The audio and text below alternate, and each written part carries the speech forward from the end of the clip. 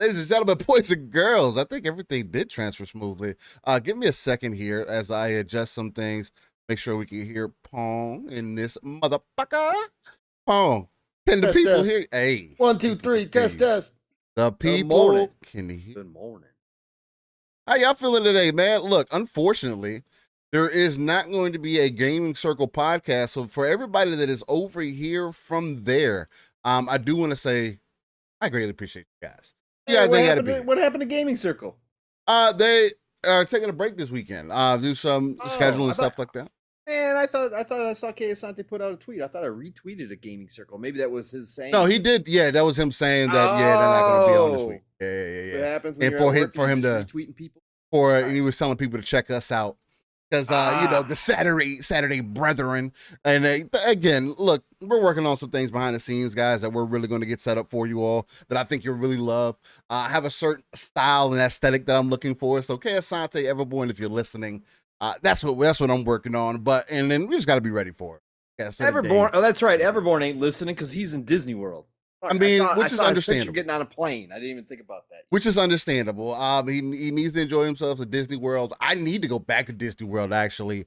And I live in Florida, so it's like, I was just gonna say, it's like in your neighborhood. But I don't know, man. I've never had the opportunity. Well, I've had one opportunity to go, and I went for like 4 hours, and that was like probably I felt like that was the worst Disney World experience to have because I didn't really get to do nothing. Right. I was older and I was older. So it was one of those moments where it was like, damn, I got to go already. And it's like, we drove there. It was all in the same day too. Drove there. We went to the park and we drove back. Like there's some obscene shit. No, I mean, it was probably next day we ended up going back, but it was like we drove and went there all in the same day. And it was just so much, bro. Well, I want to be able to go have a full out day with the kiddos and just really have a good time, man. I think that's what it's about. Especially since I haven't had that real opportunity to enjoy it like that. So, hey, guys, if you've been to Disney World, let us know. Like, how you feeling about it, man? Florida is crazy. People always talk about Florida and the Gators and all the other crazy things that happen in our city. Oh, yeah. In our You didn't answer my question on Twitter. What did you say? When you're out riding bikes, I asked you if the railings were to keep people from going into the water. Or why would the railings be for keep the gators out of the water? Like, to keep the gators from getting on land. That's how many gators there are. Like, bro, you're like in one big zoo. Like Florida's one big zoo and you're living in it. Like you're inside. Yo, just because I live in Florida does not mean that every time that I walk outside, there's just a ton of gators there. Just waiting. No, that's not how this works, man. That's where you get your morning breakfast from. It's just like gator eggs. You're right. Yeah, I got Bobby the gator hanging out in the backyard. I built a little shed for him. You don't eat chicken. You don't eat chicken eggs. You eat gator eggs. Gator eggs. Yep. That sounds disturbing as hell. I just want you to know that.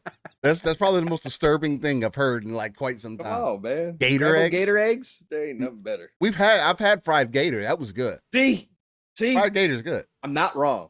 No, I mean partially, but you're going quite far with it, which is kind of the problem. I think, you know. Every once in a while, you switch it up with boa. With a boa? A boa. Oh you go get yourself a boa snake constrictor. Yeah, right. I'm just going outside of my front yard, just grabbing up snakes with my bare hands, just by the neck, just ready. Oh my god! And I'm also harvesting venom. So just be ready. You guys don't want to come this way. I might have a switchblade or a machete. Excuse me. I gotta continue to fit in with it. I'm gonna have a machete. I'm gonna have a cup of grape Kool-Aid and be gnawing on some fried chicken when you pull up. With a gator on a leash. With a gator on a leash. With a gator on a leash. That's Florida right there. Yeah, that's what we do. It's so fucking. That's the closest thing we got to Australia. That's just living in the wild, man. It is probably the closest thing that we have to Australia because the things that I hear about Australia and what they have over there, I'm really not about going that way. Knowing that a big ass spider could just end up in your house somehow, like that's just not a good idea to me. Like when you get spiders that have are the bigger than the size of a controller in your house on a wall, like what do you do with that? What, you name it? You name it? Keep it. Yeah. Bro, that's just about to take over the house. That's just about to take over the house, bro.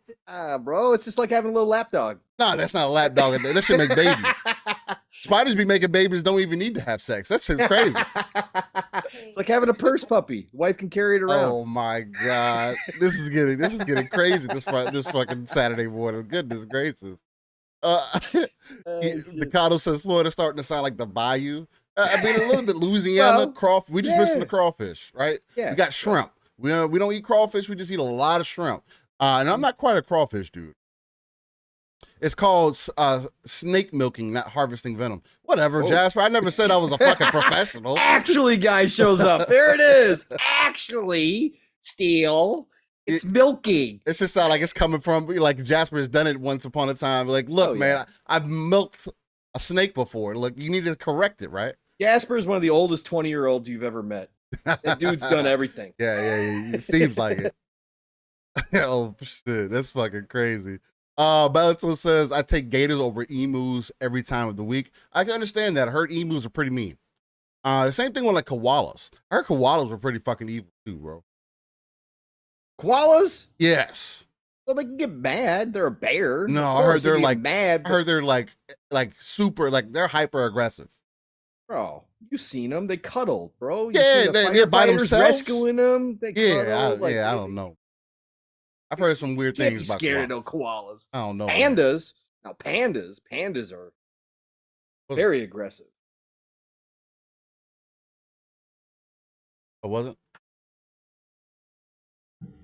Sappho, don't come in here with your defense. You don't have to be in the country to see stuff like that. It's everywhere in Florida. I heard a whole war versus emus was lost. That sounds wild. I like just picturing that coming into reality is funny to me. You know what's crazy though, Steel, is thinking about living in a place where monkeys just roam free. Well, like Planet of the Apes. You see like videos? No. I'm talking about real life, like over in India and stuff, right? Over in that side of the world where there's just monkeys hanging out, bro. Yeah. Because monkeys are intelligent creatures. Yeah. That's like having little human beings running around everywhere that just cause trouble. That would be freaky to me. Like I absolutely love monkeys. I think they're cool as shit. But man, just having them hang out, just knowing outside you got one on your roof, like just hanging, chilling out, throwing stuff. It's unpredictable. Like, yeah, exactly. But monkeys are like that's the I think that's why people are so iffy too, because we're unpredictable. Oh, bro, drew another line. They say that's where we come from, and I guess it depends on what you believe in, and whether it's the Big Bang or if you've ever watched them, you see some resemblance. Yeah, there's a lot actually. There's a lot. They do a lot of things. Yes. The way they act, the way they treat things, man. Now they're learning how to fish. You've seen those orangutans that learn how to fish by watching humans. Matt Soul said you got polar bears there in Minnesota, huh? No, we're not quite that far north yet. Got the polar bears in the Minnesota. Oh no. We got the wolves though. We do have the wolves. The wolves, see, but the wolves are like the coyotes. They could be cool with you, but at the same time, like they could cause some trouble. But you ever seen a wolf in real life though, Steel? Yeah. Have you seen a big one? Those things. No, I haven't seen a big one. Those things get massive. Biggest thing that I've seen was my grandfather's wolf dog I had. And he was big. He was big. He was like, dog, he was huge. He was at least 4 foot tall. Like, he was a good height. Yeah. He was definitely a good height. Hey, pretty crazy. Everybody, welcome to Living Splitscreen and this episode of Nature by Steel and Pong. Hey, man, you got to come when you slide in, right? You got to slide in and let the people know that you are awake this morning. You guys are into the back room of Living Splitscreen. Everything's looking like it's running good. I got Modern Warfare 2 gameplay playing for y'all in the background. It's going to be a mix of some third-person and first-person gameplay, so hopefully you guys enjoy that. Man, I have been tearing Modern Warfare 2 up. I am level 55 already. I just been leveling up my guns, though, at this point. And I just been working. The crazy thing, and then we got to get into the show real quick. The crazy thing about this game, typically, in previous Call of Duties, you'll get a gun, you'll level it up, and you only go to like a select few guns that you really like. This one has me using a lot of different guns, right? One, because you are forced to, I'm not gonna lie to you. You're forced to because you have to level up other guns to get their attachments to put on whatever your favorite gun is, which could be a wonky thing for a lot of people. I've seen a lot of people complaining about that and how they don't like that. To me, I don't necessarily mind it. I've used more guns than I ever have in Call of Duty. I'm also catching more bodies, I feel like, than I ever have in Call of Duty. There's a big mouse and keyboard versus controller argument happening again, which I just really don't understand because, whatever, we'll get into it during the show.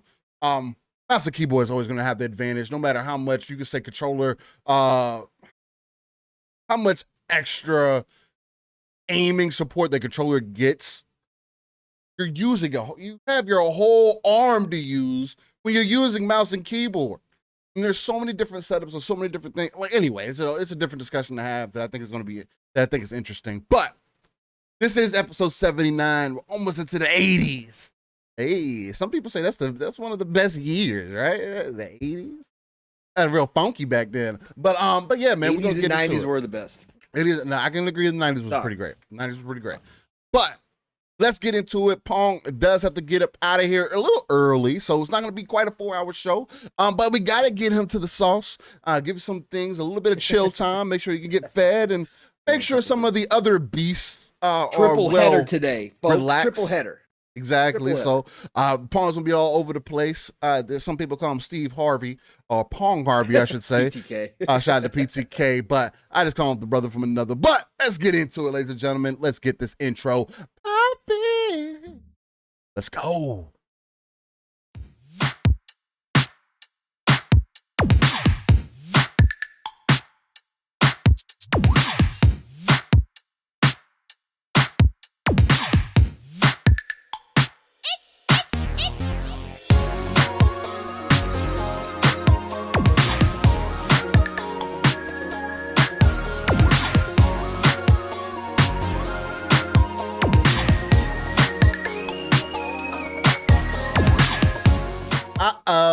Ladies and gentlemen, boys and girls, good morning or good afternoon, good evening, depending on what time you're listening to this. But this is episode 79 of Living Splitscreen, and you are kicking it with some of the greatest guys that you could probably find on YouTube. Maybe I'm bragging, maybe I'm not. Who knows? I'll leave that up for you to decide. But we do bring you that live, raw, uncut energy on a Saturday morning. Also, bringing you that RTS view that maybe some others don't. That's real-time strategy for those who don't know. And if you don't know, are you a gamer that's listening to this? If you're not, it's cool. But real-time strategy is when you take that perspective, pull yourself out of the world, look at the darker crevices of the map, pull those resources together, whether it be information, conversations, maybe you just come from a different walk of life. We pull all those resources together, we come sit as one within the rain, like you get a little bit of that soul, build our foundation up as we try to reach that 3 billion gamer mark that even Phil Spencer himself, some refer to him as Phil Dominus. But it's an exciting time to talk about gaming. It's an exciting time to be in the industry. And overall, it's an exciting time to be locked in right here with Living Splitscreen. I'm one of the hosts, Steel Rain. The T is a 7 everywhere. You don't have to think about it. You don't have to, does it have an underscore somewhere? In Discord it might. I think it does, actually. I can't change it there for whatever reason. But everywhere else, you type into Google, you will find me guaranteed. But I gotta introduce the uncanny gentleman himself, my brother from another, the X-Men who is not Cyclops, guys. I mean, maybe he's just gonna create his own X-Men. We gotta get some art done for this guy. Somebody hit us up in the DM so we can get some official X-Men art done for Pong. So, but my guy, my brother, Pong. Oh, how you feeling, man?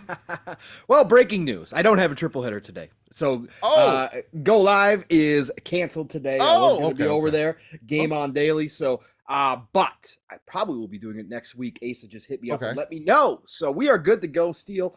Listen, man, it is great to be back. And shout out to Nam Omar in there in the chat saying Pong Howard, aka Todd Soul. Yes. Man, yes. I wish I had that man's talent. I wish I had that man's talent. I wish I was in this industry. I wish I was producing generational hit after hit after hit, about to launch my baby after 20 plus years of thinking about it. Man, that would be a good life to be living. But shout out to Todd and the crew over at Bethesda as always. But yeah, no, it's great to be here with you, Steel. Thanks, man. It has been a long week. It has. Any gaming.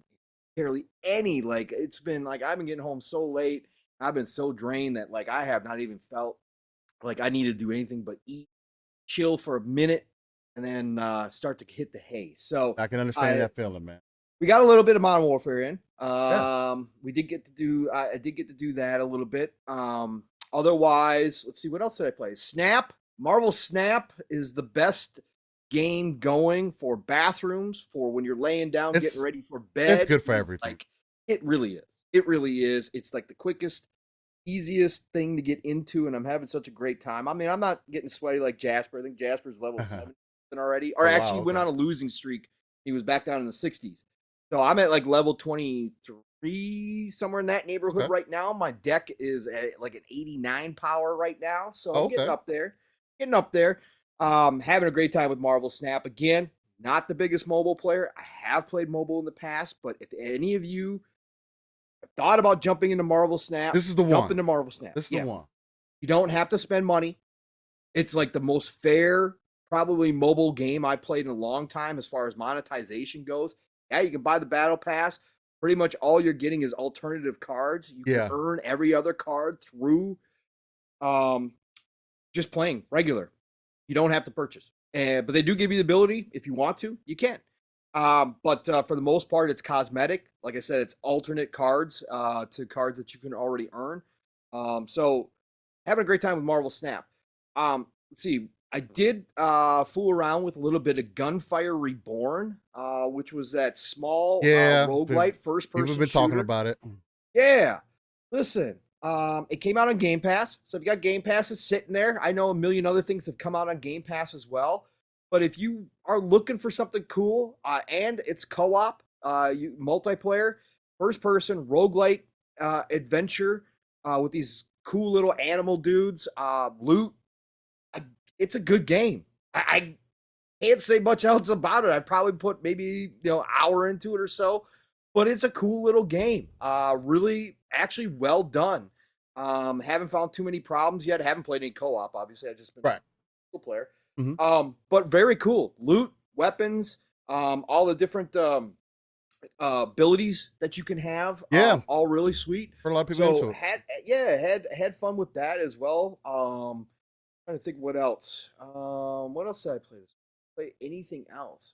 Don't think so, honestly. That's been about it. But that's been about it, man. Honestly, this week has been so rough. I really haven't wanted to do anything. But gotta say, Modern Warfare 2, man, oh man, oh man.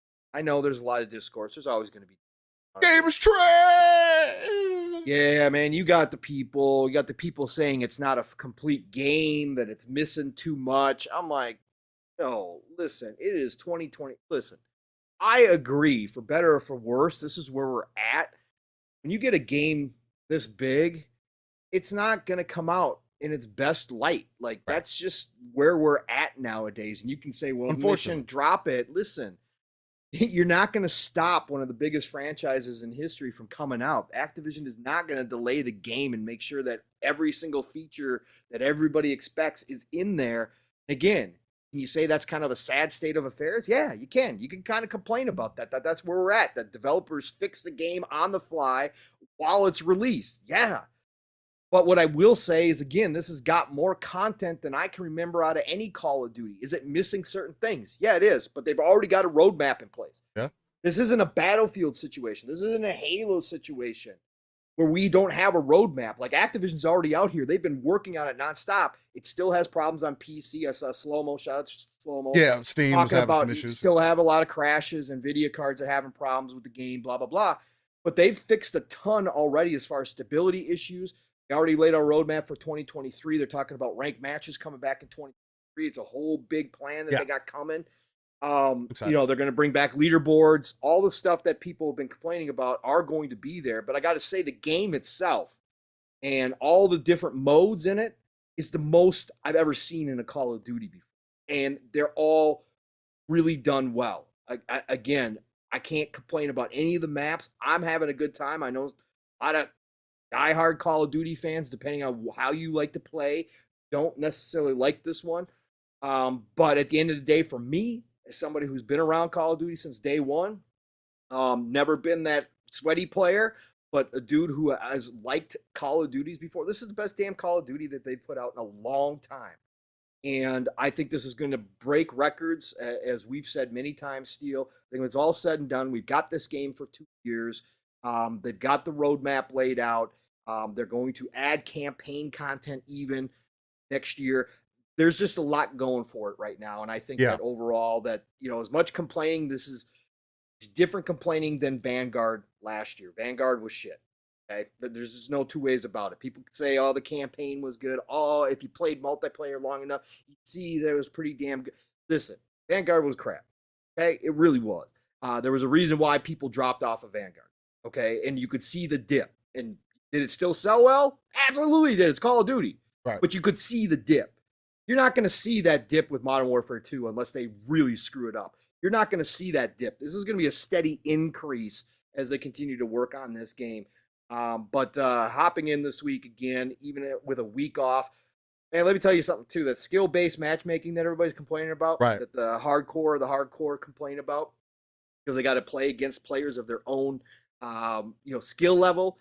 It really does work, because the other night it was me, Psychonauts, and Fancy without Jasper, without Steel, popping in there, and we were playing, and I was back to number 2, number 1, almost every match. Like, you could tell that I was playing against a different level of player. Now, I'm not going to complain about playing with Steel and Jasper, because I still have a good time, even if I can't do crap sometimes. Like, it's just like awful. Like, I'm not that guy. But it does teach you how to be a better player when you're playing with a Jasper or a Steel and you're going up against higher skill players, because going to those matches, I felt like I was a step ahead.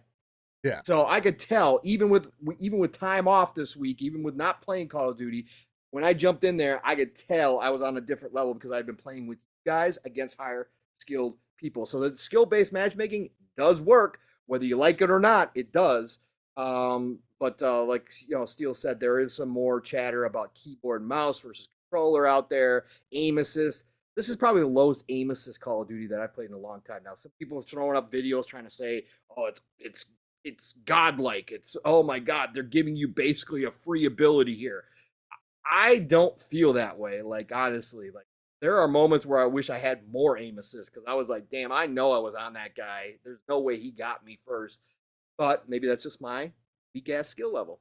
Certainly could be. Anyway, Steel, that's been my week, brother. Shout out to everybody jumping in here early this morning. Again, Gaming Circle Podcast. Shout out to the brothers Hey, Asante and Everborn. Everborn's on vacation.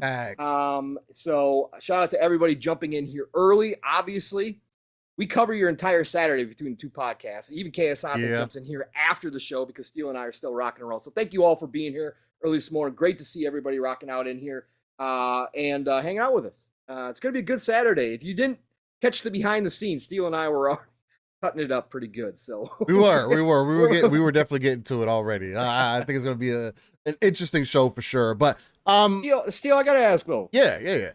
What's going on with your boy Drake? Why is he catching so much heat? What do you mean? What's he catching Drake? What is Drake catching heat? There's people out here canceling Drake. For what? What's going on? For his latest album. What? I don't know. Oh. Did he have to go? He went after somebody. He went after a couple people, didn't he? I mean, people are saying that he's went after some people. I mean, again, it's just like anything else. I mean, when you're Drake being one of the biggest pop culture icons of our generation, I mean, this is factual information. This is like, I wish that I could be blowing smoke, or this could just be me. I had Michael Jackson, I had Prince, and now you see. We got Drake. I mean, but he's literally has influenced like music, and it's my old guy in me, you know that. And I definitely understand where you're coming from as far as like, those were musicians, right? Those were like true artists. As far as like, they danced, they did mute, they did instruments, they sung, and they helped people write, and they did so many different things. Like, there's not going to be another Prince. There's not going to be another Michael Jackson, who those people who really have their hands on everything. Beyonce's that same type of way, whether you hate her or love her, whatever the case. She's that same way. She has that same ilk of like a Michael Jackson, where she takes it 100% seriously, and she doesn't play about her stage presence and everything like that. But except she's got 1,000 people that write her songs. I mean, of course. I mean, which are, yeah. Some people aren't going to be as talented as others, but they are. This is old guy talking. No offense to anybody if you love him. I don't think it's necessarily old guy talking. It's just. It is. My dad was the same way. I don't know. I think what it more so is just it's technology. The way technology has affected the world, right? Back in the day, you had to truly get it out of the mud. If you didn't play these instruments weren't making it on the track, right? Or they weren't going to be presented really well. Nowadays, it's like there's so many things that can be done through tech, or there's so many other assets that can be used to make somebody great. Like, again, we're making people who can't sing seem like they can sing with some auto-tune. That's what I'm saying. It's become more of a popularity contest now. Yeah, I agree. You could start on Instagram, become an Instagram influencer, and somebody says, oh, I can turn her or him into a star. Yeah. And they can make that happen nowadays. It's the machine, right? Right. That's kind of always all that kind of. That's kind of, and that's always has been there, but it was different back in the day because people didn't have the you had to have that talent to be seen, right? And at that point, when you're that talented, when you're a Prince, who's going to tell you what you need to really be doing, right? When you're a Michael Jackson, who's going to tell you what you need to really be doing? Yes, you had that early on, but further on in their careers, they had that separation out, or whatever the case. And it's just not the same now, right? You have a machine that's behind everything that can visibly see everything, because everything is online. And it's just hard to get that true talent. But yeah, people throwing shots at Drake because he's just making comments of things that are seen through pop culture, man. I mean, what? You're going to be mad that Megan Thee Stallion got shot by Tory? I mean, these are things that we typically don't talk about here, but guys, like, this is stuff that I necessarily don't care about. This is like drama that all these pop culture figures are going through that I don't know whether they're true or fake. And if you look behind the scenes, a lot of that stuff, at least to me, I'll give you guys my input on it. I do think that one side was telling some lies, and that's why we're at. Because typically, when people get shot, right, especially when you're of that status, you have a lot of eyes on you. A lot of news is always on you. There's a lot of people paying attention. Mm-hmm. The other party that you said shot you is not just going to get away. Like, this has been almost 3 years, maybe longer, removed from the situation, and nobody's gotten locked up. Nobody's gotten there's been no proof. Nobody's gotten charged. Nobody's gotten proved of nothing. Nothing. If anything, there's actually been other information to come out to prove otherwise, right? So it's like, who do you really believe? And I'm not in these people's lives, right? I'm a gamer. I'm a normal dude. I'm a multicultural individual. Other than that, I'm a gamer dude. That's what I do. The little drama and shit is funny, but I really don't pay attention to that stuff like that. Like, it's cool to see, but at the end of the day, I'm not worried about if it's true or not. Like, it's funny when you hear about it, and it's funny to see people in the uproar. I just saw the community because there's so many people that, you know, are all about pop culture, and I'm not in that world anymore, but I pick up on it because obviously I'm on Twitter, so I see it, and so I was just like, dang, what is going on? We got people making videos. I saw some girl made a video on Instagram and got taken down off of Instagram for bullying Drake. I was like, how does some normal person bully Drake? I'm like, wait, what? What are we doing here? I don't know what's up with that, but either way, it wasn't really that. It wasn't that serious. Nick's new show idea, Living Pop Culture. Yeah. Let me tell you about it. Yeah, Steel will be running the whole damn show because this guy right here ain't into pop culture like that anymore. I know, and I pick up on little tidbits here and there, but I could not discuss it. Look, and I understand that part of the argument too, and I know we're early on in the episode, and Pong announced that he ain't got a show later, so we got a little bit of extra time we can give out. But before we really get into gaming and everything, and because we got to get into the upcoming game segment, and also I'll talk a little bit about what I've been into this week. But Talos says, old music was the best. They had meaning to the lyrics. Now it's just sounds and who got the biggest booty. Talos, come on, man. You can't say as an older dude that's not the same shit they were talking about back in the day. Like, come on, man. It is different. Sure, it's different. It's different. More like nowadays it's more upfront. But back then you were saying it a different way, so it wasn't as bad. Like, come on, it wasn't as straightforward. It wasn't as graphic. Back in the day. I mean, but this again. But there were 90s was filled with that. But this is the same. But this is what I was. This is what I was saying. Steel. Now it's more of a popularity contest. Like even. My parents used to talk about when hip hop and rap first started, right? And I was listening to hip hop and rap, right? Heard the same conversation. My dad's like, this ain't music. It's just them talking, blah, blah, blah. They're making, same thing with techno, right? It's just all sound, blah, blah, blah. There's no talent behind it whatsoever. Listen, there's talent no matter what you're doing. It's a lot. Whether your talent, the talent has shifted though, Talos, to now the talent being popularity. How many people can you draw in with your looks or your shtick, whatever your attitude is, or whatever your, how you present yourself is now a talent versus having musical talent or even lyrical talent when it comes to rap and that kind of stuff. That sounds familiar. What? That sounds like the gaming industry. Yeah. In a lot of ways, yes. Triple A. That's the exact same thing, though. A lot of the same kind of talk you could have about the gaming industry as well. Things move on. Like Steele said, it's a sign of where we're at technology-wise.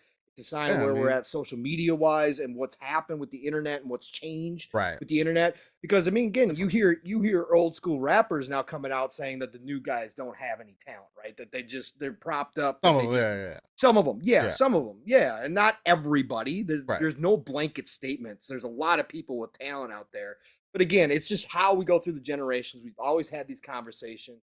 But the graphicness of the music now definitely is something that changed. It used to be You'd only hear that in what they used to call gangster rap back in my day, like listen to NWA, that kind of stuff. Right. That's where you would hear that graphic. Now it's just like, that's on the radio. Like, that's like, I mean, for the most part, yeah. I mean, and know? again, there's also other things to be said about that as a whole different deep shtick. But you know, the biggest reason, I mean, of course, we want to tie it back into gaming, but the biggest reason I said it, no, we're doing this, Steel. Let's go. But the biggest reason I tied that back into gaming because that's literally how it is, man. I mean, you made that comment and it instantly lit up that light bulb because that's how people see it, right? If it's not the prettiest, shiniest, best looking thing, then people act like they don't want to, they don't gravitate towards that. But it's also more so that comes from the people, the enthusiasts, the hardcore, the people who are 100% invested. And it's the same thing in music and things like that. If you're 100% invested in that and you take it so serious that you may have a different understanding than the normal people do. And at a certain point, it's like in any other field, at some point, you also have to understand that you separated yourself from the normal people, right? Right. And there's a lot of people, it doesn't matter what field that you're in. You can be a plumber. It could be, that's the biggest thing, the knowledge gap. There's always going to be a difference no matter what there is for people. And I think that's the biggest thing to be paying attention to because the more that we can let people know about what's going on, educate them, and the way that we present it, I think is the biggest thing too, because that's the other huge thing about this era is that it's all about presentation. How does it look to us? Because it's that initial, that first impression that everybody always speaks on, except it does mean a little bit more now because if you don't hit that first impression, people are really less likely to come back because they have a million other things they could be doing with their lives. So it's really interesting to see how everything is kind of molded in with each other as far as like, whether it be your hobbies or whether it be the different industries, the different business models, especially in gaming, man, because it's seeing more of the news come out now, like, and then me and Pong kind of being right about with like the whole PSVR 2 and hardware and everything. It's interesting to see how everything has ended up playing out up to this point, man. So, but yeah. Our slight side, it seems like we got into a little deep tangent there about the music industry and culture and everything. I liked it though. I love it. Hey, listen, we've got our influences, right? We were influenced. We were influenced by Jeff Grubb, Mike Minotti. We were influenced by the Xbox 2, Jez and Rand, and Jez and Rand do the same thing. Like their whole show starting, it's just random talk, like whatever's coming. I don't even mean for it to be. That's the no, I don't. Thing, we just do it though. But that's what I'm saying. It's just funny, like how we get into that. But yeah, no, I started it, so it's my fault. Everybody, we ain't talking about gaming right now. Okay, that's no. I don't think it's a bad thing. I mean, again, I think this is what podcasts should be about, right? Yeah. Again. People may not be able to hear from us every day, right? And I know people probably hear from you maybe a little bit more often than they may hear from me. But even with that being said, it's like when you're able to have those genuine conversations, tie things in with certain topics, and just, it's not like we just went out of our way to talk about something that was completely irrelevant. It just happened.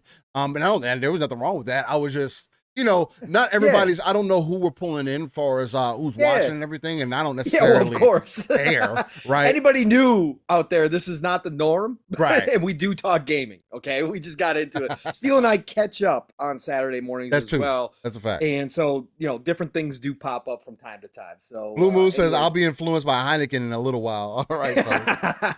And Nix, I did not pick up the new 40K Warhammer current gen edition. My budget is not going to fit that. Is it crossplay right now? I don't think so.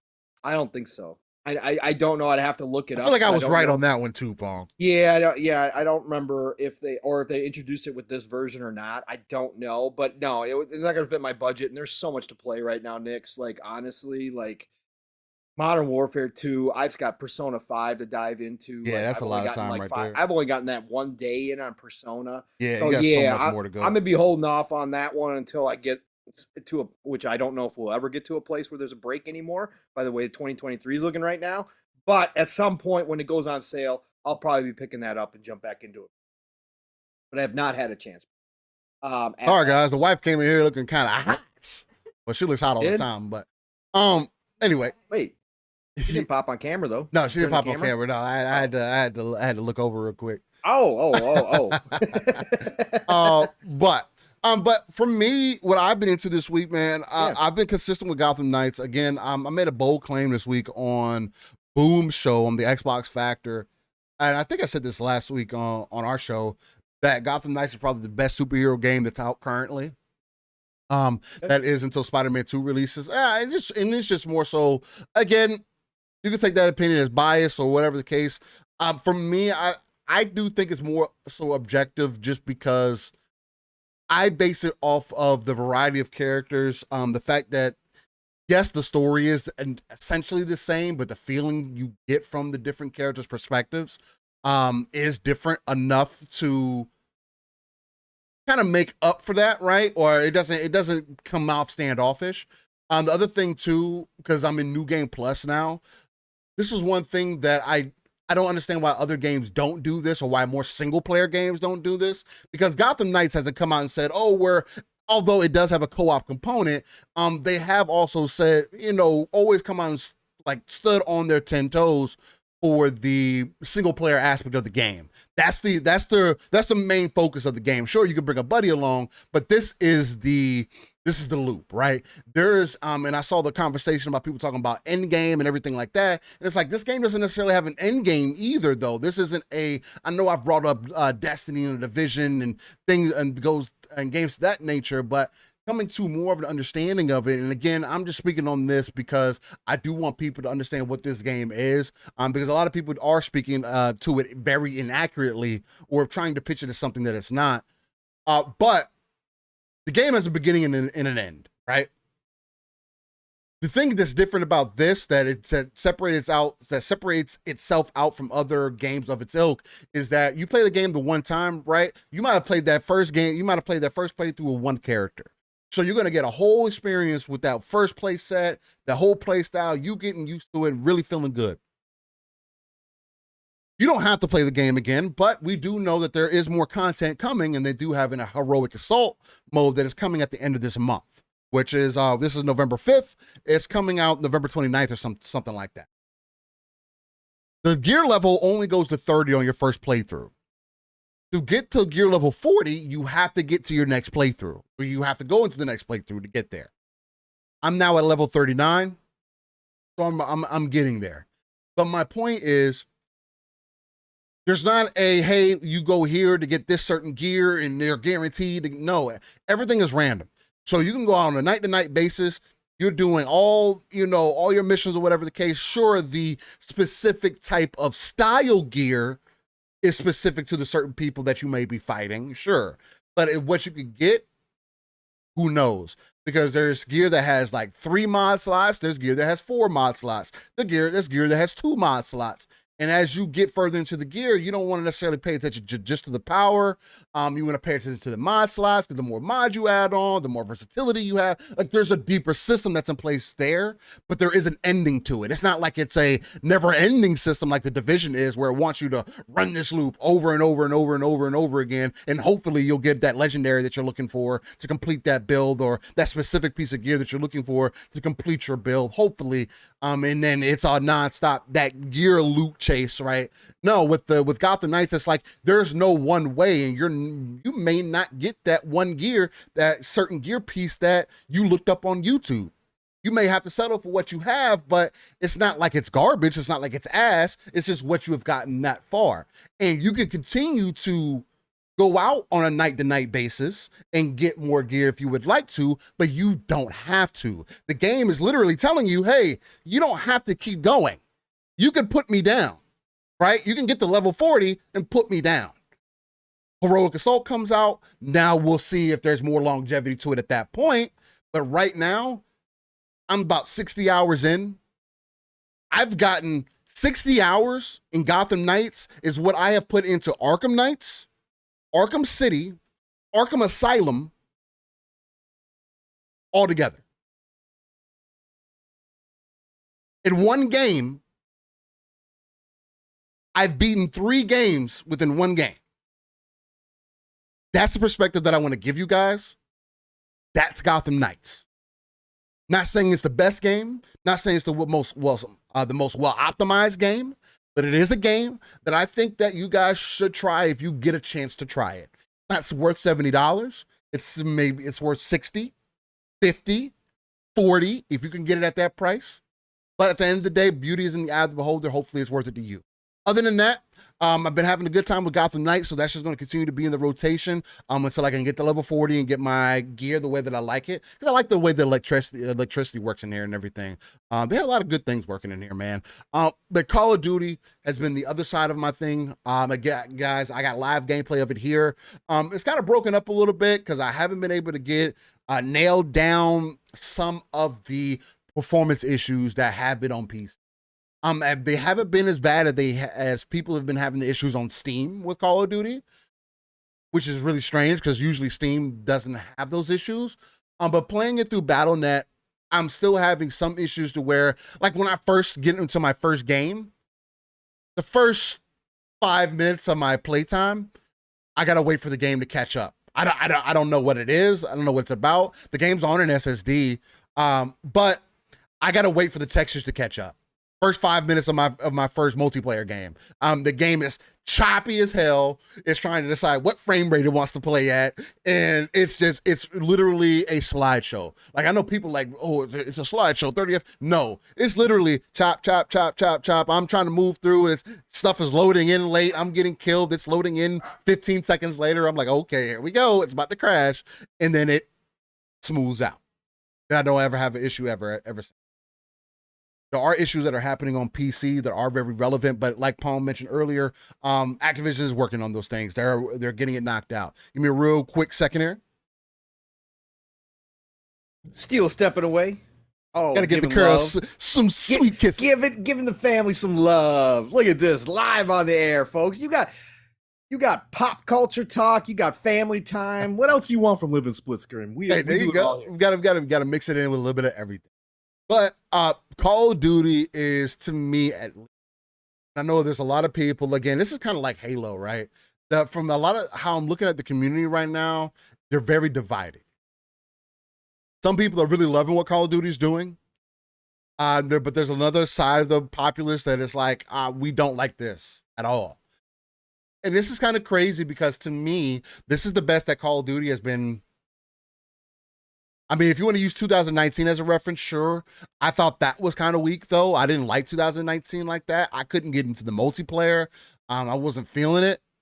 But from the beta, from playing Modern Warfare 2, from the beta, this gives me feelings of those OG Modern Warfare 2, or the last time I really had any real feeling for Call of Duty, which was Black Ops 2. It gives me that feeling.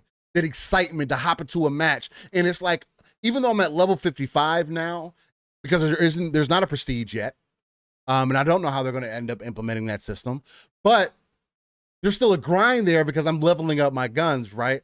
And I'm not doing one gun at a time. I'm doing, I level up a gun, I move to a different gun. I'm now leveling up this gun. I'm using different guns. I'm trying out different things. And I was mentioning a little bit behind the scenes that this is the first Call of Duty where it's like, I've literally have tried out, I'm getting a feeling of how every gun feels, how the different archetypes feel, and I never do that. I usually pick my 1 or 3 guns that I like, and then that's what I stick with. Boom. This has got like, yo, how about this AR? How about this style of AR? How about you put these on this AR?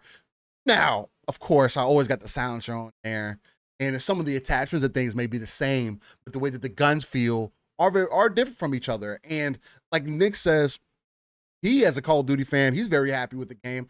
Me, I'm not necessarily going to say I'm a Call of Duty fan. As someone who has been an enthusiast of Call of Duty, though, because I have played it since Modern Warfare, since Call of Duty 4. Me, as somebody who's been playing it since then, this is the happiest I've been with Call of Duty since that time. And that's saying a lot for me personally, especially with them. The third person mode automatically does something different for me personally, just because it's something that I love from the original Modern Warfare 2. But not only that, it just makes the game feel different, right? Like you get in, you're playing first person, or you could be playing first person all day with a group of friends, and then you drop into the third person with the same group of friends or maybe some other people. And if the game feels, you got to play it differently. The game feels differently. Has a different style to it. The attachments could be set up differently. And it just keeps me invested. It's one of those things to where when you play a game, you want something that's going to like bite at you all the time, right? And it's like, hey, man, what are you going to do differently the next time that you get? Or hey, what are the different play styles out there? You're kind of starting to figure those things out, seeing what you really like. That's what I'm enjoying about this one. So I've been knee deep in that. Okay, I'll talk about one more I need to talk about really quickly. Then I'll pass it off to Pong before we get into our upcoming games, and I tell my sweet lady goodbye for the day. Because I do need that. I do need some coffee in my life before she dips out of my life for the day. One more game I got to talk about, guys. Is going to be Bayonetta 3. I was able to invest into it. You did? Yes, I did invest. Why you been keeping these secrets? I did invest in I did invest in the Bayonetta. So I do. It's on the Switch, but I had to do some tinkering because, of course, I got to play that sweet 60 frames. But I do have it on PC also. But I had to do a lot of tinkering to get it to work, so I hadn't put a lot of time into it. I probably maybe put an hour into it, and this Bayonetta is different. Like, it's a fun time. You want to talk about an action adventure game, the combat being over the top, feeling really good, even on the harder difficulty, again, having some of the issues that I'm having right now. And I don't know if it's going to allow me to continue my playthrough, but I have been able to play the first hour of the game, and I can say this Bayonetta is definitely different, feels really good. Her using the way that she's using her demons in this game is actually really interesting, because you can actually include it in your combos, right? You get to summon this big ass dragon demon out of nowhere in the middle of your combo and do an attack. Like, it just has some variance to it. And again, with only being an hour in, I don't want to say, oh, it's the greatest game that I've ever played, but it feels really good. And I do hope and I do wish that Platinum, Nintendo, somebody, maybe Phil, since they have a good conversation. In Jasper, honestly, I don't notice the difference for the voice actor. I don't notice a difference. I mean, I'm not a hardcore Bayonetta fan though, so maybe there would be a difference there. But hopefully Phil can get in the bag with Nintendo or something. Because if we can get a proper port of this to consoles, bro, there is so much style in this fucking game, bro. Everybody needs to fucking play. At least need to have a chance to play it, because it feels from the start, it's pretty dope. Yeah, it's not the best looking game, and yeah, it's graphically held back in some aspects, but still it works somehow. Platinum still did, like, they worked their magic in this game. That literally that thing we were talking about with Platinum, where it's just like, hey, on one side they're completely trash, on the other 50, side 50, they're 50. They're Jeter out. Bro, this is a home run. I hope that Bayonetta fans are 100%. Again, this is only the first hour of the game. Seems like a fun time. Hopefully people are enjoying it. Hopefully I can finish out my playthrough. I might have to just say fuck it and suffer through it on the Switch. I'm not even going to lie to you guys. That's how good it feels, at least for that experience. And again, it being on the Switch, everything is in perspective. But I don't know. I might have to tough it out or just wait for some updates to come down the road. And Gerald back says, hey, Steel Rain, do you play VR?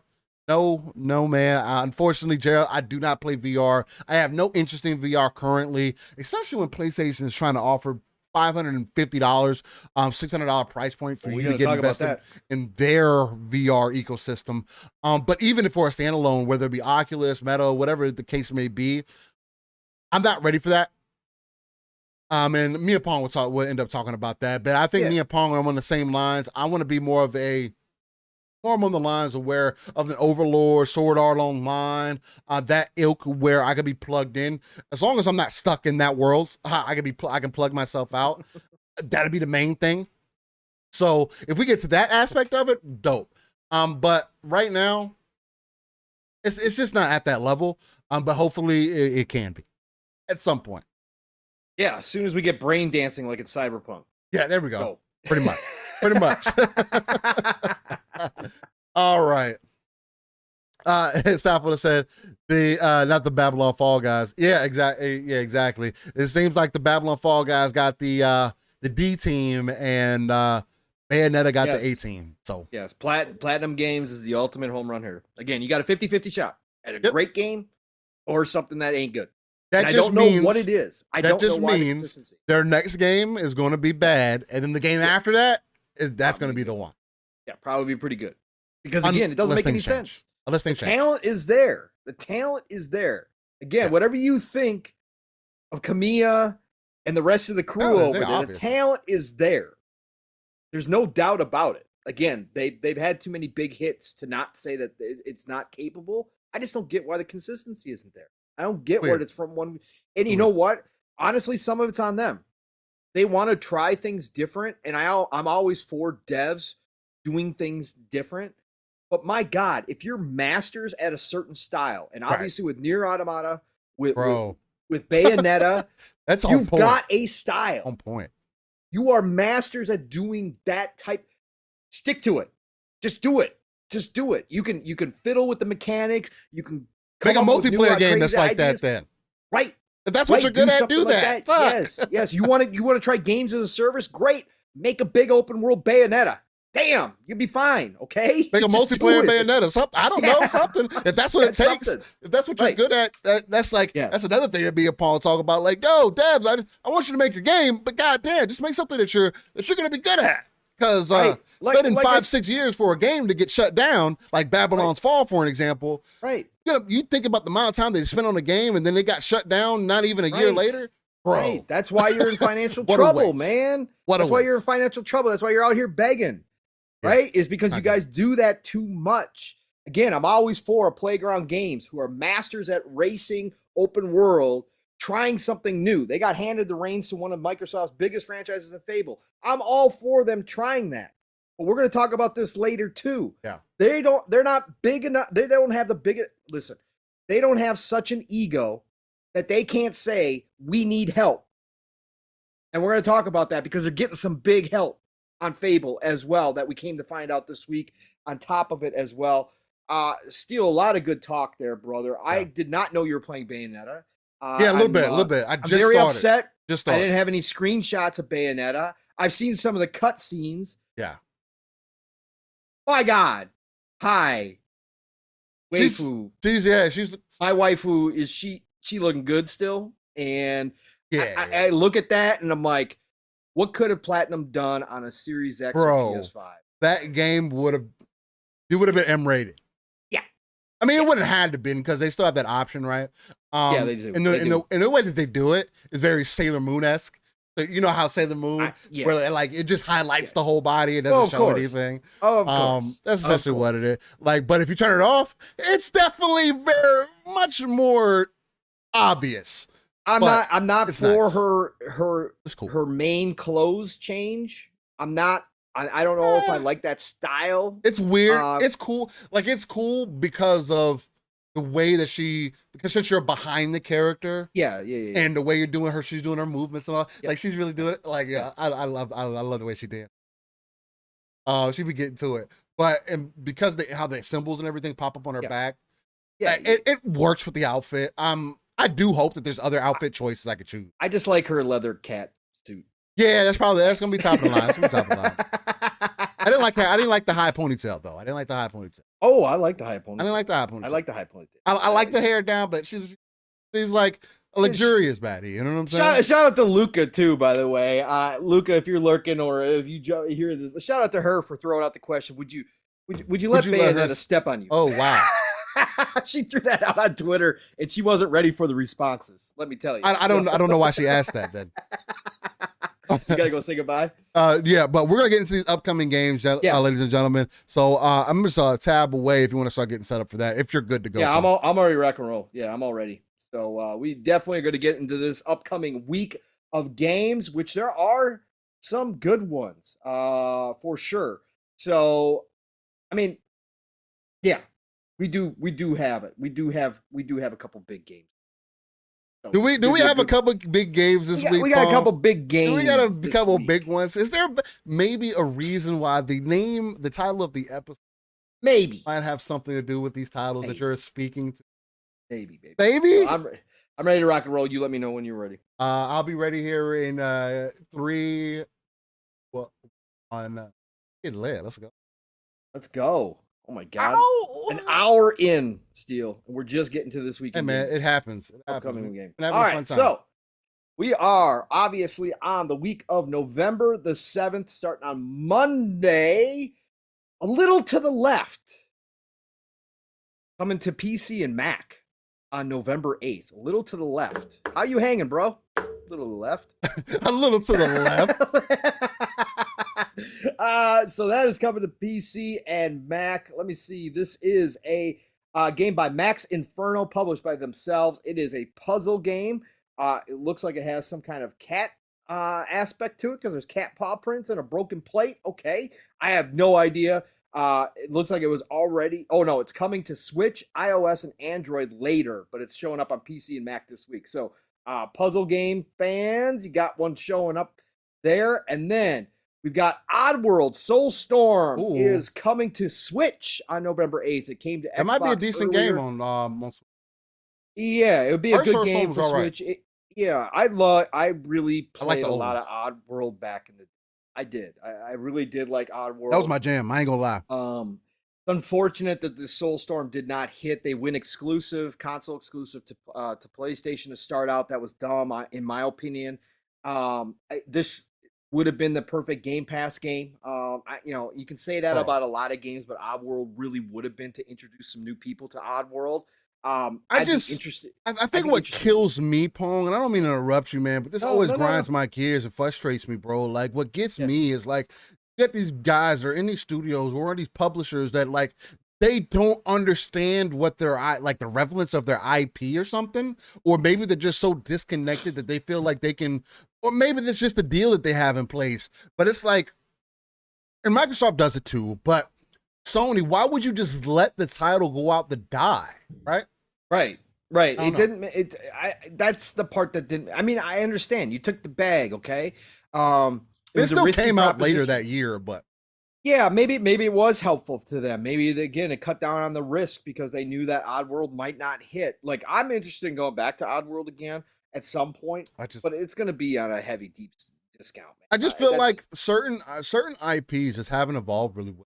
And again, it's hard for me to talk to it because at the same time, as much as I loved Oddworld, it's not something that I would be that nostalgia for. It needs to just live there as nostalgia because I don't want to go play it now and now have a bad feeling for it. I want to stay in the nostalgia that, man, I loved Oddworld for what it was back in the day. Yeah. My PlayStation 1 memories with it, I believe it was. Going into PlayStation 2 also. I want to live with those memories, know that those games were really good at the time, and I don't know. I have other games to play. That's part of the problem too. Yeah, I mean, there's so much. That's the difference nowadays is the fact that there's so much to play and right. And obviously, again, it's got to be something that really draws you in if you're going to go back to something like that, and that doesn't always happen. You know what what would have been a better idea for the devs these days in this modern era would have been if they had gone back to Stranger's Wrath. Again, I don't know if you remember Stranger's Wrath. That was the Oddworld, the first person shooter. That sounds familiar. Stranger's Wrath was a freaking excellent game that a lot of people at the time didn't necessarily appreciate because at the time the regular Oddworld, 2D side platformers, side-scrolling platformers were kind of the it thing. And then they came out with Stranger's Wrath and it was like, why are we doing this first-person game? It's, all this kind of stuff. They should have stuck with that because it was an excellent game and they should have brought that back out. And I think it would have appealed to more people these days. Maybe even gone to third person. Whatever the case may be, I think it would have been really cool had they gone back to Stranger. So, what else we got here? Oh, next up. Return to Monkey Island is coming to PlayStation 5 and Xbox Series consoles. And we got the announcement this past week that it is coming to Game Pass. After this. Yes, so Return to Monkey Island is showing up in Game Pass. It was already launched on Switch and PC in September. Now PlayStation 5 and Series consoles are getting it, and it's coming to Game Pass. So all you old Monkey Island fans out there, like myself, again, don't know how much I'm going to hop into it. It's going to be part of my grazing package, but I can't wait. Now that's going to be dropping the Game Pass. This is going to be perfect. I'll be downloading this. So that comes out on November the 8th. And then Sifu is finally coming to Switch. That'd be a cool Switch game. Yeah, that'd be a great Switch game. I don't know where the Xbox version is. I don't know if this is another PlayStation thing. They probably put another time extension on it. Yeah, I don't know what the deal is. I'm really interested in playing Sifu at some point, so I hope it comes to Xbox somewhere down the line. But it is coming to Switch this week, November 8th. And like you said, Steel, it does seem like kind of like the perfect game for on the go. No, it is. It's definitely perfect for that, where you can sink some time into it. My internet being slow. Your internet's being slow? Yeah, it's right. We're acting up as far as the loading side of things go. So let me just get Sifu pulled up here. Because I act like I didn't want to pull up Sifu. Station juice. Now I'm playing. But yeah, Sifu's a good game, guys. You guys check it out. I did get some Sifu gameplay recorded with Master Chief that I thought was hilarious. And Sifu's a good time. Again, if you like that Arkham style, if you weren't happy with Gotham Knights, you want a little bit of that semblance to what Arkham was, Sifu does have that more feel to it. Although don't get it twisted, it is more complicated than that. It has a lot more of that martial arts ilk to it, where it wants you to learn what the style is, and the combos, and the movement. But it's one of those runner games, I feel like, at some point, right? Because at the end of the game, the overall, I mean, sure, you get to the end of the game, you beat it or whatever. But I think the overall point of this game is for you to get through the levels as quick as possible. And if you're that kind of player, I think you have a good time with it. It does have some of those roguelite elements in it. Without aging, right, Steel? That's the whole thing. Yeah, the whole thing is to get through without aging. And if you're a tryhard and you want to do it that way, great. Yeah. I don't enjoy the game enough to want to do that. Yes. Although the reason I haven't progressed is because I'm trying to stay as young as possible. So, and I'm on the third level, and I haven't progressed any further. And I just stopped playing the game because there's other games that I end up playing and take that time. So it's unfortunate, but it is a good game overall. All right. Then we have Steel. Nostalgia. Day one. The nostalgia. I know you're going to be day one. It's not nostalgia. It's not nostalgia, Pong. My budget. Listen, it's nostalgic because of what it is. All right, listen. It is going to be naturally nostalgic, but it's going to come with a brand new shiny package, brand new shiny gameplay. Yeah. I'm not going to jump into it day one just because of budget. If I had the budget, I'd certainly buy it. But I'll be waiting on this one. But obviously, Steel's going to hop into it. I've been hyped for this game. The more I see of it, the more people are starting, a certain group of people are starting to come on board with this game. Yes. Can't wait to see the reviews. But of course, we are talking about Sonic Frontiers. Bro, you know what's also crazy about not only this game, but also Ragnarok also? This game's coming out on a fucking Tuesday. When is the last time we've gotten a game on a Tuesday? This feels like, I know I said it's not nostalgia, but this is kind of nostalgic. Like, it's even going back to a Tuesday release. We still get Tuesday releases, but big ones have been moved to more to Thursday, right? Thursdays have become the new Tuesday in a lot of ways for game releases, but I see what you're saying. It's going to be pretty. Bro, I'm kind of excited, man. It's coming up this week. I'm going to take a trip to New Zealand Monday. Guys, I figured you were. I might stream this whole entire thing for you guys. I don't know. I got some additional time set to the side to make sure that I could do this, but I'm 100% I'm neck deep in this one. This is giving me more and more that I've seen from it. It's giving me a lot of those Adventure 2 vibes that I've been looking for. The only thing that it's missing is the Chow side of it, which maybe they have something else that's there that could have that. But I saw Knuckles. Even they had a little anime short for it that they kind of used to kind of tease the game too. Which is the other thing that's crazy to me about this is there's a lot of, I don't know if I want to use the word faith, but there's a lot of, Sega has put a lot into this one, right? They've made sure that there was a TV show that there was going to be available that's going to be out during the same time this game comes out. They made sure there was an animated short. That movie just came out this year, I believe, also. So there's a lot of hype that Sega's riding on this game, and then also doubling down on the release date, even after seeing Ragnarok's release date, is so freaking insane to me, dude. Like, the fact that this is telling me that the Sega team, the Sonic team, has faith in this game. Of course, that they probably have put. They've had faith in every one of their releases. I don't know if they've had faith in every one of their releases. Come on, the only reason Colors, bro, they were hyping that. They put some marketing behind this one, but this one has more of a beast behind it than the previous ones did.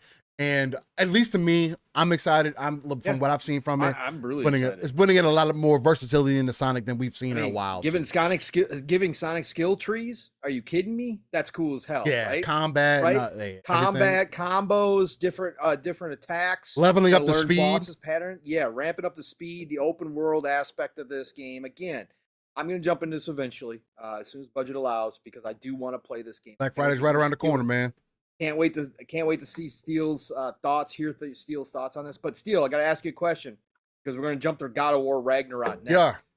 But I got to ask you this question. This is Boom says that Sonic is going to outsell God of War Ragnarok 2-1 this year. Mm-hmm. Okay. So Mav and I talked about this on PM to PM. We had a poll up in the chat and everything else. Yep. Not going to say 2-1. I think Boom's insane 2-1. Okay. But from launch date, November 8th, and then a God of War Ragnarok is November 9th, which I'll get to. I'm not going to skip over just because God of War. Right. And everybody knows about it. Right. And Steele and I are going to talk about the reviews a little bit. Okay, we got to.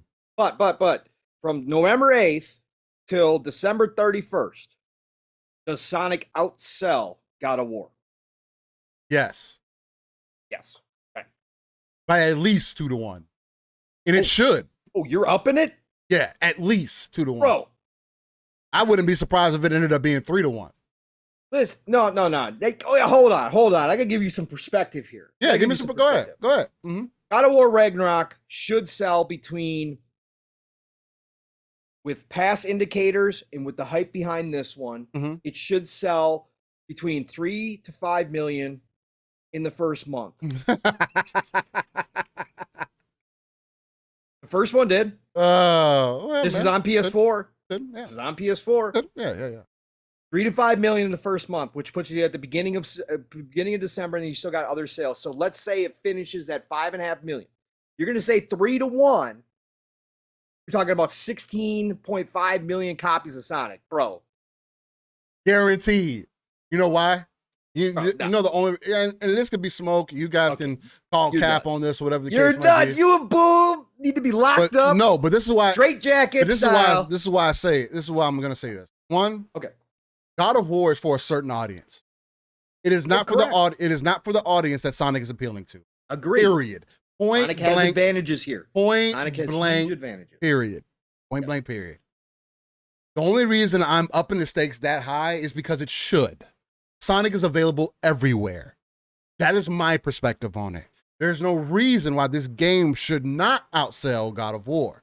Not to undermine Sonic or whatever else, but it's the fact of the situation. You have a game that's literally everywhere compared to a game that's only on PlayStation. Although PlayStation has 120 million plus consoles, those same people are available to buy Sonic.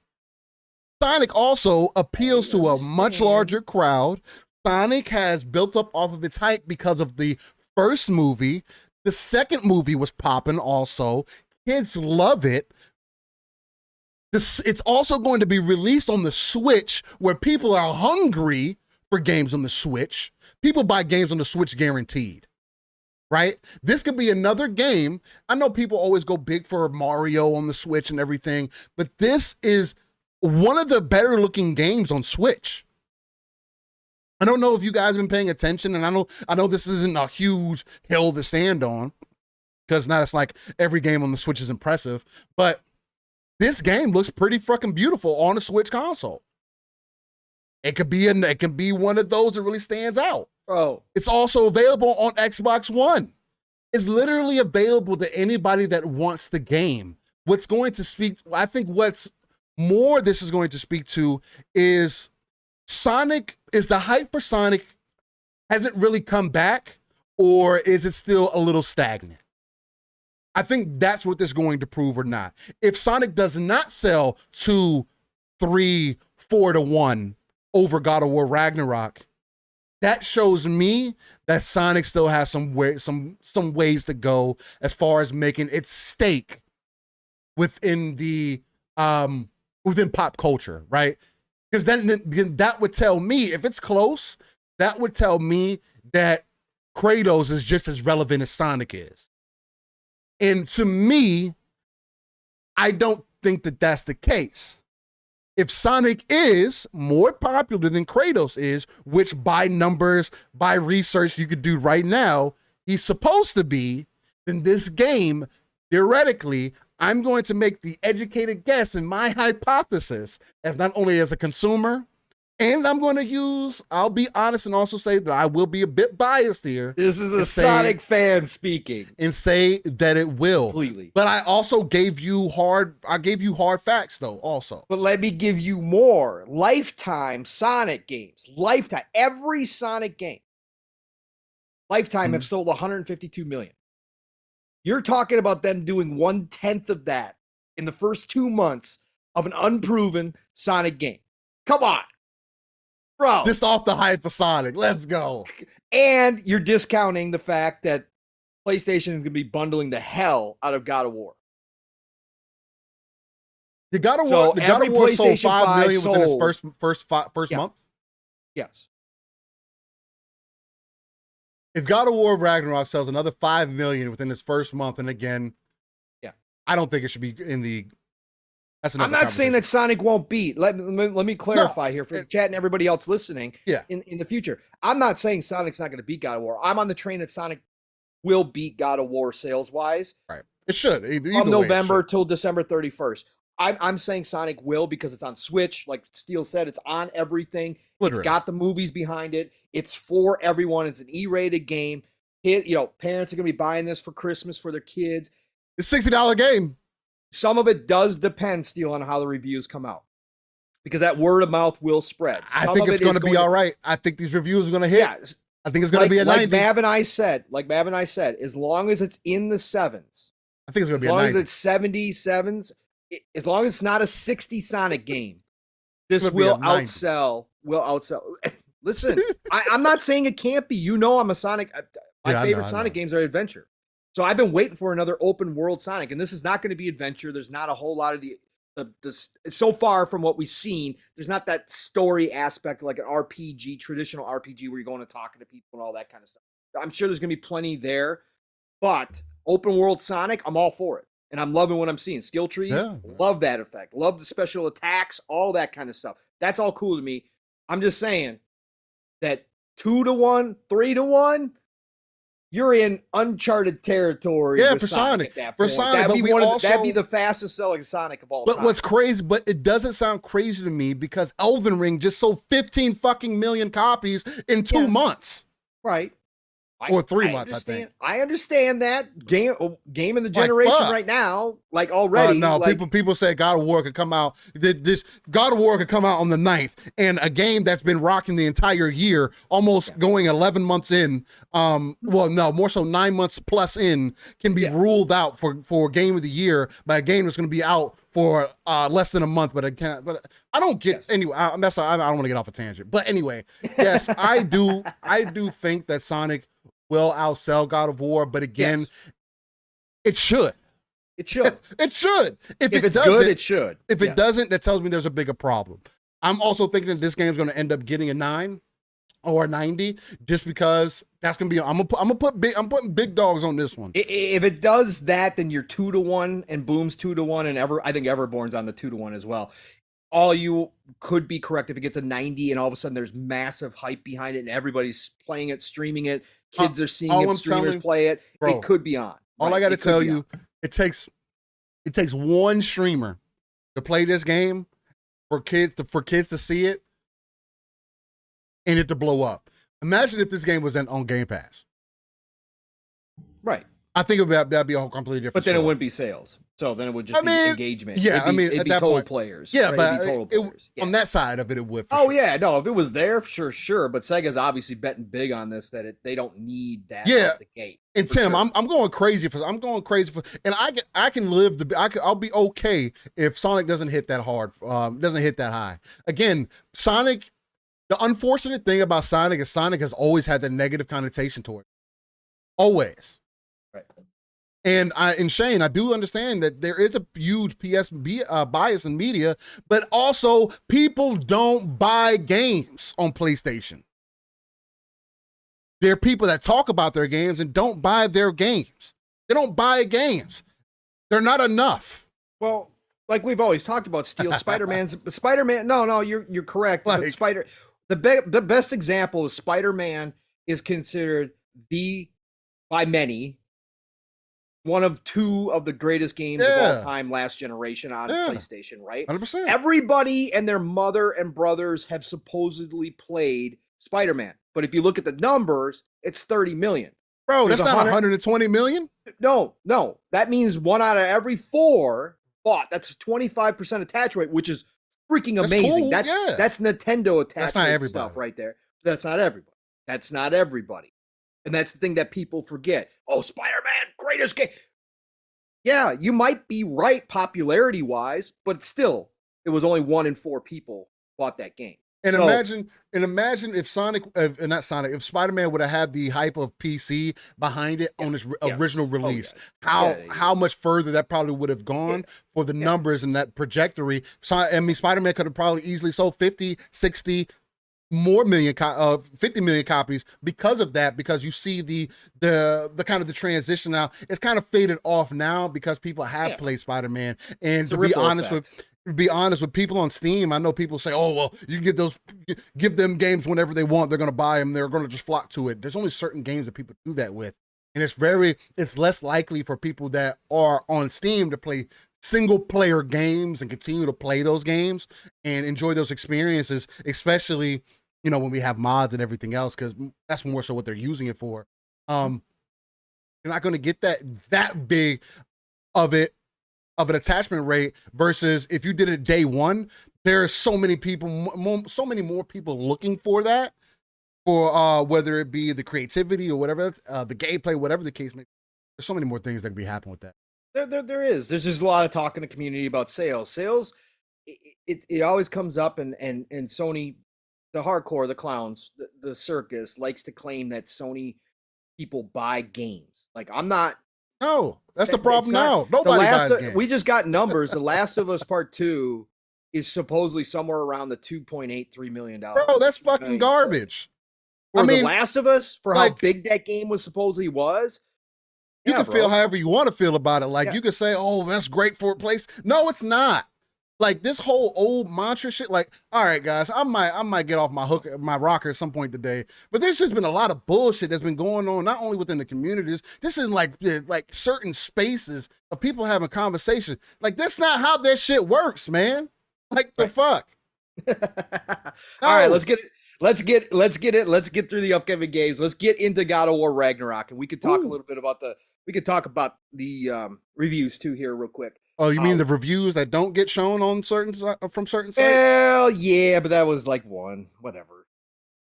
Listen, overall, God of War Ragnarok, November 9th, for anybody who didn't know, PlayStation 4, PlayStation 5, I'm sure everybody that's listening to us knows that God of War Ragnarok is coming out, okay? Yes. God of War Ragnarok, November 9th. Shout out to Sony Santa Monica. I put out the tweet. Listen, you got to remember this team is not being headed by Cory Barlog. It is still obviously a part of their A team, but Cory Barlog has a part of the A team with him creating a brand new IP. So this is brand new leadership. Obviously, Cory probably had influence. Cory probably looked at things, all that kind of stuff. He was around, but he's not heading it up. He's not spearheading. But shout out to this team for doing something that is hard to do. Yes. Making the sequel as good or better than the original, which 100%. was considered a masterpiece by a lot of people. Okay. 100%. Now, me personally, played it. I played it for a few hours. I don't even know how many hours I had into it on PlayStation 4. It didn't grab me. It wasn't something that I had to keep playing. And yes, I'm a grazer, so not many games grab me. But it's not something where I said, oh, it's a very good game, beautiful game. But again, I'm a Jaffe God of War fan. I'm the old God of War. As I said on PM in the PM this week with Mav, I like my Kratos angry.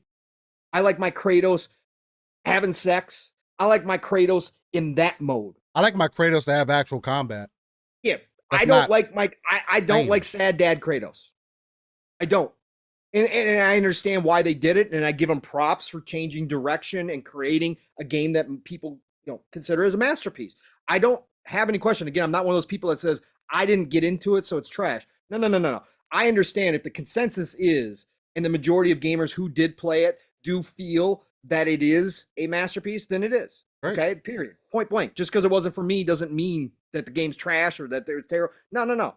That's fine. It tells a great story. I didn't like Atreus. I thought Atreus, again, when I play video games, there's a certain power fantasy that I want to have, and not every game has to have that. But there's a certain power fantasy I want from a character that looks and acts like Kratos did back in the day. Right. And Sad Dad Kratos with Atreus just didn't do it. Now, was there some emotional beats to that? Being a parent? Absolutely, of course. And again, I understand why Corey did that originally in 2018 to bring Kratos forward, and it obviously worked. But to get back on track here again, this God of War Ragnarok, when I look at reviews, and again, review scores, whatever. I play 60 games that I love. I played 50 games that I love. I don't care about reviews. Yeah, it's not about the. But when I'm reading reviews and listening to people that I do trust, like SkillUp, ACG, etc., and you start looking at the mass reviews, there was like, when I started looking at this, there was over 120 reviews. I don't know what it's up to. It's probably up to 150 point, and it's still sitting at 94. You can get some overarching themes from reviewers. Beautiful. Because when you get that many people looking at a game, right, even if there is Sony bias within that group, there's also going to be very neutral parties within that group. There's probably going to be some people who didn't think God of War Ragnarok 2018 was an absolute masterpiece, that they probably were like more like me, like, hey, it was a good game, but it was not. So you can get overarching themes when you get that many people together. You can get some commonality with the reviewers about their thoughts, and that's what I take away. And the thing that I heard constantly was they didn't try to change what they did in 2018. They just made it that much better. They made it better. That much bigger. All the issues that there was with like the combat, the variance in enemies, the variance in levels, and hello, it's the second game. Yes. Wow. But not everybody does it. Not everybody does it. That's the problem, Steel. No, they don't. A lot of times with sequels, just like in movies, they say, "Oh, we got to change things up. Oh, we got to circumvent their expectations and all this kind of nonsense." Right. The Last of Us 2. Last of Us 2. You got to circumvent. We got to circumvent. They didn't do that. All they did was take the great round wooden wheel that they made and they put rubber on it. That's what they did to make it better. You know what I'm saying? That's all they did. They made that wheel better by putting some rubber on it. Some rubber. Yeah, that's what I'm saying. They just improved upon what they had created in 2018 and just made it more of that, which I think is fantastic. So shout out to them. I think it's still at 94 on Open Critic. It's a rock solid 94. This is going to be up for Game of the Year. Again, like Steel was talking about, there's people out here, again, could it beat out Elden Ring? Yes, it could. It could. I don't think it does. But I think that what they've created here, Steel, is what Sony exactly needed at this point for the holiday seasons. This being their first holiday big game that they've put out in years. Quite some time. Years. What a perfect time for this game to come out. And I'm happy for all the PlayStation owners out there who get to jump back into this. And I'm happy that Sony Santa Monica didn't try to reinvent the wheel. That all they did was add rubber to it and make it a little bit better. Man, I can't wait till you guys get back on Call of Duty. What? Oh, yeah. They'll be back in Call of Duty. But you know what, Steel? All that DLC, and we talked about this, but we've been talking about this for months. And I said all that DLC, yes, technically it started from a DLC. Sure. Technically, you can call any sequel a DLC. Right. But I thought it was stupid, the console war, the at the end of the day, Xbox side of things. It was dumb. Listen, they're giving you, the reviews are out now. 50 hours mainline, 50 hours mainline. If you're going to do side missions, 60, 80 hours. Bro, that's freaking a big game. Okay, that's a big game. Yeah. And this is not a small secondary experience. This is not any of that. This is a full-fledged, fleshed out game. And again, when you're talking about spending $70 on games, that's what you want to see. Yeah. So they went all out on this game. Steel, you got any thoughts on the reviews? Yes, Blinn. And that's the point that I 100% agree on. Anybody that's out here on these streets, and you can clip me, you can hit me in the DMs, and we can square up in real life. We can play games. It don't matter what it is. I will literally not support Jeff Keighley any longer if God of War Ragnarok wins the awards for Game of the Year. And I know, and honestly, is the award show important to me? No. Does it really matter to me? No. But it does, because it's one of the reasons why I even jumped into the community in the first place. And it's because I do want people to properly represent gaming in a good light. And I know I'm not saying that I necessarily have all the ideas to make it perfect. And I'm not saying that what Jeff Keighley necessarily is doing is wrong, if that ends up being the case. But we have to start looking at like the reviews and how people review Game of the Years and things of that nature. We got to start taking that stuff a little bit more seriously, at least in gaming. And again, this is just me, my personal opinion. But for a game like Elden Ring that has been on a tear for the majority of the year, this is not a game that came out for a month and it was cool to people for a month or two. No, this is a game that was influential and continued to build off its hype 6 months down the road. Yeah, a phenomenon. Very few games do this. Very few. The last game that I could really think that had that much of an impact is probably going to be a Mass Effect type game. Right? Whereas people is like, whoa, man, this game's fucking I didn't think I'd like this shit, but this shit's fucking crazy. This isn't my style, but man, I like it. And regardless of the people that have actually beat the game or whatever the case, the amount of the reviewers, the fact that the game got the rating that it got, and it's a multi-platform game.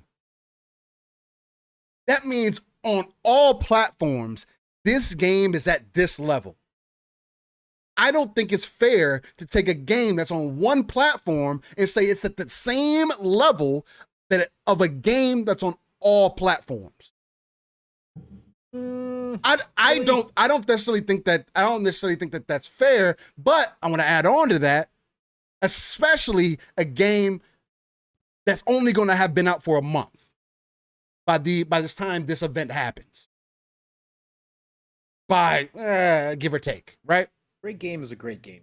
Great game's a great game, but you also have to admit to a game that has been on a tear. It's been one thing. Yeah, if the game is great, cool. But there's another game that has been great and has been great for 9 months. Been doing numbers for months without DLC or no roadmap or anything. This isn't sales of the year, though. And no, I'm not. It's not about sales. I'm talking about as far as the impact on. Yeah. No, I'm not disagreeing with you. I think Elden Ring should get it. I mean, I'm not disagreeing. That's my only perspective. Like, and it's just like Forza, right? I never expected Forza Horizon to win. I just wanted it to be announced, to be given that chance, right? It came out at the end of the year. I'm not expecting any game that comes out at the end of the year to be given a Game of the Year award, unless that game is just fucking. If God of War ends up just being the most phenomenal game that everybody, the mass people, have ever played, then great. I feel you. It is what it is. You got to give games their flowers. When you comparing the two in the conversation right now, because it's the only two in that conversation.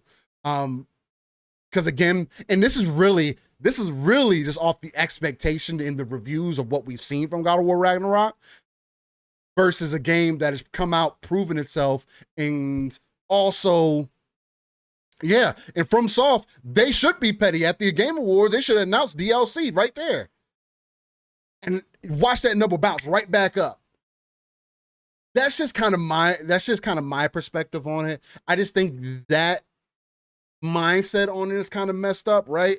Where a game that came out later on in the year has all of a sudden has an advantage to a game that nobody essentially has played or is going to have less than a month of playtime in, versus a game that people have been able to live on, and still people across the board are pretty like, yeah, this is a good game. And I think, Steel, to your point, that's why Elden Ring still wins, is because there's still a lot of reviewers who are still playing Elden Ring to this day. And the people that vote on this Game of the Year, there's still people that are rocking out on Elden Ring, to your point. Yeah. So that whole human nature thing of what have you done for me lately, and the latest and greatest new shiniest toy is the best one, is going to be kind of leveled out this time because of Elden Ring's legs that it has had through this entire time. It wasn't just a quick burst and then everybody forgot about it. It's still constantly being brought up in conversations today, which I think does give it an advantage overall. So I do think you're right. And like I said, it's not like it can't be in the conversation. I just hope it doesn't win. And like Random Citizen says, it's like Forza Horizon 5 was released on November 9th. And again, I mean, that's exactly why I said, hey, I don't think it should win Game of the Year, but it should at least, and me and Pong said the same thing, it should at least be in that conversation. The same way God of War Ragnarok. It could be in that conversation. I don't mind that. Of course it should be. And Horizon had the racer slander. That too. Against it, which I thought was wrong. And that's why I tweeted it. I didn't say that Horizon had to win.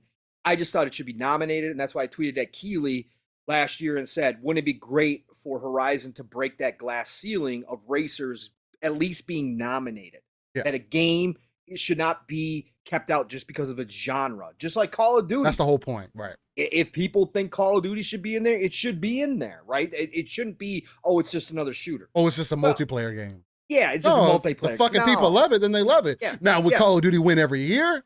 It's kind of a different conversation to have because it could. Because you're gonna have more people that would vote for it, right? But there's ups and downs. There's always an even flow. Right? You know what I'm saying? So I just think that there's certain things that should happen, and I agree with you, Steele. Overall, Elden Ring should win. Again, it was it's game of the generation already. We'll see what happens. We've got early generation for sure. Early generation. First half of the generation, I think Elden Ring has set that mark. We'll see what other games can follow up. Yes. It could be Ragnarok. It could be the next God of War. Starfield. Yeah, it could be Starfield. I think it will be Starfield actually. If I don't know. Jez put out some more information where he's making it seem like it's real. Like we'll be surprised about the date. So yeah, he did clarify that. We'll get into that later too. Yeah, we definitely will. All right. Good Sonic talk, good God of War talk. And then we've got another surprise coming to Game Pass. You were kind of excited about this. I'm excited about this. I've been hearing about this. I've been watching people play this. It's not a AAA blockbuster game, but nobody knew it was even coming to console. This was PC only, and it's taken the PC streaming world by storm, right? Steam has been on fire with this game. Everybody says it's crack. That this is the most addicting game. I don't think this is the one though, Paul. I think that's V Rising. No, this is the Vampire Survivors. This is the one, Steele. This is the one I was talking about. I think a few weeks ago, and I gotta remember the name. But this is the one, Vampire Survivors. Everybody, again, go watch videos. It is hard to explain. It is supposedly a very simple game to jump into, but once you jump into it, supposedly you just want to keep playing. One more level, just one more level, just one more run, just one more time, just one more whatever. It's going to be so much fun, and it's coming to Game Pass. Like I said, it was PC only. Nobody even knew it was coming to console. This is going to be Xbox for the time being, console exclusive, coming to Xbox Series and Xbox One, November 10th. Vampire Survivors. I am going to be hopping into the wave. I can't wait to try this out. Oh, it's like it's a bit style game. Yeah, it's a bit style game. Just waves of enemies coming at you, but you get these superpowers. Yeah, you get powered up, and you're wiping out like thousands of enemies at one time. Like this is like is this co-op? Yeah. This is kind of like Geometry Wars, but like you and a homie are just fucking like it's gonna be freaking a blast. Damn, and again, I'm about to Game Pass too. We're gonna try that out. And I know like some games sure it could be simple, but like concepts and especially this gives me like Golden Axe kind of feels like yes, gauntlet style. Yo, that shit is kind of fun. Okay. Yes. So damn. I've been telling you, man. Damn, I wasn't expecting all over this. Oh, hold on, and I wanted to pull it up because pull it up and show everybody because it's much easier to see. No, it definitely is much easier because people may be expecting one thing. When I say this game looks extremely simplistic, that's exactly what I mean. Like it's not over the top. It's not nothing super special or anything like that. But hopefully you guys can see it there. Fast forward a little bit. That's what it is right there, man. Yeah. See if I can you get these extreme powers, man. Like it's crazy. Like you're nuking the screen. Like it's insane. So everybody's got to check this out. It's dope, man. It's different. It's again, a simplistic game. Again, I think this will be a game that you can have a fun time in. You said it was co-op multiplayer, right? If it's co-op, that should be dope. Is it co-op? I don't know. If it is, that should be dope. If it's not, this is gonna be one of those games where maybe you're listening to a podcast, maybe you're, whatever the case may be. This is one of those palate cleansers, Steel. Yeah. This is one of those easy jump in, jump out of games. But like I said, everybody who plays it has a good time. It's addicting. It's just addicting. It's all hell. You start out very weak, limited number of enemies, and then it massively grows and you just get powered up, and all of a sudden the enemies become like mass. That's pretty just dope. Crazy. Like so yeah, I can't wait. Can't wait. So that's November 10th, everybody, this week. And then we've got, and this one I'm excited for. I'm not going to pick it up day one, obviously. Again, budget-wise, I'd rather pick up Sonic Frontiers. But I'm going to pick this up because I'm an old guy, all right? But I think they've done it right. Atari 50, the anniversary celebration is coming. Okay. Again, if you're, as Steel says, as Everborn started saying, and Steel picked up the mantle, games are art and should be treated as such, which 100%. Means you don't forget your history. And Atari is it. I started out on Pong, and then I was Atari 2600. These games talk about nostalgia, of course. You're not Asteroid, still one of the greatest games I've ever played. Absolutely. Ever. You're not going to jump in and play these games for 80 hours, okay? It doesn't happen anymore. Sure, there's some retro gamers out there who do that all the time. But I'm talking about just the fact that Atari has put together some of the best games from the entire Atari generation, put them in one collection, plus they've created this whole museum type atmosphere. And we've seen this before. They're not the first ones to do this, but they've created a whole museum where you can go through the history of the games, the game development, how they got to where they are. This interests me just from that aspect alone. I will eventually get this game. It is coming to everything. PlayStation 5, Xbox Series, PlayStation 4, Xbox One, Switch, and PC. Atari 50, the Anniversary Collection. Go look at the list of games they've got included in it. It's crazy, bro. It's crazy how many games they're putting into this collection. I can't wait to get this. Again, it won't be day one, but I eventually will pop into this. I'm excited Atari celebrating their history and doing it the right way. So can't wait for this. And then we've got Resident Evil 2, Steel, coming to Switch. Time for streaming. Yeah. Time for streaming. So November 11th, Resident Evil 2, coming to Switch. And then we've got, I talked about this.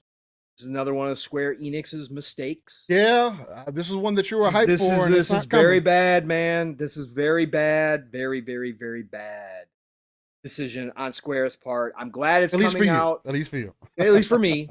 I'm glad it's coming out, but it should be on Xbox. It's not. It's Tactics Ogre Reborn, one of the best tactics strategy game. I would put this as 1B to Final Fantasy Tactics. Final Fantasy Tactics is probably my 1A, but Tactics Ogre Reborn is 1B. They are remaking it. I have been seeing they've been throwing up a whole lot of information on this game. Looking absolutely phenomenal if you're into that style. It is coming to PlayStation 5, PlayStation 4, Switch, and PC. Of course, I won't be able to partake in this, but man, if you have one of those and you like the tactics, get Tactics Ogre Reborn, please. It is a freaking fantastic. Pong, you Xbox gamers don't play Japanese games. I know. Right. I know. Nobody's been playing Persona 5 on Xbox. I haven't been seeing people screenshot and throw up videos nonstop and talk about how much they love it. But there's just no support, Pong. I know there's not, but you're never going to build support with this random acts of porting games over to certain places and not others. It's never going to happen. And then, don't start. You're going to get me on a Square rant. Anyways, we'll have a Square rant anyways. Wow. Valkyrie Elysium, which dropped on PlayStation, is also dropping into PC. I thought this was already on PC. Damn. No, it is not. That's crazy. Now I'll play it when it comes to PC then. Yeah, it is coming. A lot of people were saying this is good. I saw some people say it's a simple ass game. It's from what I've seen from it, especially compared to the other games, and then it coming also from Square Enix, and knowing what their typical combat styles are, it does have a lot of those similarities, but at the same time, they made it a lot more simplistic, it seems like. I don't know. I do want to play it for myself to get that feel for it. Again, just like you, I've heard people say that the game is good. But again, from what I've seen, it leaves much to be desired, but we'll see. Yeah, I've heard other people say it's mid. So But Valkyrie Elysium, PC November 11th. And that's finally the end of this upcoming week in gaming. Listen, Really? you are getting the full. This is your first time tuning into Living Splitscreen. In a full slate. This is going to be like the optimum experience for you. This is the whole idea behind Living Splitscreen, and Steel and I talking about free flowing, right, not planned out, not hopping from topic to topic. Some people hate that. Some people want to get in, get out, get you. You're not getting that with Living Splitscreen. Well, we typically try to do timestamps, right? we try. I do, but your timestamps. I'm not going to break the timestamps down minute by minute with me and Steel, because man, oh man, would that be impossible. So when you see upcoming games for the next week timestamped, and then you see that it was 40 minutes long, you'll know why. and you say, damn, there can't be that many games coming out. Well, no, you're right. There's not that many games coming out, but we had a whole lot of talk in between about. When you got Sonic in there, you got God of War Ragnarok in there, you got Vampire Survivor in there, you got games that are worth mentioning again. Yeah, we're going to talk about it. It's the industry, man. We got to talk about it, man. Yeah. Again, not everybody's going to do things the same, and I think that's what makes us unique. I agree with you. I loved it. I enjoyed it. That's how it went by, and it's just like we're 90 minutes in, right? And it seems like we just getting started, right? This is so funny, because this is exactly what Jez and Rand do on their show. It's classic. Yesterday we were talking about it because they haven't been doing timestamps, and Jez and Rand brought up yesterday at Xbox 2. Well, they literally are all over the place. Yeah, they are all over the place. Literally, like you can talk about. They'll be talking about Jez's drinking habits for 20 minutes. Yeah. They get off on slight tangent. They be riding on each other sometimes. I love those two. I couldn't listen to the whole show yesterday. I had to get out. I couldn't either. I only listened to like the first 30 minutes. But they were getting into it. They had a great show. There was some information coming out of that show too from Jez, like Steel was bringing up, that we might talk about. Well, yeah. I mean, actually, since we're go ahead. My fault. Go ahead. Oh no, I was gonna say. I was gonna say, hey, show everybody, please. I threw it in the DMs. Show everybody the Atomic Heart. Let's start off with a bang. Put in the DMs. Yeah, the Atomic Heart trailer from yesterday, the boss battle. I throw that up on. I gotta scroll on up there. Yeah, you do. There's a lot in there. If you can find it. For anybody who doesn't know, I'll set this up while Steele's finding it. Not everybody's on Twitter all the time. Not everybody gets all the news like we do all the time. So we're here to bring it to you. But I want to start off the main part of the show with a bang. And Atomic Heart is a game that Steel and I have been talking about for a long time, that a lot of the community took notice of. Of course, it's a Russian developer, so development got delayed or paused, or when all the stuff popped off over there, there was questions about whether or not this game was going to come out. This is a day and date Game Pass game. But every time we have seen Atomic Heart, it gets better and better and better. And I believe, folks, now a lot's going to depend upon performance. A lot's going to depend upon gunplay in this game. A lot's going to depend upon the classic standard stuff that we look for in games about how big this game is. But I believe, and I know I can get hyperbolic at times. I know I pump up a lot of games and a lot of things because I get excited, and that's my passion for this industry. I like a lot of different style of games, so you're going to hear me talk big about a lot of different. But this game right here, Steel's got it on screen now. This is the boss battle that IGN put out yesterday. This game, I think next February, because we now have a launch date for this game. It's February 21st, 23rd, one of the two. This game, we are on the cusp of greatness here, folks. I think this could be the next BioShock-like series. Yeah. This is BioShock meets Fallout. The attention to detail. And if you get a chance later after the show, because of course YouTube compression, all that garbage, go watch the 4K version of this on your best TV. The attention to detail in the enemy and in the environment as to what's going on screen is second to none, Steel. And I'm not joking. Like, I haven't seen this type of detail in too many games. It is ridiculous how good this looks. This is one boss battle, folks. One boss battle. The different types of weapons they're using in this trailer the different types of animation that's happening, the environmental effects. Literally, this is like, hey, welcome to current gen. Okay, this really is, and this is from a smaller studio coming out of nowhere with a game. And then, again, that's why it reminds me of BioShock. People really hadn't heard of Ken Levine before. I mean, he had obviously been in the industry for a long time, but BioShock and Ken Levine and his team came out of nowhere and caught people off guard. And I think Atomic Heart is going to do that. Now, obviously, we get to see more these days, so games really can't surprise us anymore. But I think this game, Steel, and tell me if I'm wrong, is doing things on another level and is so crazy. Go look at the other trailers. Is just I don't know if there's going to be a story. I don't know if the story is going to make sense. I think it will. We hear some acting in this. If you go watch this actual video from IGN, you hear some acting in here. It sounds like it's got humor to it as well, which I wasn't expecting. Bro, what do you think about this, man? Yeah, Gogo Pole said, I'm sorry, this makes BioShock look like a 2600 game. Yeah, it does. That's one of the biggest takeaway from Atomic Hearts is the overall art style and the way that they depicted it so far is like, it has that Matrix feel to it where you're literally, it feels like you're a character that's been put into this world. And you don't know what the F is going on right now. And it's like, you're trying to figure things out. And then now when you see this boss fight, and again, it's not like I've done a ton of research on this game, but I have heard about it and I've been constantly seeing things about it. And I've been personally interested in it because of how over the top the game looks, right? Yes. Even when I watched this boss battle, what was that, yesterday? Well, it was the other day, actually. When I first watched this boss battle, I was more so paying attention to the animations and all the little things that you would be kind of looking at when you're actually fighting the boss that sometimes you notice, but other times, because you got to admit, I don't know if you guys get this moment, and maybe it could just be me, where I'm finding a boss, sometimes, because a lot of bosses are bullet sponges, I'll get caught up in looking at certain aspects of the boss to kind of check out their detail and their design and everything. And I caught myself doing that with this boss because it could be simple to say, oh, it's just a ball. This boss is rolling around and they got arms. No, this motherfucker was just like rolling around the edges of the map, like fucking going fast as shit. It's fucking spinning fast as hell in the middle. It's doing all this crazy. It's sucking you in now. Like, this fucking shit is crazy to me.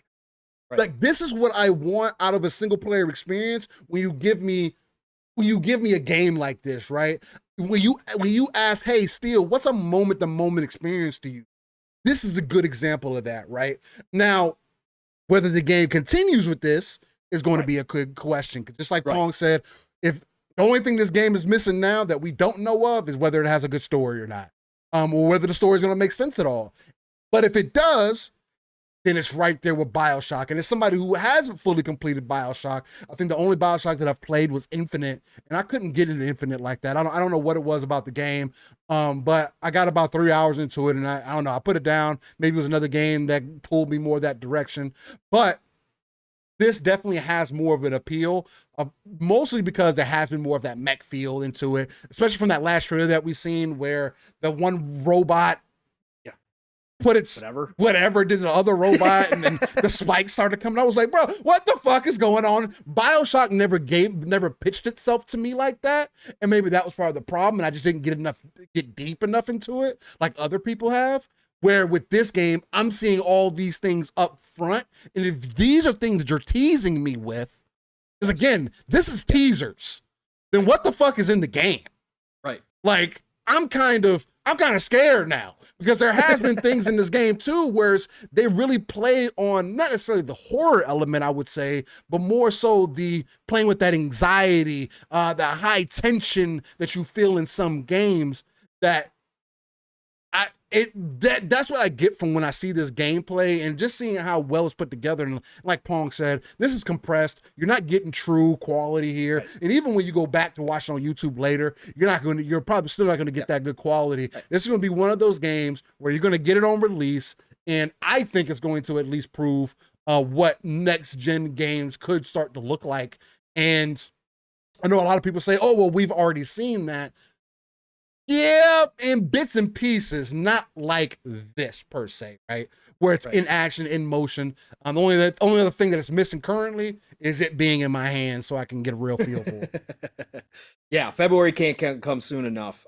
This game, like I said, we're on the cusp of something here that could be great. Now, again, I want to see performance. If they get this at 60 frames on the Series X, it needs to be. It needs to be with the ball moving like that. Yeah. No, this game has to be 60. It has to be. There's no way you playing a third.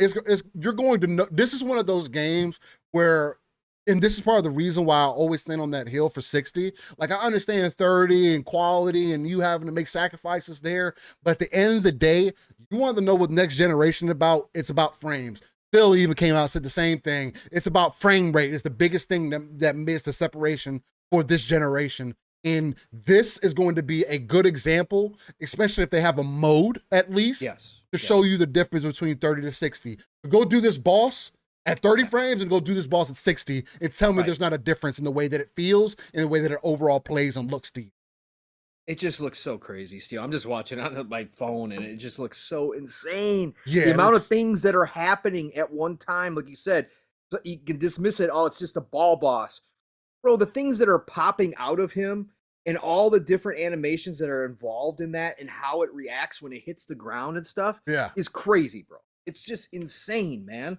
It's insane. I can't wait. I just want to start out the show with a bang in case you guys missed this. Again, it was just that dropped yesterday from IGN showing an actual boss battle. Like, this is no cinematics. This is the battle. Yeah, this is the game. This is the battle. This motherfucker has an AK fighting a mecha ball, fighting a fucking mecha ball.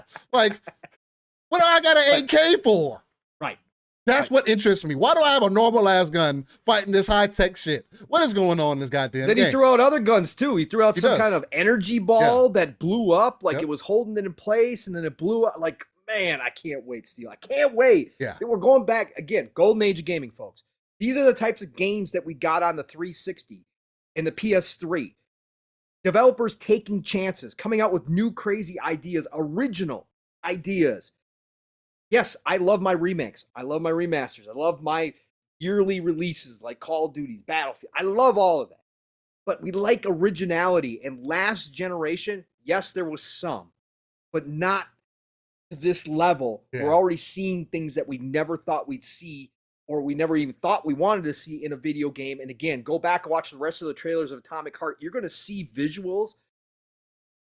Bro, blowing my mind. So, can't wait for February.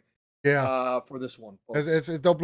There's a lot of games coming out next year, man. I know some people are kind of already teasing that, there's going to be games that are going to be pushed out. Yeah, ACG said he's hearing that there's games moving out of February already, which makes sense. Sure, February is a traffic jam, bro. Again, like, there's no rush for you to put out a game. Complete your game, fix the game, make sure it's good to go. Because again, it is a double-edged blade, ladies and gentlemen. And hopefully people from the industry are listening. Maybe you're not. Hopefully you are. But guys, it makes sense. Fuck. Except Starfield. Todd, don't you dare listen to the people saying, go ahead and delay it till fall. No, Todd. No. We need that in March. We need that. You got a year. You got a year. You said you were in the polishing phase. Polish up, motherfucker, because I want Starfield in the first half next year.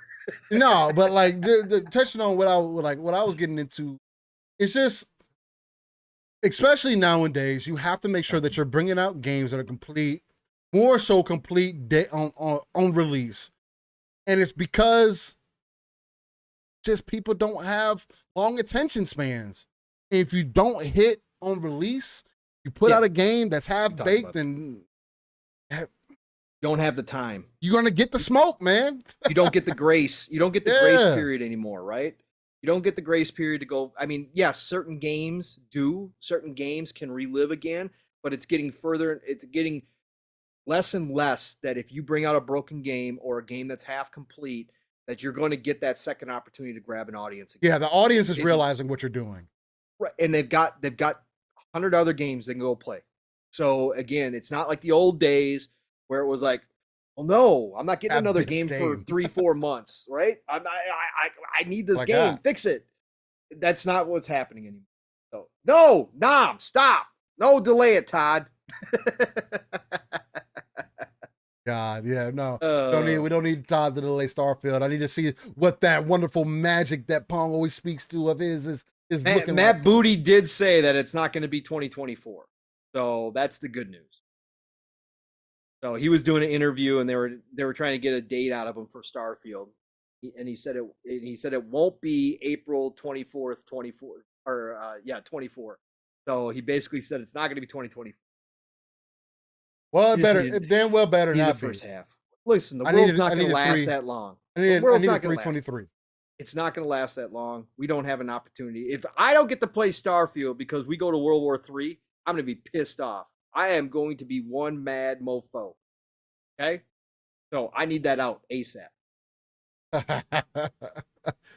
Tim says, freaking lame that those two countries at war while devs trying to put out two amazing games, Stalker 2 and Atomic Heart, and Outbreaks Pong is fired up. You goddamn right he is.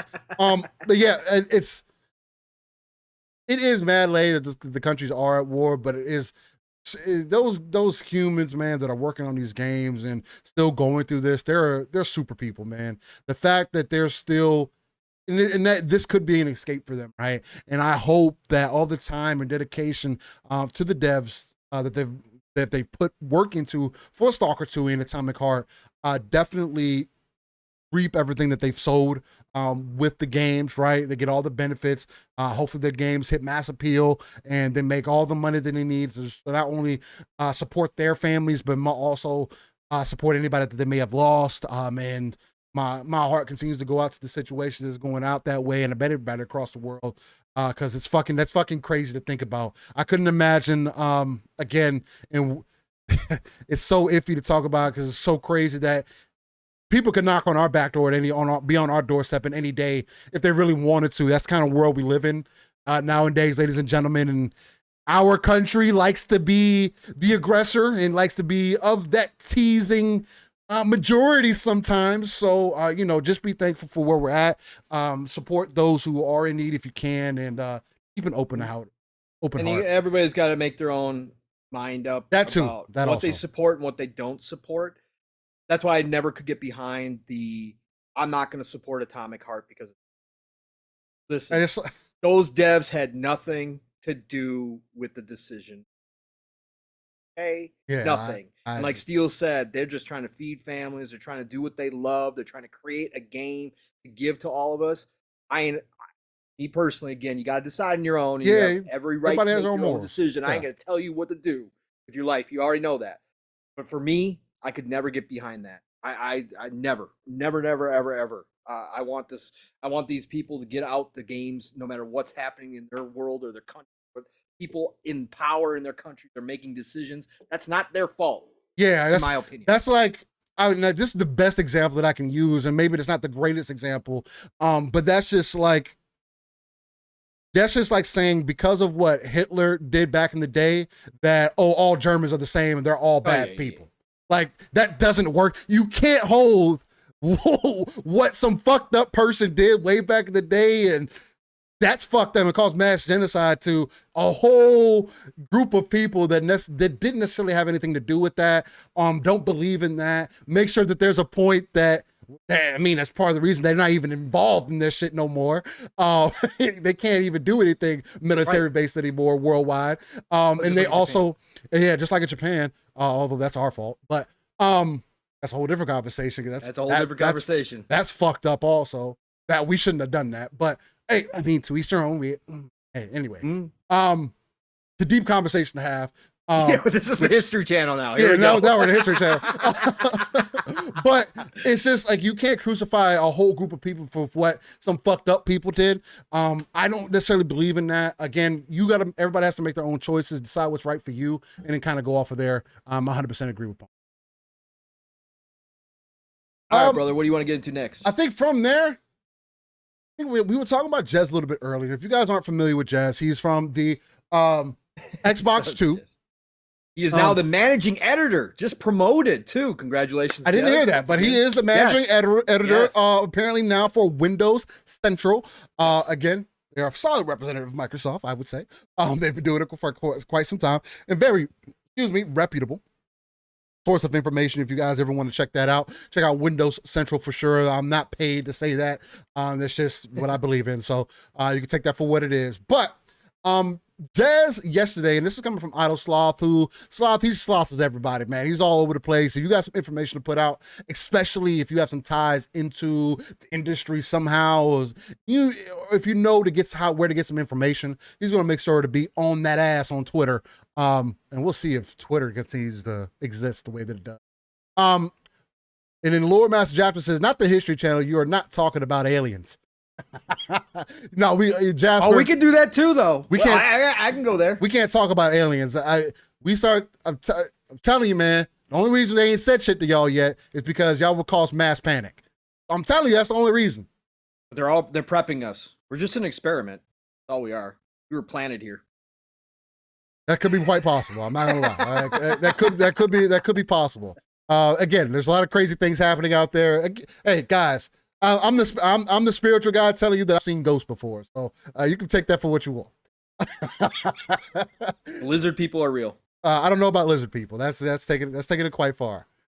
Remember the old? No, you're too young. The old show back in the day, V. That? Oh God, no, you're way too young. V. It was an '80s phenomenon TV show about the lizard people living amongst us. It was freaking amazing. Tim says the aliens are ancient. Yes, they are. That is true. Yeah, that's kind of the point, right? That is true. And no, spooky. We haven't gotten any news on Stalker 2 lately. No, not at all. Nothing. Again, not at all. I think they're hard. They're gonna. Part of the team is still working on it. Part of the team is obviously fighting, and that's where it's. Yep. I know they were still planning to get it out. We'll be lucky. Yeah. If we do get it next year, we'll be lucky. But.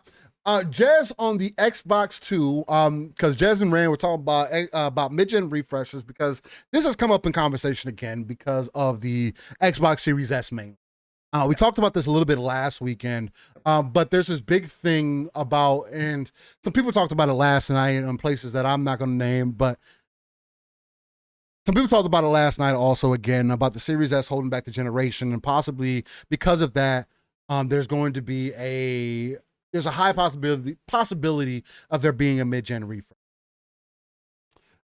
The one thing that I'll say, just to start off with, if there is a mid-gen refresh, not necessarily that I would be against that, because me and Pong have talked about that here, where there could be at some point where they kind of look at it like phones. But the only thing about that, though, unlike phones, I believe there's a lot more that's lost on the console market from Xbox and Sony, from the manufacturers themselves, than anything else. So that's one big aspect to look at. Oh yeah. Everybody's got a phone. Not everybody has a console. Right. So exactly. So it's not one for one. It's not apples for apples. Right. But I could definitely understand the concept where every 3 years, 2 years, every 3 years or so, you get something that can possibly update. I would definitely be against that just because of how things have been in the past and the way that people have consumed technology in the past. We're still at a point currently where people will hold on to, ladies and gentlemen, I don't know if you guys want to believe this or not, but it's factual information that we still have people coming over from 360 and PlayStation 3. Who are just getting involved in PlayStation 4, Xbox One, and are trying to find reasons, and Xbox is trying to give them reasons to, instead of doing that, just involved in the current generation with a $300 box, which is right around $249, $229 these holidays, going into these holidays. So something that's very attractive and appealing to people. So hopefully, and I think what Microsoft is hoping is that they see more of that changeover than they've seen previously, because that's been the biggest problem, getting people to change over from generation to generation, and because people typically don't. Enough is enough for them, and as long as it's playing the games that they want to see, then that's all that matters. Whereas now, because there is a huge technological gap between the previous boxes, I hear people keep saying that, oh, well, what's the point of a Series S? Why don't you just stick with your Xbox One S? And it's like, okay, well, now if you're gonna tell people that they should just stick with their Xbox One S instead of getting a Series S, you're purposely lying to people, and that's not okay. And I do want to come out and let people know that, hey, anybody that's telling you that a Series S isn't worth it and telling you to keep your 1S and that you should get a Series X because that's more worth it, and trying to talk to you about 1080p and 4K, I'm just going to tell you like this. I'll make it short, sweet, and simple. You want a box that's going to play the current gen games? You want a box that's going to play Call of Duty at 120 frames? The Series S can do that.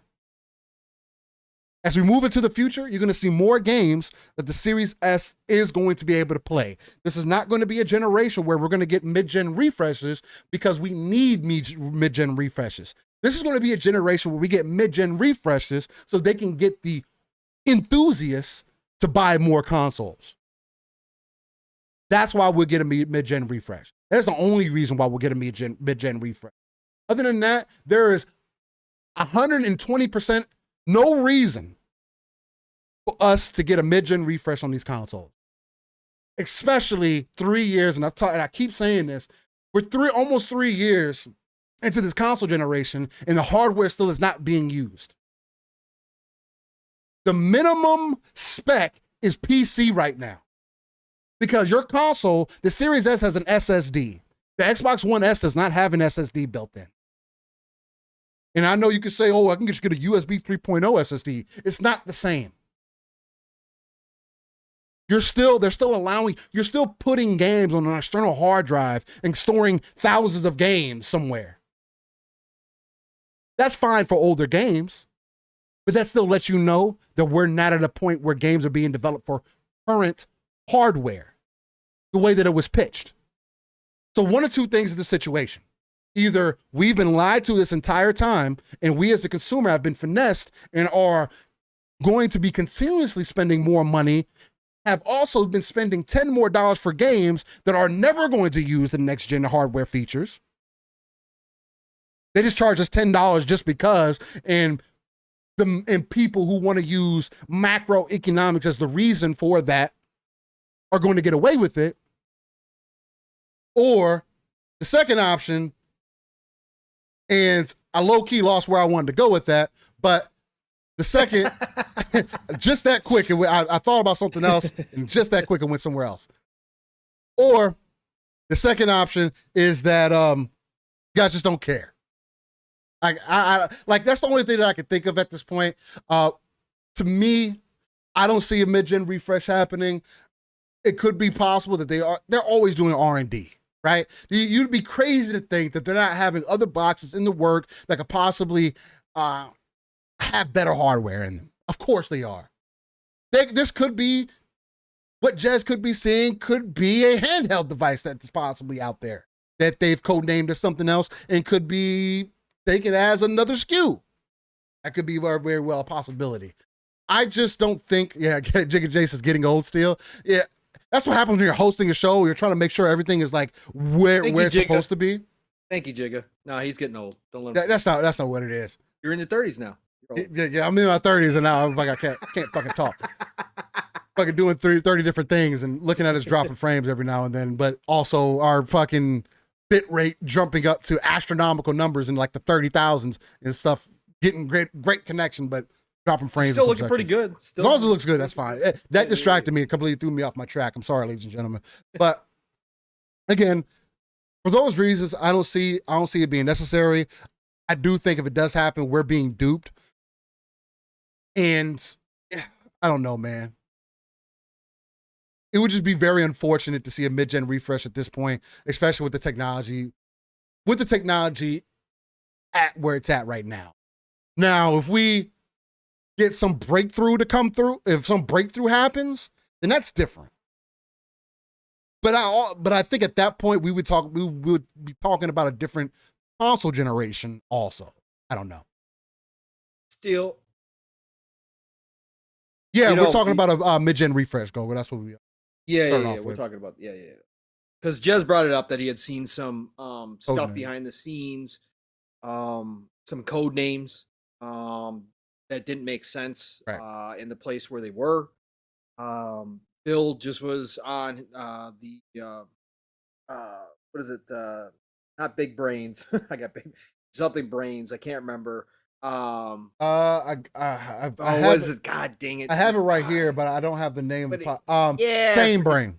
Same Brains. Thank you. With Justine and her sister. He was just in an interview talking about that they're talking to devs about what they're looking to make in the future. So, and again, we knew for all the people, the clown show out there trying to say Xbox is not going to make any more consoles. All that kind of, we know that's not real. But, and I'm not for mid-gen refreshes. I've never been for mid-gen refreshes. I didn't get last gen last gen made sense because we did get a graphical fidelity boost. But for me, it's like I didn't want to get into this era. But let me say this, Steel. I'll bring a different perspective. What if now that the consoles are in x86 architecture, right? They're more PC-like than ever before, right? Mm-hmm. The only thing we can't do, we can't swap all parts. Right. Got to buy a brand new console, whole console, because as you explained in a great explanation last week, as Kay Asante has explained to people, as all the tech people have explained, 3-Bit, Psychonauts, everybody's explained that consoles are made for one specific purpose, whereas PCs are made for everything. Yes. To everything. That's the difference. But what happens if we're in this space now?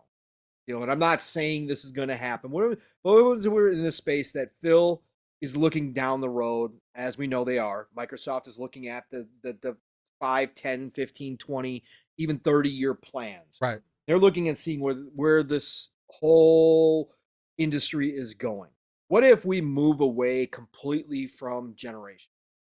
What happens if at this point, with backwards compatibility, with the same thing that happens with PC, old hardware is still supported? When the devs go in to make a game, they got to make it for the lowest spec PC, which right now, is a 1060 or whatever that is. Yeah, somewhere around that neighborhood. What happens if they're looking at that and saying we're going to wind up doing the same thing with consoles? It's only going to make sense that every 4 years we get new consoles, or every 5 years we get a new updated version of the consoles, and we go to this new kind of formula where we don't have all of a sudden a big new generation, but we slowly just continue to improve the hardware. Devs still have to account for the Series S and Series X, but now the Series X2 and the Series S2 are out, so they can update this. When they're making their game, they can have the better features. We can get the 60 frames at 4K, or we can get the 120, or we can get the 8K, whatever you want to say. And they just constantly kind of get into this pattern where every 4 to 5 years we have updated consoles, like we do with graphics cards. Like, what happens if they go to that model now and we no longer have this generation? And I don't like that. I don't like that. I don't like that at all. The only reason I don't like that at all, and I'm going to take it from more of a consumer standpoint than an enthusiast, because of course, as an enthusiast, I'm always going to want the biggest and baddest, right? It's part of the reason I have a 3080 Ti, right? Of course, I got it for a good deal, but other than that, I wouldn't have built my computer to be able to do all the things that it's able to do for nothing, right? For me, as a consumer, I don't like the idea of that, because what you're telling me is that now I need to be spending, I am going to be spending more money over time, and that mantra of gaming being an expensive hobby is now going to become a reality. Now, if it's more in the space or in the breadth of like what we want in the VR space, where, okay, yeah, we got to upgrade because we want to continue to have that great, I guess at that point it'd be kind of AR, because we'd be living in that space a little bit, somewhere in that form. But either way, if that's going to be the case, then there needs to be a literal jump for there to be a reason to get new hardware. Because kind of like how we mentioned earlier, where it's different from phones, because even phones don't fucking make sense to why you're upgrading every year. That's just what they have y'all locked. That's just what we have us locked into, right? Because to be honest, like me and you, like we have the same phone now. Like, well, I think we may be different. I have a Note 20. I got the S22 Ultra. Okay. So I got a Note 20, but I just went from my Galaxy Note 8 to a Note 20. Yeah, that's where I was. And it's like, even with my Note 8 though, if I wouldn't have got a good deal to go to a Note 20, I wouldn't have gave a fuck. Right. Because I don't use that hardware like that. Now, for other people, it's always going to be different, but for the common consumer, that's how they think. right? The only place that works for them in is the phone space, but that's also because you're locked into, it's easier to put on your bill, right? Yeah, it's a contract. You can spend $1,000 on a year for a phone, but it's easier to look at $50 a month. Have a good day, Sentinel. Got to you, Sentinel. Much love, man. Appreciate you for being here, man. But it's easier to look at $50 to $100 a month than it is for you to look at straight up $1,000 right then and there. Whereas like we don't necessarily have that option with consoles. Well, we do with Xbox, where they have Xbox All Access, which does work, ladies and gentlemen. Let me know. You don't have to have the world's greatest credit score, because I am using it also. And I think it's a great service, especially you're getting more bang for your buck and actually paying cheaper. But it's just another avenue that's available to you that otherwise wasn't there. Again, and now if you're going to give those options, that's one thing. But I just don't see the purpose of, I think the better thing to do would just to be fully utilizing the hardware sooner than later. Because we've still gotten to the point, we're still at a point to where we don't see what we're ever promised. And so it's just weird. It's weird. Listen, I don't like it either. And again, I understand, like, I'm not saying at this point, now that I've jumped, because I came from, again, for anybody who doesn't know, I had the regular PS4, launch PS4, and I had the VCR Xbox One. And my jump was huge. My jump felt like a generation. It's noticeable, it's noticeable, The people who 100%. Did the mid-gen refreshes, there was improvements, but not everybody felt that leap. Whereas I still felt that felt leap. It, yeah. But this time around, now that I'm here, like, if we're getting to the point, Steel, where things are moving fast, and we've seen the leap now with the 4090, and then AMD just had their hopefully we still need the 4090 to come to price to come. No, and I understand, but I just saw somebody put up raw footage. They just popped. It's doing raw. They popped in Cyberpunk 2077 on a 4090 without doing any tuning. It's crazy, bro. That's like Cyberpunk's one of my goats, so I look at that game constantly, and I watch people play it, and I look at screenshots. But they popped it on the 4090 with the ray tracing. I was like, "Yo, it's also okay, a $1,500 car." Right. But what I'm saying is for the consoles, like, obviously, I'm not saying that they're gonna the mid-gen. If they were to do a mid-gen refresh, I'm not saying we're gonna have 4090 quality. I'm not saying that at all. But what I'm saying is, what if the tech is moving so fast, and the devs, these games are getting so demanding, and we've had this conversation now a couple different times, because of, things like Gotham Knights with only 30 frames locked on consoles, blah, blah, blah. And there's no reason for it. We understand that, but I'm just using that as an example why the conversation came up. What if we're getting to the point where these devs now are going to be pushing the minimum specs forward? What if we are now to the point where the newer games that people are creating that we're not seeing in the next couple years, but the games 5 years from now are going to be moving in that direction, where all of a sudden the limitations from the lowest common denominator being the PC for most games that are developed cross-platform, that spec is going to be gone. That they are going to say, listen, you got to have at least a 2080 or a 2060 or whatever the case may be instead of the 1060. What happens if we're to that point, and Phil and these guys are looking at that, and they're talking to these devs saying, what are you guys trying to do? And all of a sudden they're looking at the Series X and the Series S and going, oh boy, those are going to be capped at like 30 frames at 1440 because of what these devs are trying to do. We might have to have another console that does beef up the specs, like Psycho brought up with AMD coming out, because again, the consoles are all AMD. Right. AMD just talked about FRS 3.0, or I mean, I should say FSR? RDNA 3.0 and all FSR this kind of stuff. FSR. Yeah. And RDNA 3. And we're going to have a console that's able to take advantage of that stuff in order to stay pace with where the devs are going. You got to take advantage of 2 first, though. Right. And I get your point, and I agree with you wholeheartedly. We're not even coming close to what these consoles can do. And again, games like Atomic Heart that we're seeing kind of push the boundaries. We're going to really see what these consoles can do at that point this next year. But what I'm saying is, in the future, looking in the crystal ball, what happens if they decide, yeah, we're going to have to do this. We're going to have to upgrade every 4 to 5 years in order to keep pace, or at least give the enthusiasts in our community the ability to keep pace with where these devs are going. For the masses, it'll be fine. They'll still be able to play their games and they're not probably going to care. But the enthusiasts are going to be out here demanding something new and something better and something bigger, much like the PC players do, even though the PC players who go out and buy a 4090 are the 1% of the 1%, right? They still are offered that experience. And Williams and Phil and everybody's looking at this saying, yeah, we need to offer that experience as well.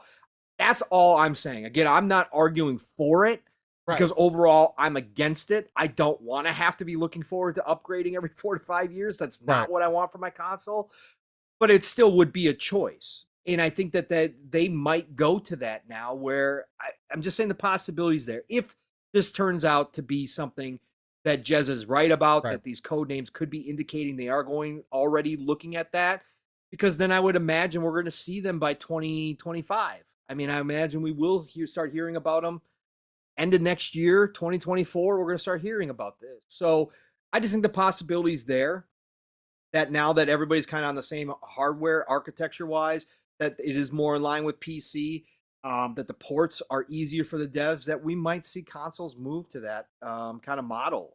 I just don't. And Jigga, there's nobody can confirm that games are using FSR 2.0 now, are in development.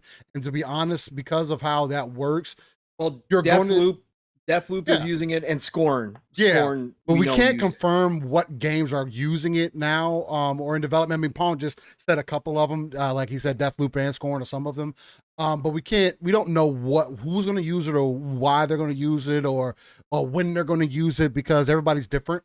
And the devs have to want to use it, right? They have to have the time to use it. They have to have all the tools at their disposal to be able to make those things shake and whatnot. For me, I think what would just make more sense is, instead of them spending money on, making sure that the top of the line enthusiasts are taken care of. I mean, you've already kind of done that, especially for like this generation with like the Series X. That I would just want you to more so in line, give people a reason to get a Series X, right? Give people a reason to upgrade. Drop the Series X down in price, dropping updated Series X like the PlayStation has been doing, right?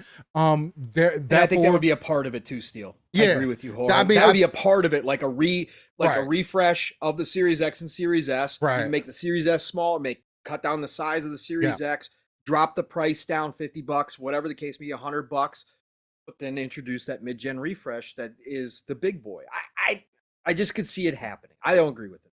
Yeah, no, and it just goes back to a lot of the tools that people kept talking about, that we heard devs talking about, that people keep mentioning, are not being used, and that's my biggest problem. Are you sure? I thought Deathloop was the one that was using it. Maybe I'm wrong. Psychonauts, help me out too. I'm gonna believe you again. I'm not the tech guy, but I could have swore Deathloop was the one that started using it. I remember. I know for a fact Scorn is, but if Deathloop's not, then I'm wrong. I apologize. But I thought Deathloop was the first. I remember hearing something about that, because there was some conversations going on around that. Again, that could be false, but let's find out. I mean, but again, those tools, that's my biggest problem. The tools aren't being used. We are in a generation to where seeing these get used sooner rather than later would be more of a benefit than anything else. Once we get everybody to 60 frames, and again, people are going to design games however they want to do, right? And Psychonaut says that's the good thing about FSR. It's software based, so they can developers can use it without a total engine change. And yes, that's the thing about FSR. It can't be implemented at any time. It's a software level thing that it either works for your game or it's not going to work for your game. And there are other different implementations on of course on PC. I try not to speak on the PC side of things, because so they're saying Deathloop on PC uses it, but not the console. Okay, all right.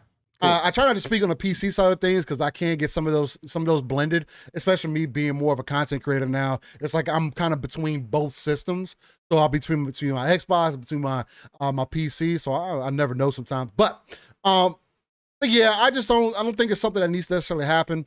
He said, what if they brought on Elite Series X Elite with a Elite 3 controller? That would be really dope. I definitely expect to pay at least $500 for that. That's definitely a $499 price tag, at least bare minimum. If that ended up happening, drop crazy frames, the lowest I've ever seen it. That's fucking insane. Yeah, you just blipped a little bit, so. And then it jumped all the way back up to 10,000. Yep. Stream still looks good. I don't know if YouTube is just, trying to undermine the small guy or what is going on, because I don't have nobody home. I got the house to myself right now. Big Daddy Steel all home alone. Nobody's hogging connection. I took my phone off the Wi-Fi. I got a gig download speed, ladies and gentlemen. But unfortunately, you want to hear something crazy? Now, I think I've mentioned this before. I got a gig download speed, but I only have 30 megabytes of upload. And that's the highest tier that I can get. Yep. But we went up to, but people missed that part of the conversation too. Okay, Psychonaut says FSR 2 on Xbox, FSR 1 on PS5 for Deathloop. Okay, so we got some conflicting stories. But either way, these are things that are coming out and can be used for games that are out currently. That's the overall point. Whether it's 1.0, 2.0, 6.9, whatever it is. There are other things that are being put out there, and yes, Xbox and PlayStation are more on the AMD side of things. So the more, and yes, the LSS, I do agree, AB is better than FSR, 100%. But that's the thing about AMD, just being behind NVIDIA and everything, which is also why we want AMD to compete more, because the more AMD competes and the more they kind of get ahead with their technology side of things, the more we'll see those improvements on consoles, because they're directly related with AMD. They're using that same their same architecture and hardware and everything. Either way, I don't think it needs to happen. Prove to me why we need it first, and then we can move that direction. Once games come out 60 FPS guaranteed, you can demonstrate to me, because of how this game is made, it cannot be played on the Series S, for an example, then okay.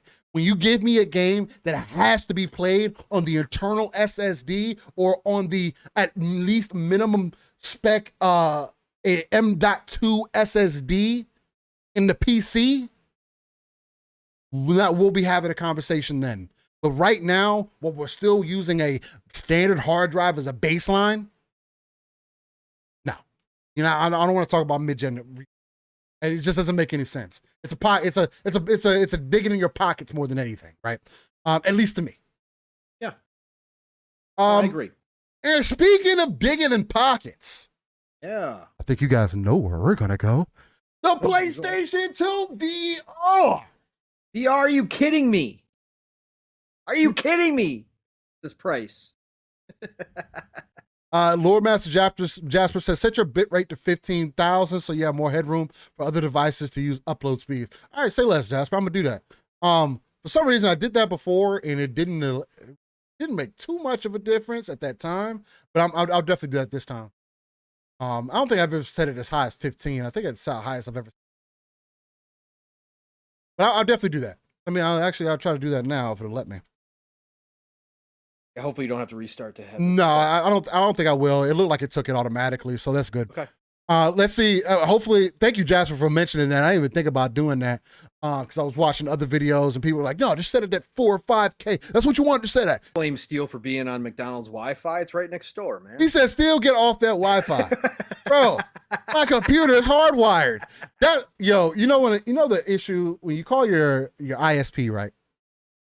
You say, "Hey, ISP, I'm having trouble with connection," and then they ask you, "Hey, were you on Wi-Fi?"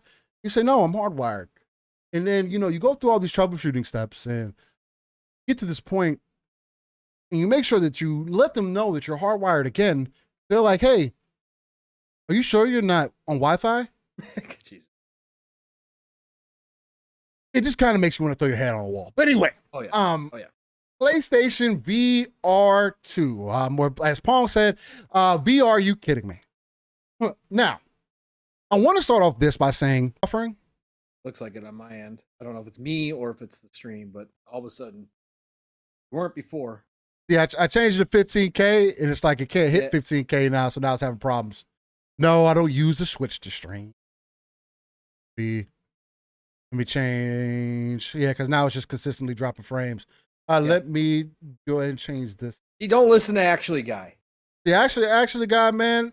See what's going on. Everything was fine. We'll hit that. We'll just let it ride. Last time YouTube was acting a little funny. We adjusted some things, and YouTube was able to fix it and had everything running smooth. So no, it shouldn't be too big of a thing. I went ahead and adjusted it back down, so it should smooth itself back out. Hopefully. Hopefully we shouldn't have any continued issues there. But nonetheless, I did went ahead and change that. So hopefully it takes. Anything else that I do, it wouldn't act like it won't. He says go back. Go back. Yeah, see, now show is lagging. See? Don't change anything. Leave it. I don't know what is really causing my upload to be taking it up like that. Every time that I look it up, I'm not seeing anything that's really taking up any space or anything. That's what drives me up the wall about this shit. Yeah. Andrew calling in. I don't know what you did, but I didn't have any problems. So now Lord Jasper says sorry. LOL.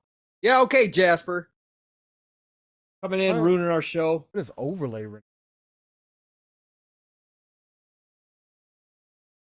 They had an Unreal overlay renderer running. I don't know what that is. Let's see if I can figure out what's hogging up all my shit. You got a 3080 Ti. Shouldn't be hogging up nothing. No, that's what I got. I got a 3080 Ti and a Ryzen 5900X, a 12 core 24. It shouldn't be acting up, man. 24 threads, supercharged. Yeah, it's got a turbo on it on the back end. I got a turbo plus supercharger. Yeah, that's dangerous. Yeah, I got them both hooked up, man. You know. Yeah, sink those babies, man. Yeah. I'm trying to blow the motor, boy. Trying to blow it up. Yeah, I know, Mr. Joanna Dark, if you can hear me. Yes, I know. Everybody, we got a Nintendo fanboy in the chat, Mr. Joanna Dark, everybody. Oh, they came to DDoS the show? That's probably exactly what happened. Probably what happened. To me, it's not going to talk VR. It's not saying anything about nothing's using my network right now, at least for my computer. That's really fucking crazy, man. I'm still dropping frames. Wow. Anyway, audio listeners, you're not never going to know the difference because it's going to just be like a normal show for you guys. Yeah, we're going to power through. But for our live listeners, guys, if you guys are able to continue to ride out with us, I greatly appreciate you. Hopefully you are. I don't know why it's acting up now, but it is what it is. Hopefully it's okay now. It seemed to have stopped buffering constantly. Yeah, it's up real high now, and it's still saying it's in the red. It's really weird. It's not showing though on the stream, so we're better now. Yeah, all good now, Lore Master. I'm at 31,000 upload now, and it's fucking cool. It likes it. It likes it. Let's just roll. It likes it. Oh, whatever. If it likes it, I love it. Jim Ryan is hacking. Jim Ryan is trying to get us out of there, even though we're not an Xbox podcast. We're a JR DualSense. JR DualSense. That's fucking hilarious. No, JR VR. He came in and he said, "You guys are starting that VR talk? Can't have all that." Yeah. Anyway, listen, Jim. We're not going to slander you. We're not going to slander you. I am, because back to this VR talk. So, PlayStation VR 2. I got some interesting things to say about it. One, I'm not the typical guy to say I told you so, but I told you so. And I have to say this one because it's one of those things to where when you have a company coming out and demonstrating or showing the type of technology that they're putting in a new hardware piece of theirs, you have to take that at face value and also do a little bit of research and look at what else is available in the market that's offering something of similar value. The closest thing that we have currently is going to be I need more RAM. I got 32 gigs of RAM. I don't think I need more RAM. Running at 32 megahertz. 3200 megahertz. I don't think I need more RAM. Only place I could go is get 64. That will be one of my next upgrades. To go from 32 to 64, so I can go from 32 to 3600 megahertz, hopefully. Increase my pony level. Yeah.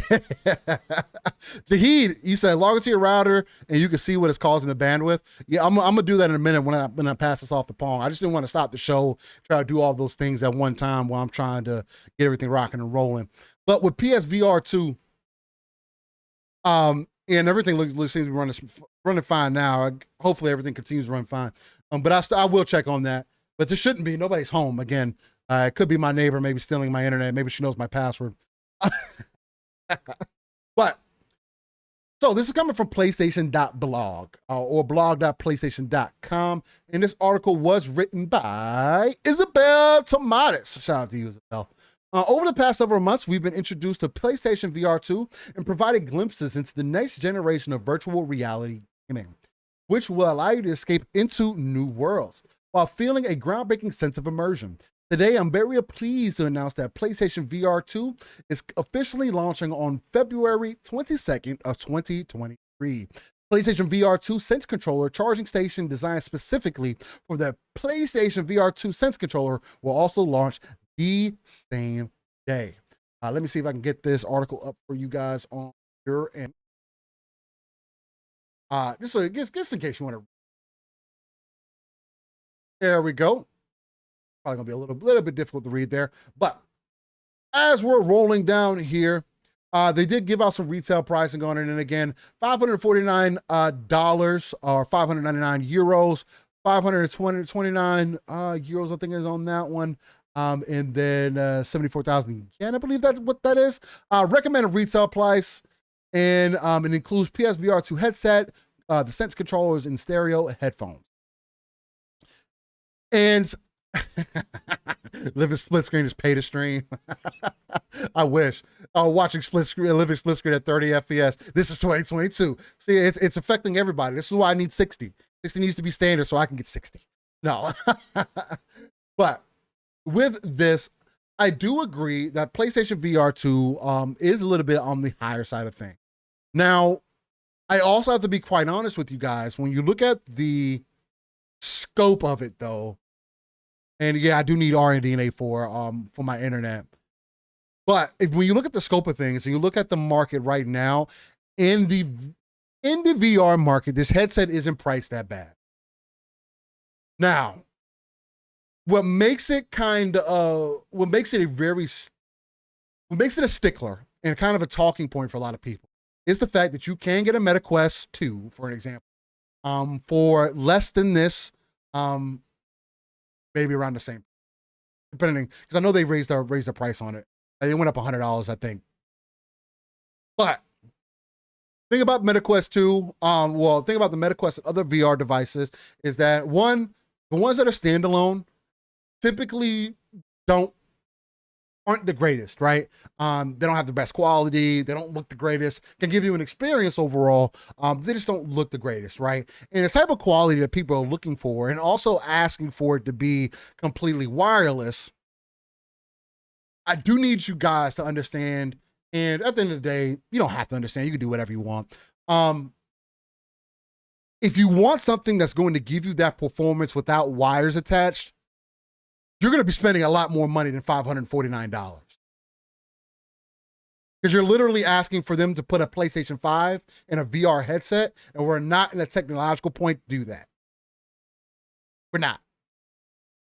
To play games at the peak quality on any other VR device, you need to have a PC. Like, sure, the device can play games on its own, but it's not as good as it would be on a computer if you hook it up to a computer. That still has a wire. So depending on what type of experience that you're looking for, right? The biggest thing is, like Mr. Joanna Dark mentioned in the chat, is the fact that there is no backwards compatibility. I think that can and could be a turnoff. Now, the other thing too is that there is stark differences between the old VR and the new VR. So that's something to take in mind as far as the actual hardware in the devices go, right? This one could be less headache inducing because of the frame rates in these in this headset. I believe it's supposed to be 120 per eye, 120 hertz per eye. So that's going to be that's going to do really well for maybe new people getting into the VR ecosystem, because one of the biggest complaints about VR, and it's one of the biggest turnoffs for a lot of people, other than also having to turn up, stand up and whatnot. And no, Ham Solo, the show didn't end. We're still live. I don't know if the show stopped for you, but hit that refresh button if you need. Did. It stopped. It stopped? It did. No, we're good. We're back up, but okay. It did stop for a second. So the timestamps are gonna be all screwed up because it reset everything. It's all good. Well, it is what it is. We got technical. We got timestamps up to that point. It's whatever from there. But yes, you're definitely going to end up paying more for less of a headache. Like, why so serious? Just dropped in the chat also. For me, again, take everything into consideration. I don't think it's priced necessarily bad, but it is priced for, if you're trying to get more people to invest into the ecosystem of VR or get more people to believe in it, they're not going to do it at that price point.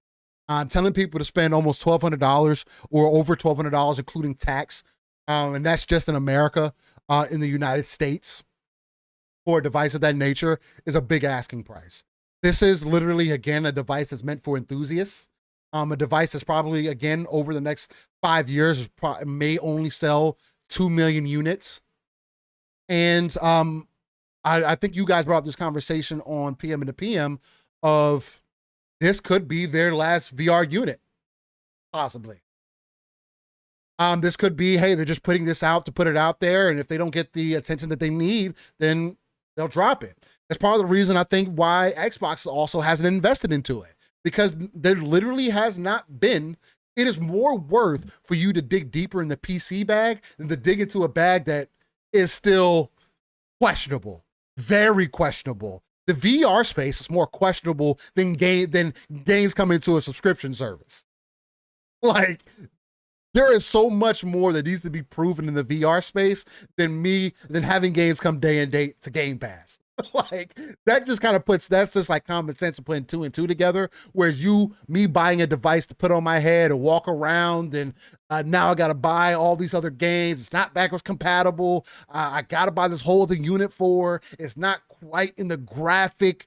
It's not quite at a graphic fidelity that I would enjoy. It's like, why are we talking about 4K games, but then going back to play games in VR that look really blocky? It's like, why would I go backwards? Just for an experience. I don't know if that's enough for me personally, but I know it is enough for a lot of people. But it has not been enough to garner this price point. Although there's already been a good amount of people that said they're going to get this day and when it releases, as there always is. Your hardcore, your enthusiasts are going to always buy your devices day one if they believe in your platform. But I don't think this is going to do as well as the first VR did. Or if it does, it's just going to take some time to kick in. The Call of the Mountain could do numbers. Again, the other thing about VR is there were a lot of games that were kind of on rails. And now we are getting a lot of games that are more open or more versatile, like a true gaming experience is. But we got to see. We got to see what ends up happening with it. I think the price point that they came out with and what they're offering here is definitely overkill for me personally. How do you feel about PlayStation VR at this price point, Pong? And do you think because I could say real quick a little bit about some of the things they're bringing to it. So it has PlayStation VR 2 Sense technology, includes key features that enable unique gameplay experiences, such as headset feedback, eye tracking, 3D audio, and the adaptive trigger and haptic feedback from the PlayStation VR 2 Sense controllers, together with compatible games that will captivate player senses and offer an incredibly deep feeling of immersion. Additionally, with enhanced headset-based controller tracking and high-fidelity visuals in 4000 by 2040 HDR video format, 2000 by 2040 per eye, Pong, PSVR 2 as a true next-gen gaming experience for players to enjoy. We created this PSVR 2 headset with the comfort in mind, in a slightly slimmer and lighter design compared to our previous headset. We also included an integrated vent Ooh, a vent for extra airflow and lens adjustment for dial and for more customized feel. We hope players will enjoy the new design. Interesting. Premium experience. Look, we're excited to see how the game developers take advantage of this PSVR 2 headset and all the extreme features that it has. We're expecting more than 20 titles at launch and for every one of our current PlayStation subscribers to buy this day one. No, they didn't say that. I added that there. But how do you feel about my over dramatization of the PlayStation VR 2 and this, my marketing spiel there? And are you going to get the charging station on the side for $50 after you purchase the actual device itself for $549? Listen. So, number one, this is a premium experience. Like Steel just brought up by reading all that off. This is something that, again, they didn't. Let me start here. You fucking sound so stressed. Listen, because there's so many thoughts here about this whole setup. Okay, so number one, as I've always done, I give credit to Sony for pushing forward in the VR space. I give credit to all the companies that are currently working on VR, even though VR right now is not for me. We need companies like Sony, Valve, Meta, everybody pushing the VR space. If we're going to ever get to that moment in time where I finally look at VR and I can strap in like Ready Player One, or we get holodecks like on Star Trek, whatever the case, we need these companies pushing the tech forward.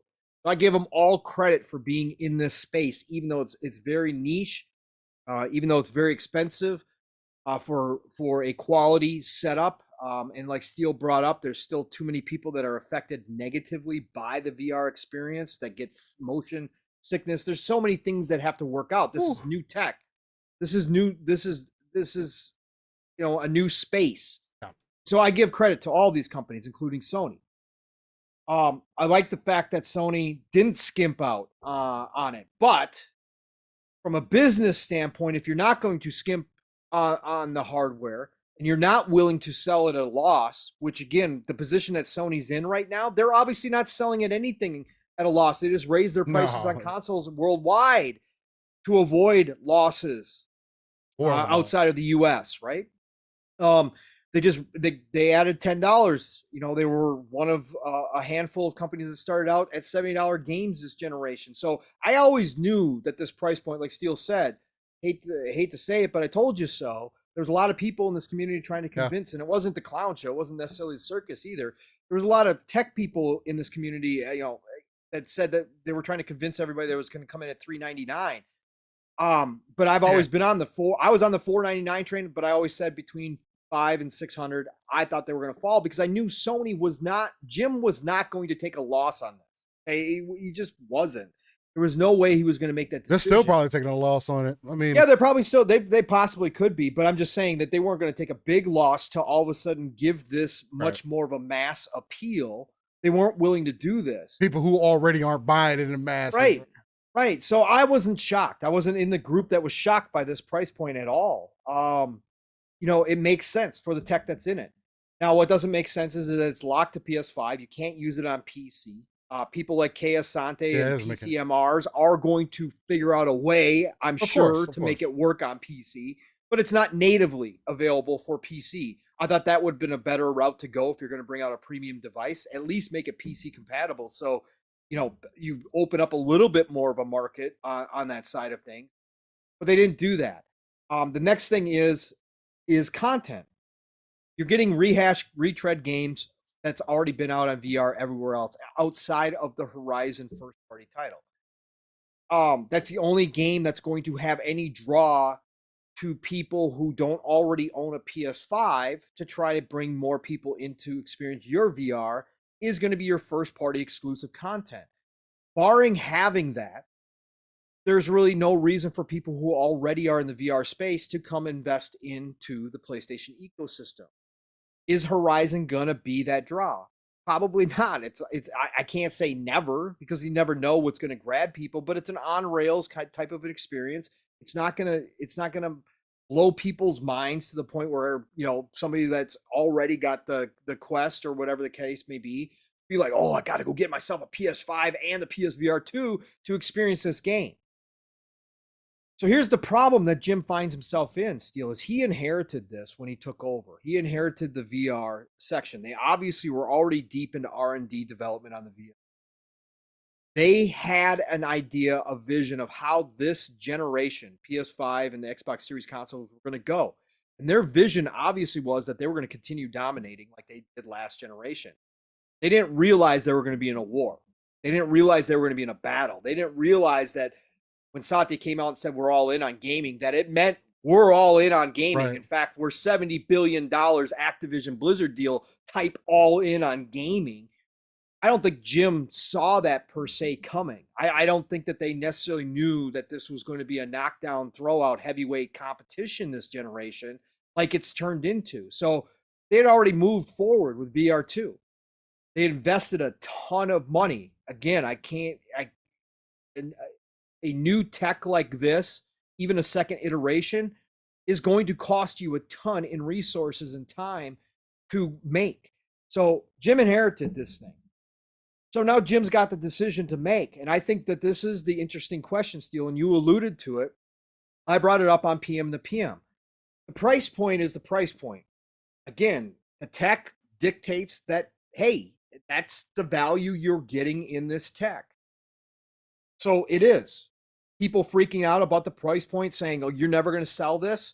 You're probably right. Again, we looked up the stats for PSVR 1. It's about a 5% attach rate. Okay, for last generation. It's like a 5% attach rate. Is this price point going to keep it right around that 5%? Yeah. You're not going to probably expand on that 5%. That's what's going to happen. You're not. You're just not. Now, the only thing I will say is when they said that they're going to have 2 million units by March of next year, that's the only time I'm like, maybe they are going to come in low. But they didn't. So it is. Well, no, they said that's sold. Steel. They're going to have 2 million units available. Next March. Okay. Yeah. I was about to say. They're production wise, they have. Yeah, it's bold no matter what. Oh wow. But the bigger question, and again, what you alluded to that I brought up PM, is not the price point.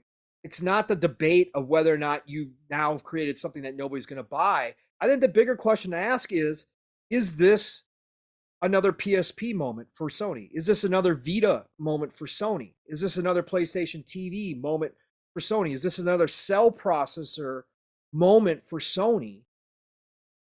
And I bring those up because those are all examples where Sony went premium with a product, tried to break into a market. Okay, PSP and Vita both were in the handheld market, dominated by Nintendo. They tried to break into that market. Both the PSP and the Vita sold well, but nothing outstanding. And what did Sony do? They dropped them. The cell processor, they spent a ton of resources and money into the cell processor. People forget the cell processor was not created for gaming alone. Sony was talking about the cell processor being in all of your daily appliances. They thought the cell processor was going to change the world in a lot of ways. That was their new big tech that they were going to introduce to the world. And it flopped. It failed miserably to the point where they were almost out. Sony was almost done. Okay? So my question now is VR2. Is this the last VR we get? Did Jim just simply put out the VR2, said, hey, we're not going to take a big loss or any loss at all. We are going to price it appropriately for the money that we spent on it. If it stays niche, it stays niche. We're not going to try to get to the masses because we already know it's not going to get to the masses. We're not going to ask our first-party teams to start developing VR, which they've done in the past. Insomniac's developed VR before. Yeah, I mean, we're not going to. We're in a war with Xbox, folks. We're in such a war right now. I'm flying over to Brussels personally to talk to the CMA to try to hold back this ABK deal. We're in a battle. We have more to catch up on in the cloud infrastructure, in our subscription services.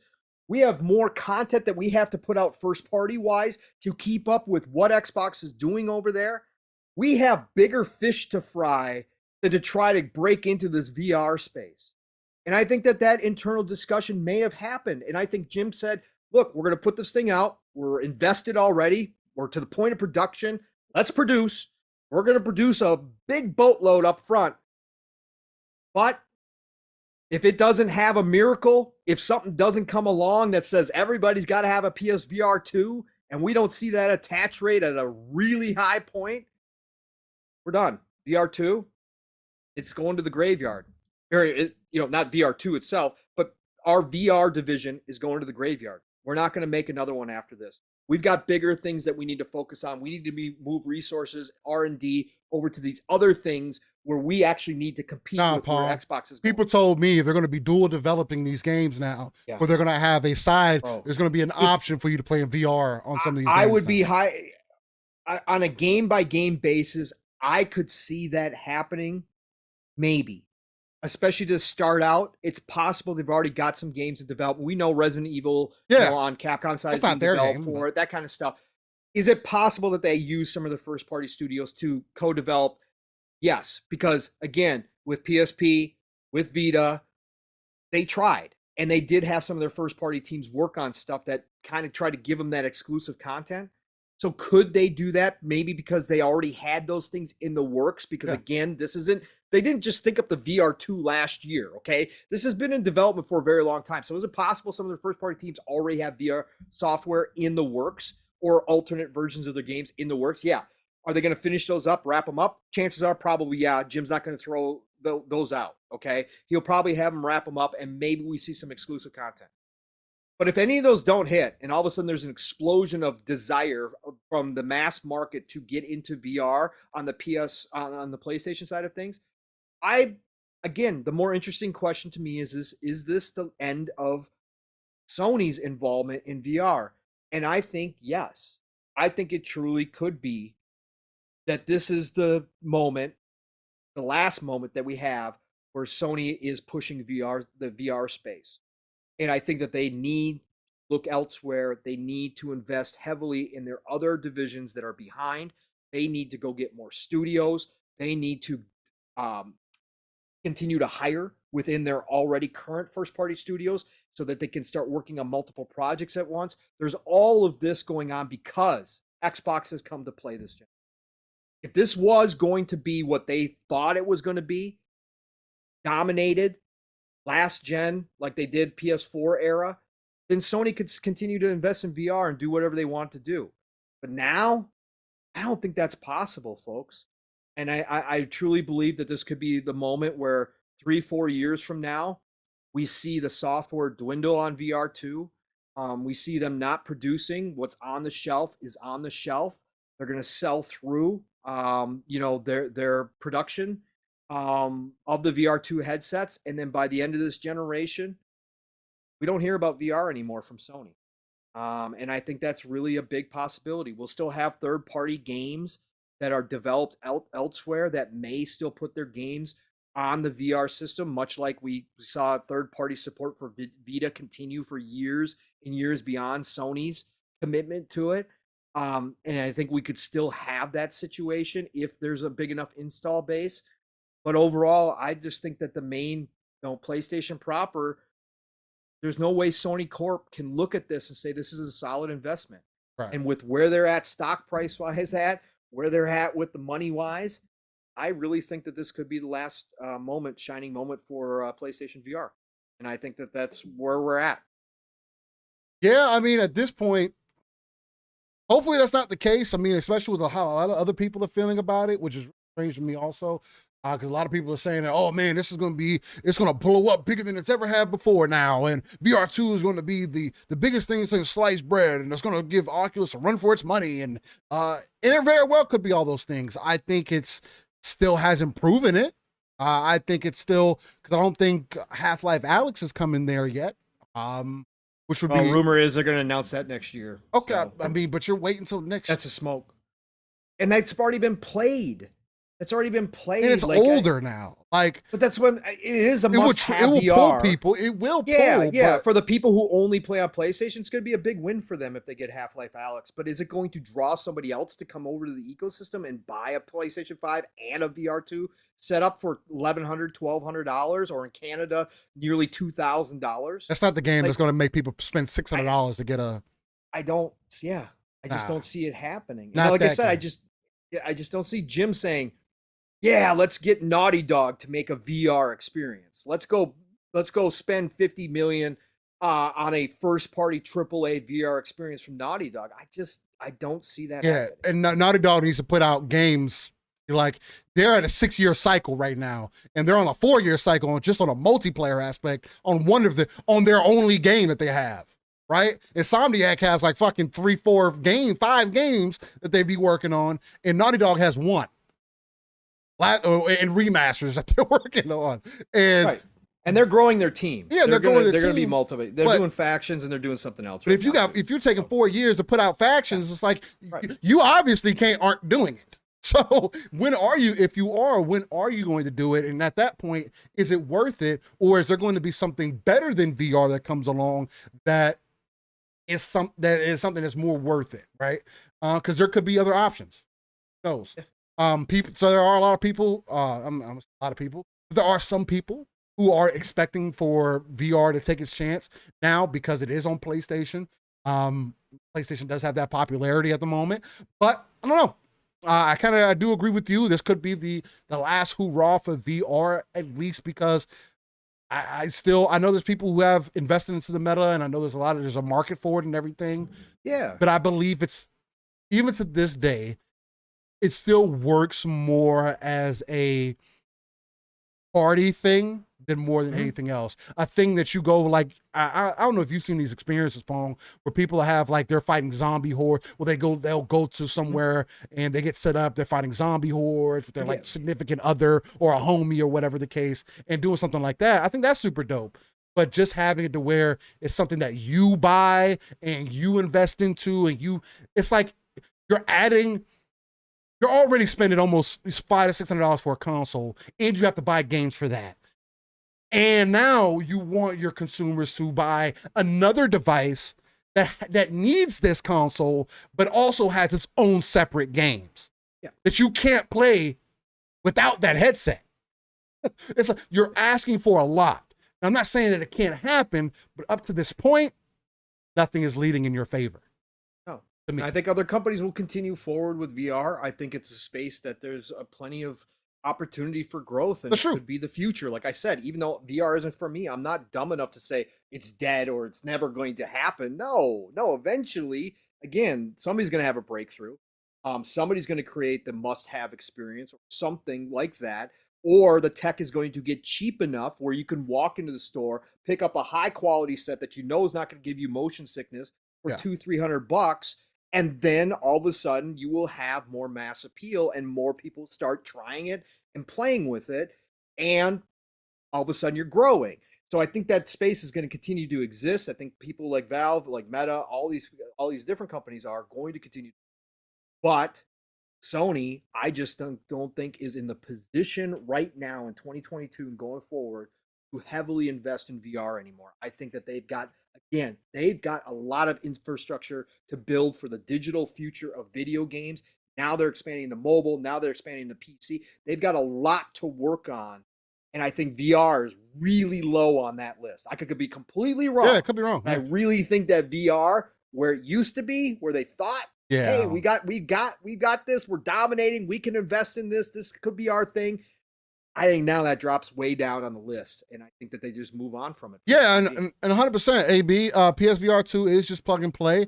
And like Lord Master Jasper said, it's cheaper to buy a PS5 and PSVR 2 over the new Meta headset. But the thing about that too, Jasper, is that new Meta headset, it's more for business than it is for personal. That's why it's priced that way. That's why it's priced that way. And not saying that people won't get it or won't invest into it. That's like Jez said on the Xbox 2, how many companies are actually going to buy the Meta Quest or the Pro or whatever the case headset to replace their $300 Lenovo's and have everybody? Come on, man. How many businesses are actually going to do that? I mean, but there are some. I mean, again, there are some. Correct. It's niche. It's niche. Yeah, absolutely. 100%. They want to make sure that you have that top of the line experience. And of course, when you, as a business, when you spend more money, you get a little bit of a bigger break. So that could be a reason for them to do that right there. Right. That shit straight off on that taxes. So that HoloLens should have taken off because HoloLens is much better. HoloLens, I think that's going to be the next breakthrough that we see before VR really pops, because being able to give me something that I can literally be part of my glasses, that I can like either slip over my glasses as like an add-on, or maybe I can get glasses with built-in HoloLens technology. That would definitely be the next level, because you're taking your phone. No, you can't do everything up here, but I mean, but taking your phone into something else that you use on a daily basis, like glasses, definitely be. And it's connected to like right there to your head, so you could do a lot more things with that, making it connect to give you more health options too. There's so much they could do with that, man. I think that's what I'm waiting for. And everybody's bringing up different games that would be awesome. Like Sappho brought up, can you imagine Starfield or Redfall in VR? Yeah, I can. Again, Destiny is if they made Destiny in VR, I can guarantee you that would sell VR units. Guaranteed. If Bungie went over to PlayStation and said, hey, PlayStation, I know y'all trying to do this, and I know y'all got VR right now. What do you think if we started putting Destiny in a VR space? Like, what do you think about that? And I mean, not saying that we could put the whole game in there, because I'd imagine that wouldn't be easy, especially on a PvP That'd be expensive aspect. As hell. Boy, they're gonna be working on that's a whole another 10-year experience, 10-year plan. But that would be really dope. It could sell consoles. There's a lot there. There's a whole world. You get to fly. You'll be able to have a fucking spaceship. It'll be really cool. And I agree, Gogo. We're far from that. So far. Yeah, no, and I agree. They should have invested in Google. Google. I said Google. Okay, don't pop up on my phone. Google Assistant's popping up. They should have invested in Vita too. They should have continued with the Vita. No, yeah. That they had grown. The Vita grew enough as a premium. They could have went and it would sit alongside Nintendo. It never would have beaten Nintendo, but an option. Vita was so good. It was unbelievable for a handheld, and it was still viable. It'd still be viable today if there were still games being made for it. That's how good that tech was in the Vita. But yes, I agree with you wholeheartedly. They should have continued in the handheld market. But that's my whole point. PlayStation TV should have continued to evolve. PS TV, people laugh at it. Bro, to be able to play my Vita games on the big screen, if they had expanded the PS TV, they could have been moving in on where we think Microsoft is going with Keystone. 100%. They could have already had a device that sat alongside the Fire Sticks that had the PlayStation streaming capability, plus play your physical copies of Vita. You actually put the Vita, you could buy it through the storefront digital too, but you could actually pop the Vita card into the PlayStation TV and play on the big screen. Not every game was compatible, but had they moved forward, they would have had that little device already in people's houses. Yep. And they could have introduced a streaming version very easily had they decided to move in the xCloud direction. They could have easily done that. No, they didn't see that. They didn't see that vision in it. And Casino says, I personally think AR is better. I agree with you a lot of. I think it's more. I think AR works better because you have more real world uses for it versus VR. Right? VR is cool, but let's get the real world uses out of it first. I think that would be much more beneficial to us in the long run, because I think we'll be able to see more of what's possible, and that can get kind of transfer into VR, right? Because it's another aspect, but just in a different angle, in actual reality. And then, is Microsoft still pimping HoloLens? Yeah, they're pimping my HoloLens out to the middle. But yeah, and the creator of HoloLens was just fired. I mean, so watching porn on his HoloLens. Well, I mean, do you blame him? I don't know. So well, he did other things. Was not a great guy, but he's gone. But yeah, like Steele said, the military is still using HoloLens, and that's the spot for it right now. It's not for commercial, or it's not ready for prime time. Let's put it that way. But eventually. And I think that would be really dope. But yeah, I mean, that's PSVR 2. Not a whole lot on it, but we definitely got into it quite a bit on there. Again, for those who are excited about it, definitely jump into it, man. Try it out, see how you're feeling about it. And yeah, no, people are gonna have great experience, no doubt. Again, the tech is not a tech guy, but everybody who is a tech guy has told me this is premium quality stuff right here. No, give me premium quality games. How about we stop worrying about VR and just how about we get games that aren't buggy? How about we get games that don't need patches day one? How about we get games that are complete? You're asking for too. Well, I mean, I put VR away, and maybe we'll have some more time and investment that we can put to other places. I don't know. It's just me. I know we talked a little bit about Jez Corden earlier. He also mentioned that he knows that the Diablo 4 release date is he knows what it is, and that it will be announced soon. It also hinted that it would be at the Game Awards with potentially a release date between March and May of next year. That's also where he said, and that was on the Xbox too. He also said that the Starfield release date may be wild. And Diablo 4 definitely sounds like it should be right around that time for it to be announced. Again, we've been getting a little bit more of that, and they've been kind of teasing it. That sounds about right for Diablo 4. I would expect for it to come out right around that end of March time, and I think that's a perfect time for it to come out. Again, Diablo as a whole is a completely different kind of game itself too. So if you're like a fan of that style of game, Path of Exile has been doing really well. I know that's on its way to make a second game that's coming to be released. I think it's going to be released next year, actually. But this could definitely start that competition between the two, because Path of Exile is kind of picked up where Diablo 2 has left off as far as feeling like a true top-down action-adventure experience, I should say. In that breadth. The Path of Exile is completely 100% underrated. No, it is. It is. Path of Exile should be played, but it is an amazing, amazing game. I put some hours. I probably say 40 plus between PlayStation. Was it PlayStation there first? Maybe I just played it on Xbox One. Anyways, Path of Exile.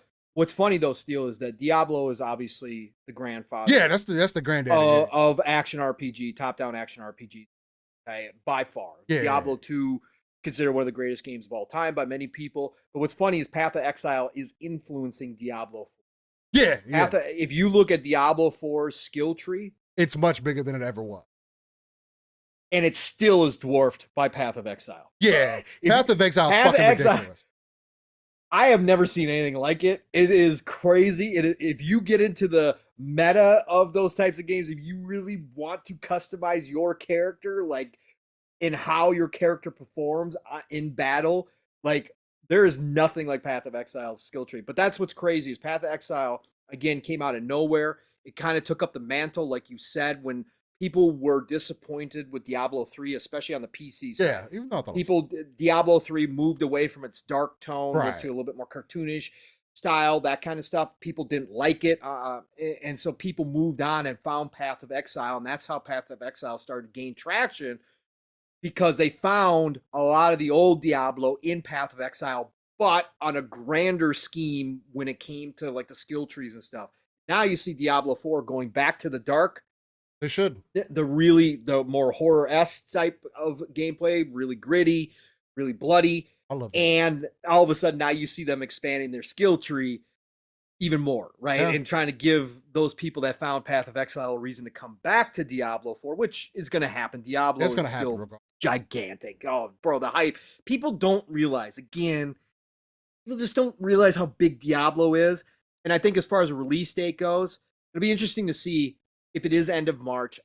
I think it might be pushed till April, because I think that Microsoft is hoping they can get the ABK deal done by March internally, if all things go as planned. Did they announce yet if Diablo 4 was coming into Game Pass? I don't think that was an announcement yet. No, that's not an announcement, but there's no marketing. That could be deals. part of that. Though. There's no marketing deals. I think actually Microsoft might have the marketing deal for Diablo anyways, because they did promote it quite heavily. So if they can get the ABK deal done, Steel, then they can turn around and announce, by the way, Diablo 4 Game Pass date day and date. So I could see them pushing it to April just to give them that time frame. That would be dope, and I definitely would be something amazing to see. Again, I'm hyped for Diablo 4. I do need to go back into Diablo 2 here on console, but we need to get that a run through. Resurrected. And I've been playing the single player offline. I just need to get through it so I can get that memory of it again. Let's dive. We're gonna dive into a co-op and run through it. I think that'll be a good time. We need to at least do it before Diablo 4 comes out, so I can get those memories flowing back in from there. Because I was starting to have a good time with it. It's one of those, because I didn't play it in co-op before. I played the game completely single player, whereas like now I think it would be a little bit different playing a single player, especially going back to remembering that the game doesn't fucking hold your hand. Right. The game is like, no, you go fucking figure out where it's at. How about that? And the inventory system sucks. I like that. I don't mind the inventory. But it's clunky as hell still. Comparatively, yes. Yeah, comparatively what we have now, it's like, why the fuck do I have to make this shit fit in my inventory like this? Well, why? Who cares if the spear takes up 6 slots? I mean, Path of Exile still does that too, but I'm just saying, like the movement in the console version, for Diablo 2 is still. It's you could tell it was made for PC. It's dated. You can tell it was mag for PC. It's definitely drag and drop style. But neither here or there. It's still a good game. So I definitely want to get back into that and wrap that up. Let's see. What will we jump into next? I think this would be a good time to talk a little bit about, good old Phil. And all the great things that he's been doing. He's been on kind of a stride, I would say. Constantly going on interviews, constantly letting people know where his mindset is at as far as what Xbox is trying to do with the ABK deal, showing face. And again, people can take this however you want. I'm not going to sit here and champion Phil and be like, oh man, Phil is the greatest guy that I've ever seen and met. But I would also be ignorant to not acknowledge the fact that Phil is going to be one of those guys in at least Xbox history, or Microsoft history, I should say more so, that has made a direct impact on how people look at Xbox and Microsoft. So with that being said, I think it's important to kind of, I don't want to necessarily say champion Phil, but to at least highlight it and see the perspective that he's coming from, because there's very minimal people that are going to come out and speak to it the way that he does, and as passionately he does about it, and be confident. Just introing it real quick, Paul. Did you want to get into it? Anything? What, Phil's interview? Just introing it real quick. I mean, is there anything up front that you wanted to say about it, or how you feeling? No. I mean, again, Phil's on a tour. Again, he's repeating a lot of the same stuff we've heard him say in the past. A lot of it having to do with the ABK deal, obviously, making very clear their intentions. Again, this interview, we've heard it multiple times, but this interview, he said it yet again, explicitly, that Call of Duty is like Minecraft in Microsoft's eyes. Right. And that, I believe, there is no. That's the truth. People want to play with it. People want to say, well, it could mean this, could mean that. If Call of Duty continues to exist the way it exists now, and like I've said, there could be a moment in time when Call of Duty just becomes Call of Duty, and it's a games as a service. It's an ever expanding universe. It's a portal. They could certainly move to that. That could change things a little bit with some of it. But if Call of Duty continues to exist the way it does now, and we get every couple years, 2-3 years, we get a new release of Call of Duty, they are going to continue to release that multi-plat. Right. They are actually going to bring it to Switch. I think Phil is looking at the new Switch coming out, which is going to be much more powerful. They may even be able to run Call of Duty natively. They want to expand, just like they did with Minecraft, the user base of Call of Duty. Call of Duty is a cash printing machine. Facts. The more places it can be, especially now with them integrating all of Warzone, Call of Duty Mobile, and the standalone Call of Duties in one experience with your progress, all that kind of stuff, it becomes even more vital. because I think they believe that Call of Duty is going to be a driver into other markets. We've already seen it breaking records on Steam, its own records on Steam, now that it's been introduced on Steam again, which it had been gone for a few games. So now, again, this is going to drive them into those markets as Call of Duty Mobile has become huge elsewhere in the world. Listen, they know this. They're not going to diminish the Call of Duty brand by bringing it exclusive to Xbox. As much as I know the console warriors would love to see that happen, as much as it would drive Game Pass numbers, and I understand that argument, the overall big picture that Microsoft and Xbox has here is bigger beyond even that. And Call of Duty can be one of those main key IPs that puts them in places that they would not normally be able to get into when it comes to worldwide, exposure, accessibility, etc. And so I think that that's being truthful here. And I think Phil made that quite clear in this interview. Once again, heard it multiple times, but under no certain, as he stated, as long as PlayStation exists, as long as PlayStation exists as a platform where we can put Call of Duty will be. And I think that's a fact. I don't think he's lying. I don't think he's playing with words. No, there's no reason for him to. And I know a lot of people try to make him seem like he's the devil, he's evil, and everything else. And again, you could take Phil's words, and it's crazy how people do this, because on one end they'll flip it and be like, oh man, he wants to be everything all inclusive, but now, oh man, he wants to take everything away. Okay, so which one is it? Because y'all were literally mad about him putting everything everywhere. And now that he wants to, and then also get mad about when he wants to keep things exclusive, it's like, oh, he's lying, and on one front and then the other side, he can't make sense of it. And it's just like, I mean, at the end of the day, for Call of Duty to be treated kind of like Minecraft, that's what makes sense to me. Why would you remove it? For what? It only makes sense that the only thing that you need to do is just show people that you just have an extra benefit if you get it on Xbox. Right. The same thing that PlayStation has done by giving people, like for an example, giving you an exclusive character for Modern Warfare 2 this time around. Oni, I can't play as Oni. I have a PC. I can't play as Oni. I need a PlayStation. That character. Do I care? Does it really bother me? No. But FOMO plays into that, and that can work for some people, right? Why can't Xbox do that at some point? Them putting it in the Game Pass. Pass versus $70. Who does that hurt? Right. Nobody except people who are paying $70 for it. That's the only person that it hurts. So at the end of the day, it's like, it just makes sense to treat it like Minecraft. Continue to let it build up. Again, this Call of Duty still has a lot to prove. It is lacking content. There are some things that has some of that Battlefield effect to it, right? Where 2042 had a lot of things that were missing up front. This Call of Duty has a lot of things that are missing up front.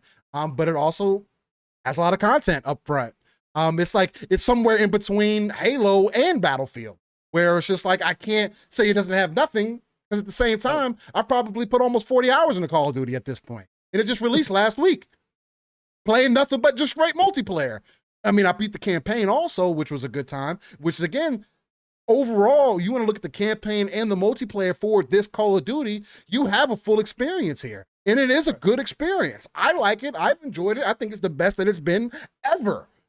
I can be okay with them missing something. You haven't played Call of Duty like this for a while.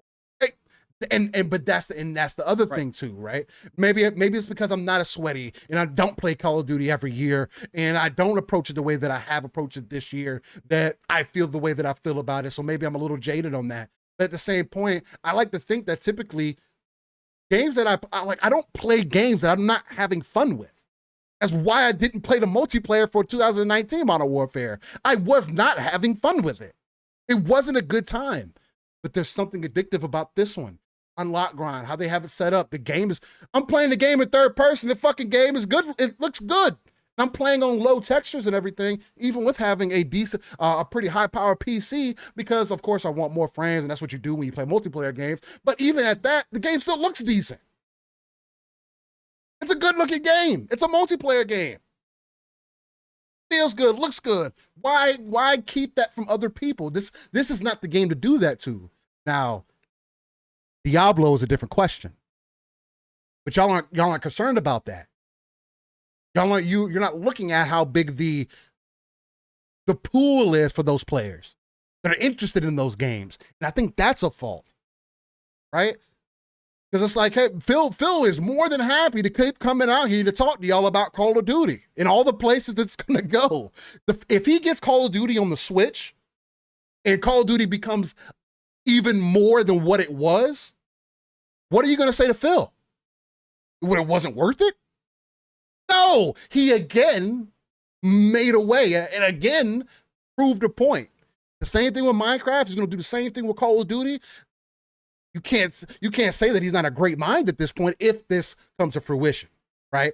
This is his plan. If this is I'm not going to say just his plan, but his team's plan, his plan, whatever he has in concept. Call of Duty and Candy Crush alone will pay for this deal, bro, in 5 to 7 years. And they're not even depending on that. It's like it's not the only thing they're making money off of. No, that's the other crazy thing that people talk about. Will pay for this deal in 5 to 10 years. That's how Microsoft looks at it. Yeah. That's why they're not going to mess with it.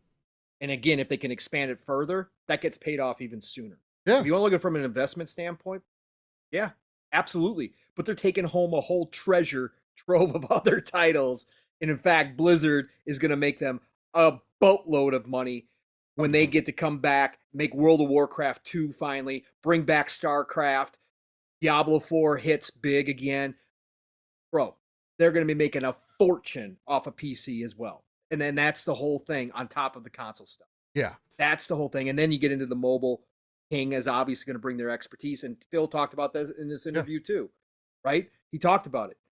He said the future of Xbox, they talked about the future of Xbox. Longer term, we're all in. And we're thinking about new hardware, new styles of games, new partnerships, new first-party things that we can go do. We're even thinking more about mobile and what we can do for mobile players. Mobile Game Pass is coming, folks, at some point. Mobile Game Pass is going to happen when they open that store. Again, to think that you're not going to have access to every one of your games on your device whenever you want, you got to be smoking something. Or you just are not paying attention or don't care. Because that's what Microsoft is trying to do right now. And you can say that's monopolizing or whatever the case. Who else is trying to offer you that? I'm not saying that this is the main option, because it's not. For many of us, but for the kids. It is. Yo, my kid, my oldest, just asked me the other day to play Genshin Impact on my old phone. Yep. On my Note 8. Yep. And she openly admitted to me, because I asked her the next day, I said, hey, how you feel about Genshin Impact? This came out of nowhere, right? Because she has a friend that started playing it. So I asked her about it the next day, because on the Note 8, I know it's not going to perform the greatest. But so I asked her, I was like, hey, how's the gameplay? She's like, oh, I like it. It plays pretty well. She was like, it doesn't look the greatest, but I mean, it plays all right. I don't really notice any lag or anything. Like, lag? You don't notice anything? She's like, yeah, it's okay. Ladies and gentlemen, they're not talking to us. They're not. Yes, they are with certain games. God of War, that's talking to us. Sonic Frontiers, that's even talking to us on some aspects. You don't think they made that game just for any and everybody. Now, of course, they had that consideration, but it's mainly older folks that they know that are into Sonic. That we do have our things, but all the moves that are being made right now and have been being made are for future generations. My generation is probably the last generation. And again, I was born in 92. I'm probably the last generation that didn't grow up without the internet. Right. I can remember what life was like without the internet. I remember when the internet seemed like it was fucking just out of sight for us. Man, dial up, this is great. But this is where it peaks at. I thought that was going to be the end all to be all. Look at where we're at now. Hey, some big analysts said that the internet would never take off. I grew up with the internet, and look where I'm at now. Right. My kids are growing up with handheld devices. My youngest has had a tablet since she was 2 years old. For learning purposes, majority of the time, right? Yeah. But she has been on a touch screen device since the age of 2 years old. My oldest is the same way. She was born in 2010. Since they were born.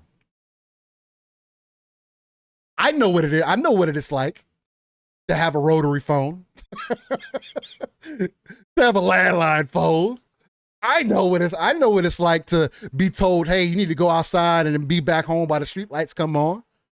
Hey, you go do something. Just not gonna be inside all day. I know what that's like. Not everybody else is. And the times are adjusting for that. Yep. Giving people more access than they've ever had before. But it is a very sharp, dual-bladed, double-edged sword. It really is. That's why it's important for us to continue to speak out on that, why it's important for people like Phil. That's why I think personally it's important that we have somebody like Phil in this position, because if it was anybody else, I think that there would be more of a negative connotation getting put on gaming. Because anybody else currently can't speak to it the way Phil speaks on it.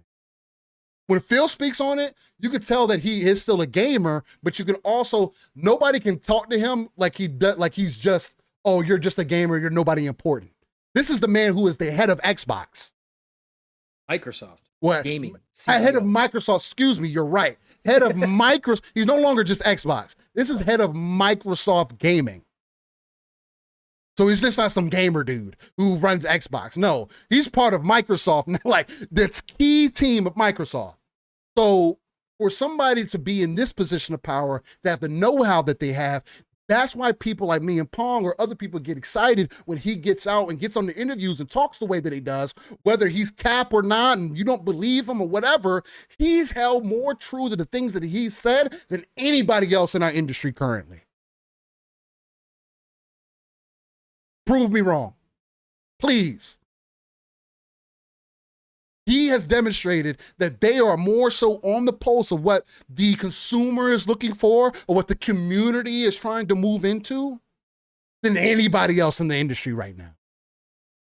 Anybody. He is the main person telling you about accessibility and trying to lead the charge of giving you more access than you ever had before. He goes on to say, because they asked him about the future of Xbox on the show, and they say he goes on to say long term, we're all in. And like Paul mentioned earlier, new hardware, new styles of games, new partnerships, new first party things that we can do. We're even thinking about going mobile. It's like that's the vision. And then all the other thing too is he talks about the likeness of Xbox first party this year. He says in shipping first party content, he's excited for the lineup for next year, for the great games that are coming for 2023. But he openly admitted that, yeah, man, they were light this year. What do you want them to do? It is what it is. But he is excited for next year. Now, again, could you run that back and say, hey, man, this is something that you say every year, and you keep telling us to wait another year. Oh, next year. Oh, next year. That's when it's going to be it, right? But we can't predict pandemics. We can't predict things happening. And more information is actually starting to come out, whether people want to accept this or not, where COVID has had a bigger impact on some businesses than others. Some people have not done well doing the work from home thing. Just hasn't worked for them. And there is more information coming out about that, where they're speaking to that, where you're hearing devs come out and say, man, this whole work from home snafu that we went into, yeah, we've adjusted to it, but goddamn, there's nothing like being shoulder to shoulder with people to where we can get things changed right then. I can just walk, I can go up the elevator one floor, and now I'm talking to the creative art team, or I can walk down the hallway. Now I'm talking to the creative designer, or I can walk down another hallway. Now I'm talking to the writers of the game. Now we're all right here in the same building talking to each other versus us being amongst the internet. And guys, like, I know the internet seems like the most unique thing in the world, but information doesn't transfer that well over the internet for everybody. Not everybody's going to have the best remote access. So that could be still an ongoing issue that they felt. Is that an excuse? Sure. And it's not my problem to care about your excuses. You're on mute, Paul. I said 2022 is unacceptable at the end of the day. Yeah, I mean, at the end of the day, that shows proper planning. And well, not proper, improper planning, excuse me. That shows a lack of vision to me. Well, a lack of adjusting to the situation and having a backup plan, right? Like if A, B fail, what's C, right?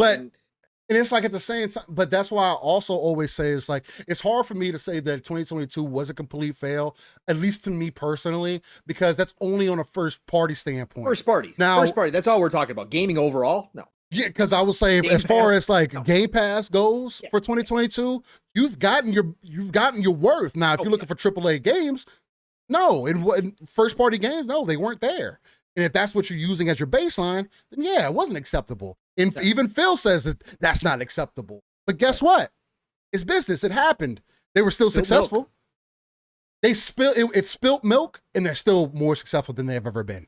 They're still getting more engagement than they ever have. They did see Game Pass slow down, which is a part of it. So. Game Pass slowed down on console, but it's gained on PC. Yeah, which is important. Because PC, there are more PC players typically than there are console players. So it's like that is another market that you do need to make sure that you get into. And the more that you expose yourself to that market, for example, they get Activision Blizzard. Blizzard has Battle.net. If Battle.net and Xbox combined, the apps combined, because Xbox is the fucking problem on PC as far as making sure things just run smoothly. And Phil said there's going to be a big update to the PC app. So he knows.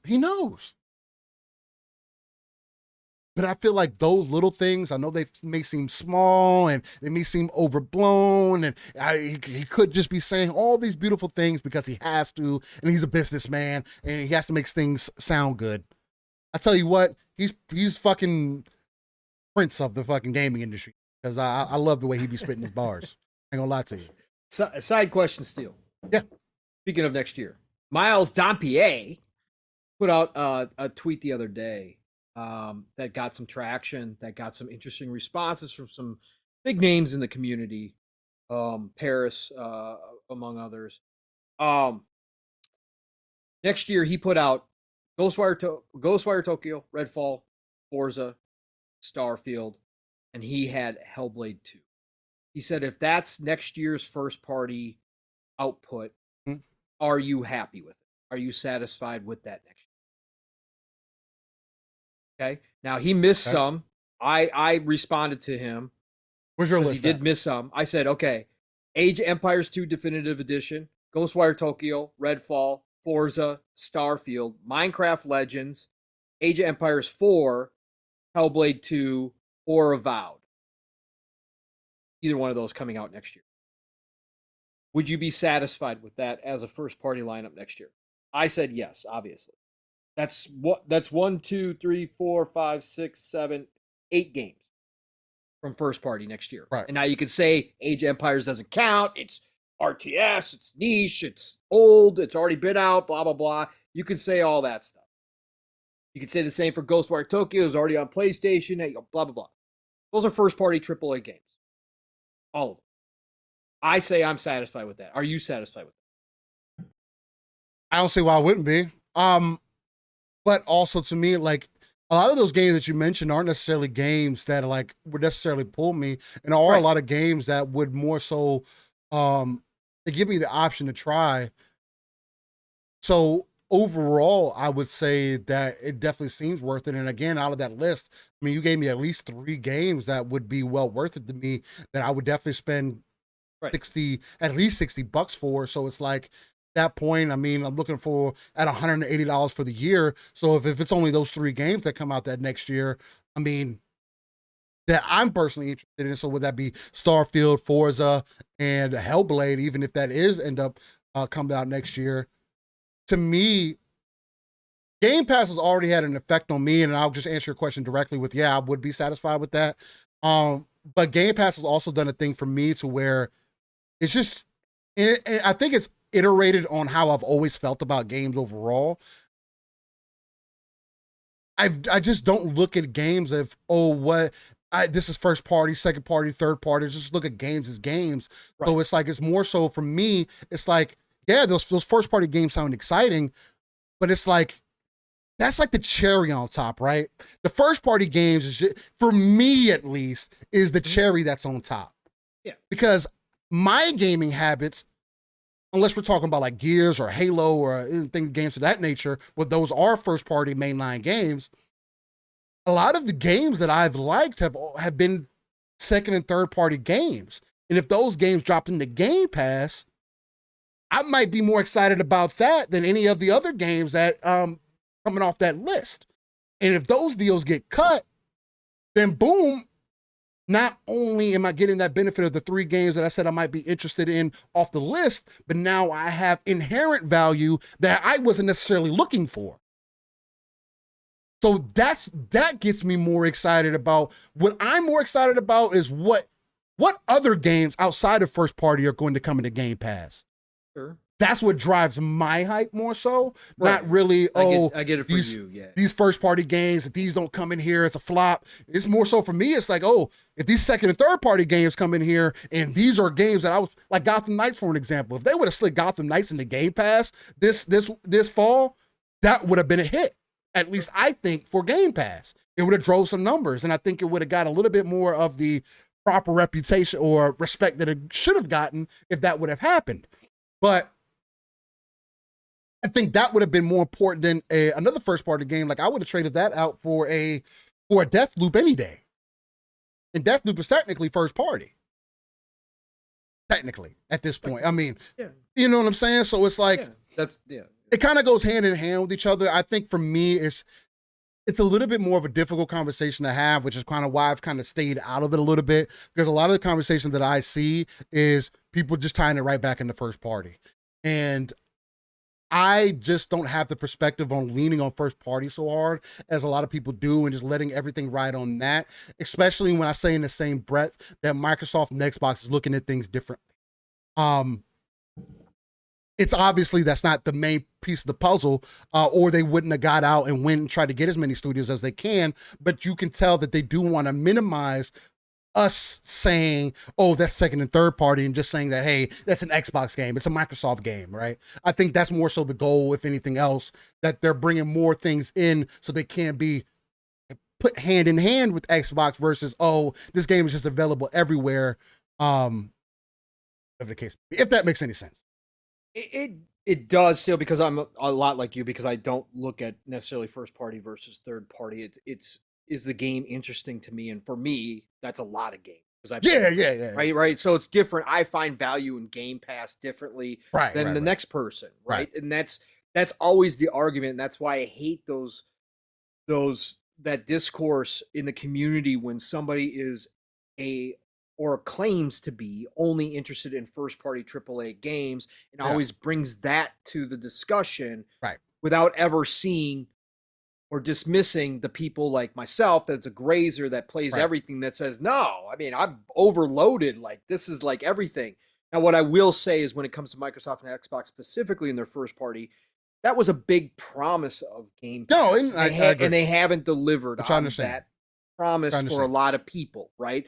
A lot of people bought into the ecosystem because, hey, Microsoft promised me I was going to get day and date first party titles. They've done all this work on and purchased all these studios. I'm not seeing the content. I'm not seeing, the games that I wanted to see, that I personally bought into this ecosystem. I can hear that argument, because I'm not going to dismiss you as much as I say you shouldn't dismiss me. I'm not going to dismiss you if you are that person. If you honestly are somebody who only tries to play those first party AAA games, hey, I get it. Yeah, it's been underwhelming. It hasn't been up to par, right? And what do you want me to do?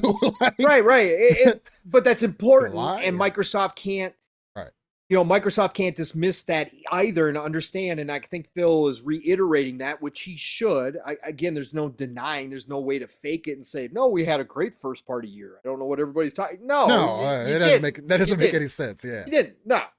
So, but I think that's why I say next year with that list, even though most of it's stuff that we know about already, right? And you really what you're saying with that list is you're going to have maybe one game in the second half come out of first party if assuming Starfield, Redfall, and Forza all hit that first half. Still a game a quarter if they do that right, but we know that's not the case. It's still a game a quarter. But I did see people like Paris who got a lot of flack, as he does when he comes with some of his big opinions. Yeah, he'd be kind of wild with it.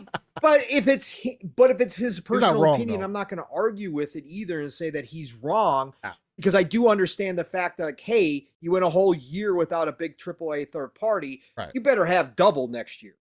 So one a quarter. Yeah.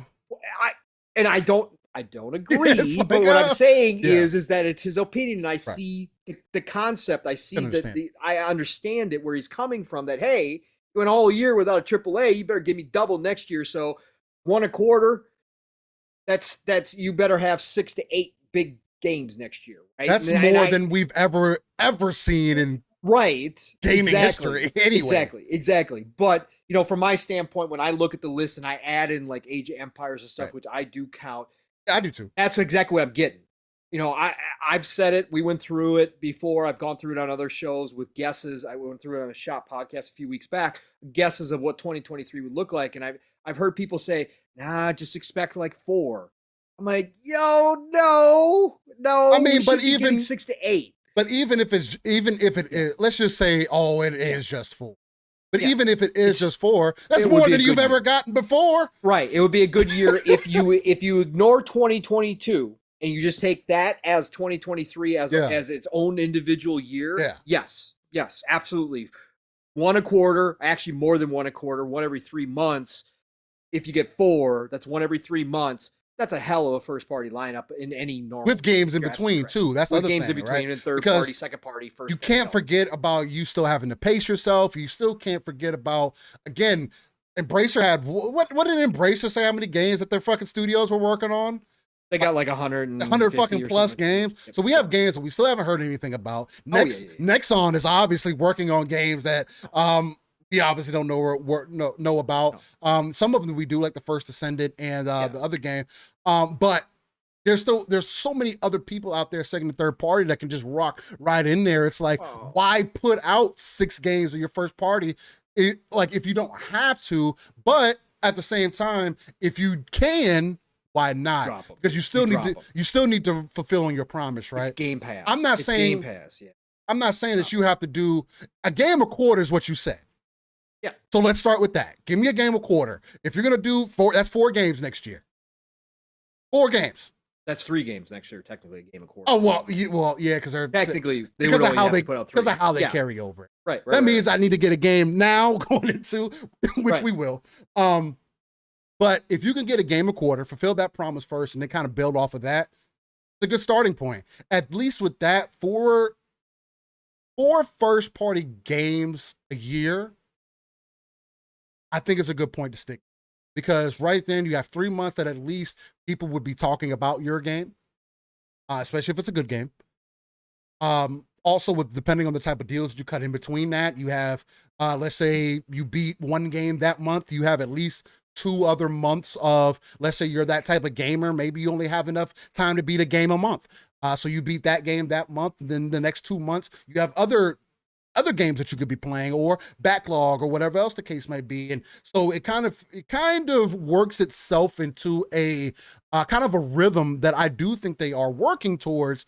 And I also think, if anything, the pandemic has helped them get to that, because I think once we start seeing that fall, that little bit of that avalanche, then it's just going to continue. Because at that point, if you're getting so many games in the service, because this is what I think is going to happen, is why, and it's part of the reason why I've really jumped back off of the making first party seem as important as they are. I mean, not saying that they aren't, because that's what defines you as your specific hardware.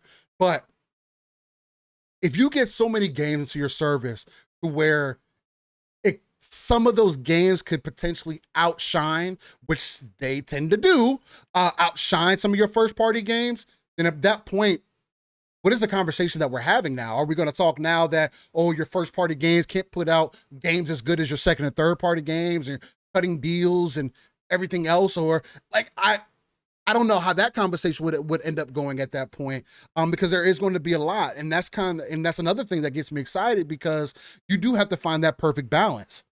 Because one thing that you've mentioned in the previous Pong, I do think it was fucked up for you to kind of throw Forza Horizon 5 to the wayside and release another game within 2 weeks of that release. I think that was fucked up. You should have let that game breathe for a month, at least. Give it its room. How much more could it have grown without other people getting invested? And again, it's one of those things. And again, we don't know what the numbers are looking like. We don't know what the truth is behind everything. We don't know how those deals work, but it's also it's a different style of game. So you can say, oh, well, there's always going to be certain people that play this game. There's going to be certain people that play this game, but it's just like, there has to be a fine balance struck there, right? Because at some point, you're also going to have to make your second, third party partners happy too. Because they're going to want to get that attention. Again, people spend almost half a decade of their lives on these games. And if Game Pass is going to be one of the main decision makers for people to invest their time or whatever, you want to make sure that everybody's taken care of across the board. So, and I think that's where the more shows each year comes into play. That's where the spotlights come into play. A more Nintendo Direct style show in between the big shows, so that you can give those smaller or your second third party deals a shine and give them their proper spotlight. That's where Microsoft has to work on their marketing, because they do, Colbert again 2 weeks ago had a great thread on it about how Redfall had a great new trailer, right? And Microsoft's was quiet, right? That stuff. See, that's a problem. Change. That's a problem to me. That's not okay. A problem. Not okay. But with Game Pass, this is where it's going to be interesting. This is part of the fascinating part of seeing somebody break through with a new service that we've never seen in this industry before. What does it look like to Microsoft? Do they care about separating games out? Do they care about spacing games out? Or with Game Pass, is it just more important to have those games available when they're available, so that when people look at this ecosystem, somebody new from the outside, right, or somebody thinking about renewing goes into Game Pass, and it doesn't matter that Starfield and Avowed dropped within 3 months of each other. They're both big RPGs. Is it more important that person walks in there and goes, oh my God, Starfield's there? Oh my God, Avowed's there. I've been waiting to play both of those. I'm subscribing. Like, is that more important to have the content available than it is spacing it out to give them breathing room like it used to be when it came to actual, hey, we need to sell this game. We're selling Game Pass now. We don't necessarily need the sales. Yes, we'll still sell games. Which one takes priority, right? And I think my initial thought on it is it's more important just to have the games available when they're ready. Drop them. It doesn't matter if they're back-to-back. It doesn't matter about if it's 2 RPGs. It doesn't matter. The fact is that when somebody looks at the Game Pass lineup, it says, I need those games, and I've got this game, this game, this game, this game that I've been waiting to play. They're all in there. I'm subscribing. I think that's more important than the breathing room, than the actual sales go. And I think that's what's going to be fascinating to see how they do this. Yes, there's still going to have to be some kind of roadmap. They can't just go, hey, Starfield's dropping on May 23rd and Avowed's dropping May 24th. Yeah, I don't agree. Nah, you don't want to do that per se. Like, that doesn't make a whole lot of sense. But is it okay to drop them closer together than they used to be? I think it is. I think it's still okay to not worry about that so much, but we'll see how it goes. Quick shout out to Tim the Sorcerer. Said, Pong, I finished Hard Space Shipbreaker. What an awesome game. Nice. Thank you for mentioning it on This Week in Gaming and recommending it. Hey, great to hear that, brother. Awesome. I'm glad you had a great time with Shipbreaker. Again, I'm going to get back to it. Again, it's a nice, relaxing game. Can't believe you bleed it all already. That's some dedication. Yeah. Shipbreaker isn't short. I mean, it got some meat to it. So congratulations. I'm glad you could find that game. And I think it was Blue Moon too that said that he played it on Game Pass. Never would have tried that game without Game Pass. That's the beauty, folks. That's the beauty. Microsoft wants you all to become grazers like me. Whether you want it or not, they all want you to try games nonstop. That's what it's about. Because you know what that does? When you try more games, you get invested in more games and more possibility for you to spend money on other things. Yep, exactly. But next year, no matter what, Steel, just to cap this off, next year, no matter what, is going to be a gigantic year. Yeah, regardless. There's going to be delays. There's going to be games that move out of next year, but there is so much on paper that even if games are delayed or moved out, it's not going to make a dent in what's coming next year. And that's for wherever you're playing. Like, it doesn't matter wherever you're playing. PlayStation's the only one that is looking a little light right now, but I don't think we've seen what they've got coming next year quite yet. Is it going to be on the level of Xbox? Probably not. But they have games out there, and you're going to be playing and eating pretty good over on PlayStation. So no matter where you're playing next year, it's going to be fantastic. But Xbox could have probably on paper their best year that they've ever had as far as a content standpoint. We still have the possibility, like Steel, you brought up, second party games. Jez believes that Project Belfry is going to be next year, and there's still a good chance Contraband from Avalanche comes next year as well to Xbox. So you throw those in there on top of your Stalker 2s, possibly on top of your Atomic Heart in February. Listen, it's going to be next year is going to be good. Yeah, I just want to throw that in there. Good conversation, Steel. So I think it's important for people to recognize just where we're at and where we're coming. And yeah, this year, again, it was bad. First party wise. Yeah, first party wise. It is what it is, guys. And again, if you play games that way, I can understand why you're upset, the frustration, and maybe you guys at one point will come to understand games maybe a little bit like I do. But again, I do see games as art and should be treated as such, and not everybody does. They want their experience, they want it now, and if they don't get those, gotcha, man. It is what it is. I'm not going to argue with you about it, and whatever. Another quick thing, because I know we're getting some time in here, and I want Pong to be able to give us some of his devices a good rest. Maybe getting warmed up here. That's we getting ramped up here. Well, I don't have the other show, so we're okay. Okay. It is getting warm though. The fans kicked on about an hour ago. Yeah, we've been here for some time, but there are some smaller things we can get into really quick. The Game Pass fans and family kind of was announced. It wasn't announced officially still, but Eidos was able to come up with some. Yeah, it accidentally went live for some people. Oh, it did? Oh, okay. That's how he got the screenshot. They pulled it down right away, but it accidentally went active or semi-active. It showed up when they weren't planning on it. Okay, so, Eidos was able to get these picks on hand before anybody else could. But essentially, what this has come to find out, what we've come to see, is that, pretty much what we anticipated is exactly where it's going to be at. The Game Pass friends and family deal does seem to be about $25 a month. Looks like it's going to be sitting at right around $24.99. It says it's $21.99 euros, which right now, depending on the exchange rate, would kind of transfer directly over. But that would put it right around that $24 price. Technically speaking. So that's really interesting to see that it did fall in with that number. And with the ultimate friends and family, you're getting ultimate benefits with 5 friends. So that's an interesting thing. All 5 friends are going to have ultimate accessibility. That's really dope for $25 a month. Open to players outside of your household. Another huge benefit. Enjoy hundreds of games together. Every player uses their own account, play at the same time on console, PC, cloud, and always something new to play. And then you essentially get everything that you get with Ultimate. So the live membership, EA Play Go, cloud, free perks every month, member discounts, except you'll get that in friends and family also.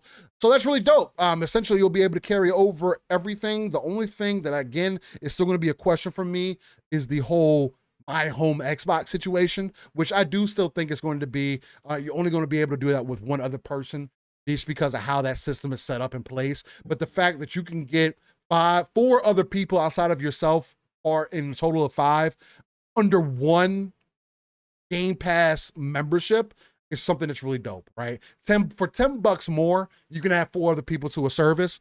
And if $25, again, this could be the price tag that they were talking about, because technically speaking, it's more expensive than what you're currently paying, but at the same time, it's less expensive if you have multiple people, investing. Now, Typically, that doesn't end up being the case. For those who know, whether you have a Netflix subscription, typically there's one person paying for it and other people kind of riding on the subscription, which is perfectly fine. But this is kind of like Xbox saying up front, like, hey, this is our plan. You want 4 other people to be part of it?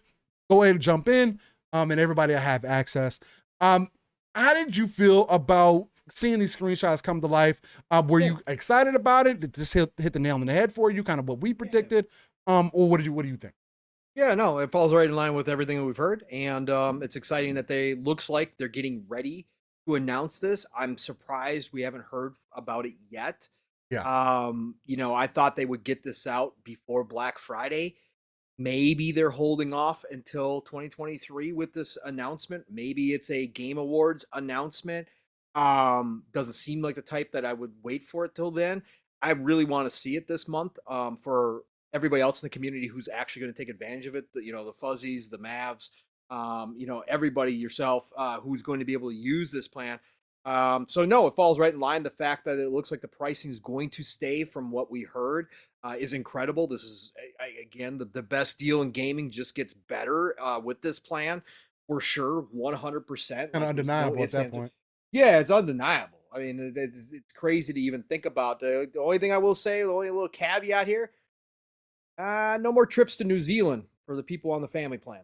No more early New Zealand trips because you all got to be in the same region to have access.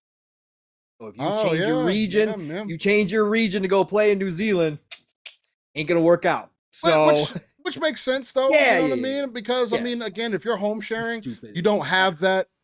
You don't have that limitation, right? If you're home sharing with somebody, so you can still do that. But again, I mean, I guess it makes sense. It's a little deal. Most people outside of us enthusiasts don't even that shit. So whatever. Overall, it's a great deal.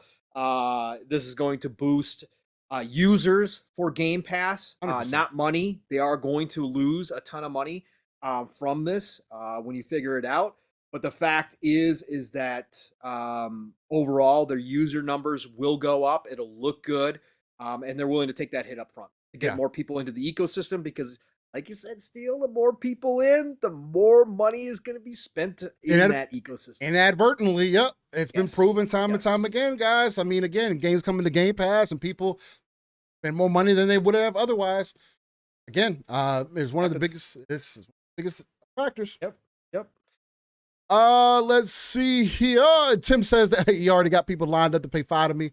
So awesome. Yeah, man. Again, it's a huge benefit for a lot of people to become part of the service, man. And again, I think there's going to be a major way to really inflate those numbers, get it looking real good. And again, more people you get involved, the more people are going to be willing to kind of divulge them. At least I think so. Yep. Let's see what else we got on in here. Pong, you see anything special? Yeah. We got to talk about one here a little bit that got people fired up again in the community because we got some info drop from Jason Schreier this week. Everybody's favorite journalist dropped some pretty big news. It kind of went under the radar because he did it in his casual fashion as he always likes to do, and it's like, oh yeah, this is the first time that I've ever spoken about this. He loves the attention, so he did it in his classic way. But number one, let's get into this. Eidos Montreal. Crystal Dynamics, obviously purchased by Embracer Group. We know Crystal Dynamics was working on Perfect Dark prior to the acquisition. Jason Schreier put out a note that they were closing, Embracer Group was closing down the Noma studio, which was just recently renamed. It used to be the Square Montreal division, part of Eidos. Some people read this and thought, Embracer Group's closing down Eidos Montreal? No, they're not closing down Eidos Montreal. They're closing down the Onomo studio, which was their mobile division studio. They worked on Hitman Go. So they just closed that down. Feel bad for the people who may not have been able to keep their job. They did move some people to the main studio. So I'd never like to hear that happening. But obviously, Embracer Group with acquiring had to look at financials, restructure. So they just decided the mobile division wasn't worth it. So they closed down the Nomo. But that wasn't the big news, folks. No, just casually, Jason Schreier throws in there that Eidos Montreal is working in partnership with Microsoft on Xbox games, plural. He put games and then said, oh, by the way, one of those games happens to be Fable. So not only do we have Crystal Dynamics working on Perfect Dark, which people were like, this is really strange. What happened to the initiative? It was supposed to be a quadruple A studio. You guys had all these people leave. Now you got Crystal Dynamics working. Well, of course, Daryl Gallagher, the head of the initiative, Crystal Dynamics is his former team. He knows everybody over there. Perfect Dark is going to be a big reboot of a big IP to Xbox. So obviously, you go get a veteran team who knows how to build AAA games to come help you. That should be celebrated, but it wasn't. It was questioned. Well, now you got another AAA studio, Steel, coming in on a support role for another big rebooted franchise in Fable, which is obviously being worked on by Playground, as we already know. Playground, masters of the open world car PGs. Masters. Created Forza Horizon, which is one of the biggest now IPs out there, one of the best racers overall out there, but as a whole new experience, open world, so many different mechanics.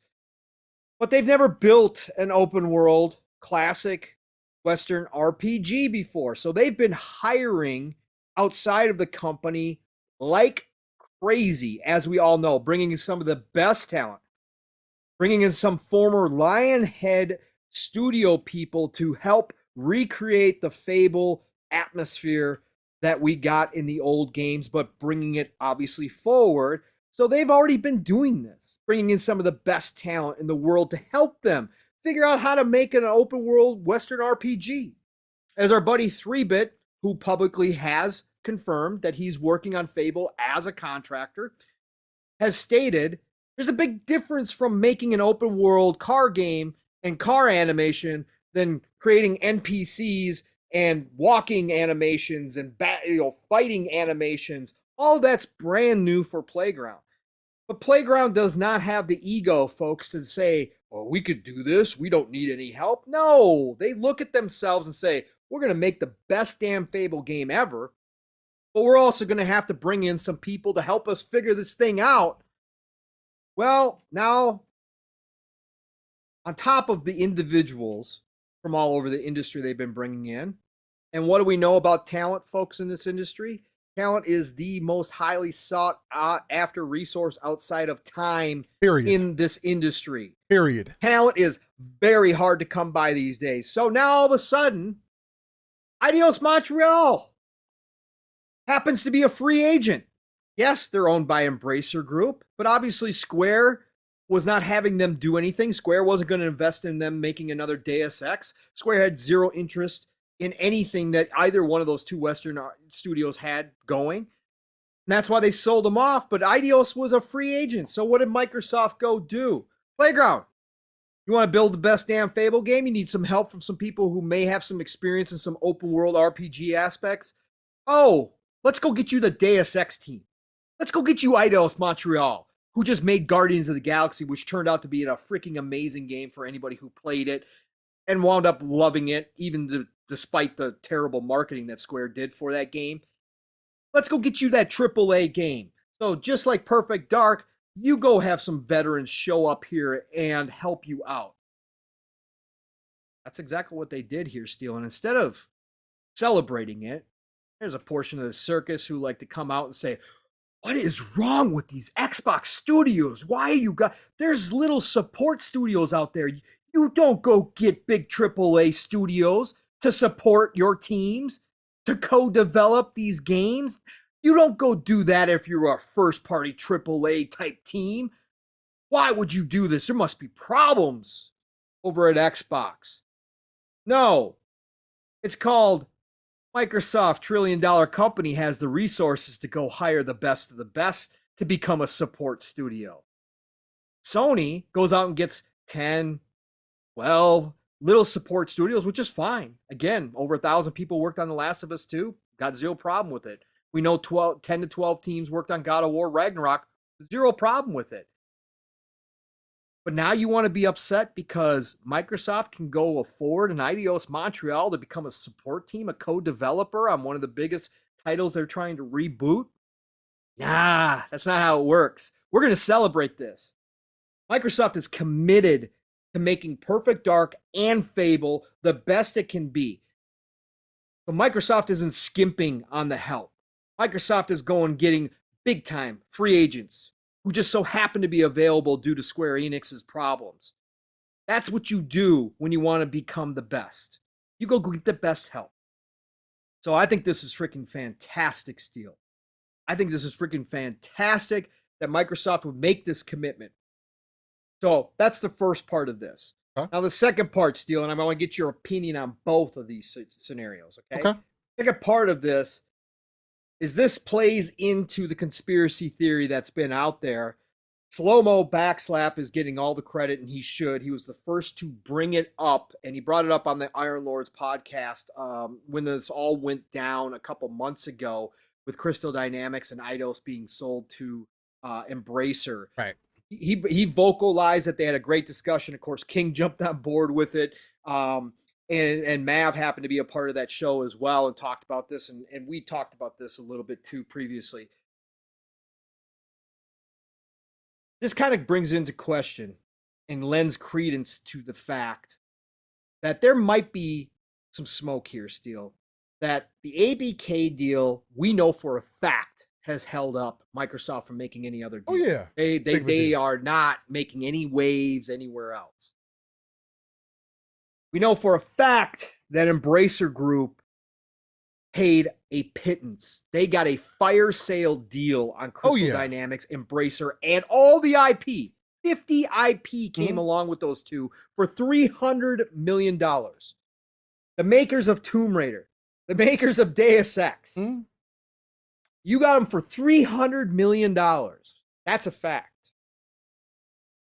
So this is where conspiracy theory comes in. Microsoft is held up, can't make any purchases. We know almost for a fact. I won't say a fact because nothing's public when it comes to this stuff. But we know with the deal for Perfect Dark and Crystal Dynamics and with Daryl Gallagher being the head of Microsoft and Xbox were looking at purchasing Crystal Dynamics and Eidos Montreal and all that IP. We know Phil loves the Tomb Raider IP. Right. Loves it. That was one of the last exclusive third-party deals they ever did was with the Tomb Raider that went sideways on them because the media had a conniption. We know for a fact that they were close to a fact that they were looking at those two studios, but they got wrapped up in the ABK deal.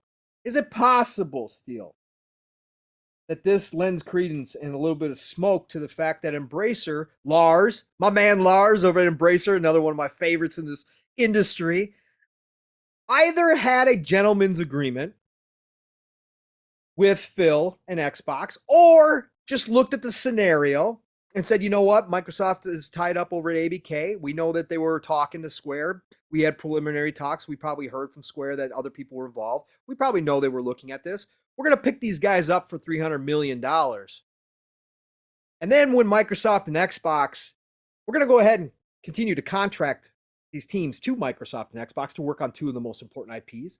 And then when Microsoft gets freed up, when this ABK deal goes through, we're going to flip them because we know Microsoft and Xbox and Phil are going to pay a premium. We're going to get them on the cheap and then flip them right back to Microsoft and Xbox for big time profit. So they kind of parked them over there, Steel. Kind of got parked. Kind of in storage. Okay. What do you think, Steel? First part, what do you think about them working on Eidos Montreal, working on Fable? Do you think this is a good thing or is it cause for concern? I think it's a good thing. Eidos Montreal has that ilk. I was trying to make sure I was going to talk about the right games here, and I think I was thinking about Monolith when I was actually thinking about that initial game. So I wanted to make sure I didn't get their game. They worked on Guardians of the Galaxy. But for Eidos Montreal, just especially to see everything that they've gone through with Square Enix, if they're working on Fable, I think it's a good thing because especially from playing, I don't have any history with Deus Ex, excuse me. But I do have history with Shadow of the Tomb. I thought that was a good game. and Guardians of the Galaxy, which is another one of those games that I kind of stood on the hill of and said, hey, I'm gonna get this game day one. I think it's gonna be a good game. And surprisingly enough, the game ended up being a really good game. I say surprisingly, I feel like I'm at least hitting for 85% in the field for games that I end up investing in day one, at least 85. But neither here or there. I think it's good for them because I don't think that Playground is as in much jeopardy as some people kind of try to play it out to be, right? People are like, oh, well, you know, they got the writing director coming over there, and they got all these other people coming in. And, man, Fable must be so super behind. Look at Xbox. They don't know how to make games. They can't get anything under control. They got to bring all these other people to help with them make games. And I don't know if anybody didn't know this, but everybody in the industry helps each other make games. Everybody, literally. There's like David Jaffe, best example all the time. I know people give him his flowers and everything and say, oh man, creator of God of War. He openly admits all the time that he is not the sole creator of God of War. It was a team that brought that vision to life. And he appreciates everybody thanking him, but it's just like this is that there has to be a team behind it, not just Playground themselves, who were built out of Turn 10 and were focused on making racing games. Do you think that who's the studio that made Horizon Forbidden West? It's right there on the tip of my tongue. Thank you. Guerrilla. You don't think that Guerrilla all of a sudden started making an RPG game and they had no help from anybody else after only making first-person shooters? It'd be crazy to think that they didn't have somebody, and Sony is good about that, to make sure that their internal studios do assist with each other to make sure that you're going to put out a quality product. That's one of the number one things you can't complain about Sony about, for Horizon Forbidden West is kind of that outside factor, but typically from Sony Studios, their games come out extremely polished. So you would like to see some of those things, especially with Microsoft, carry over into their dev houses. Because it's not like Playground can't put out a polished game. They have time and time again.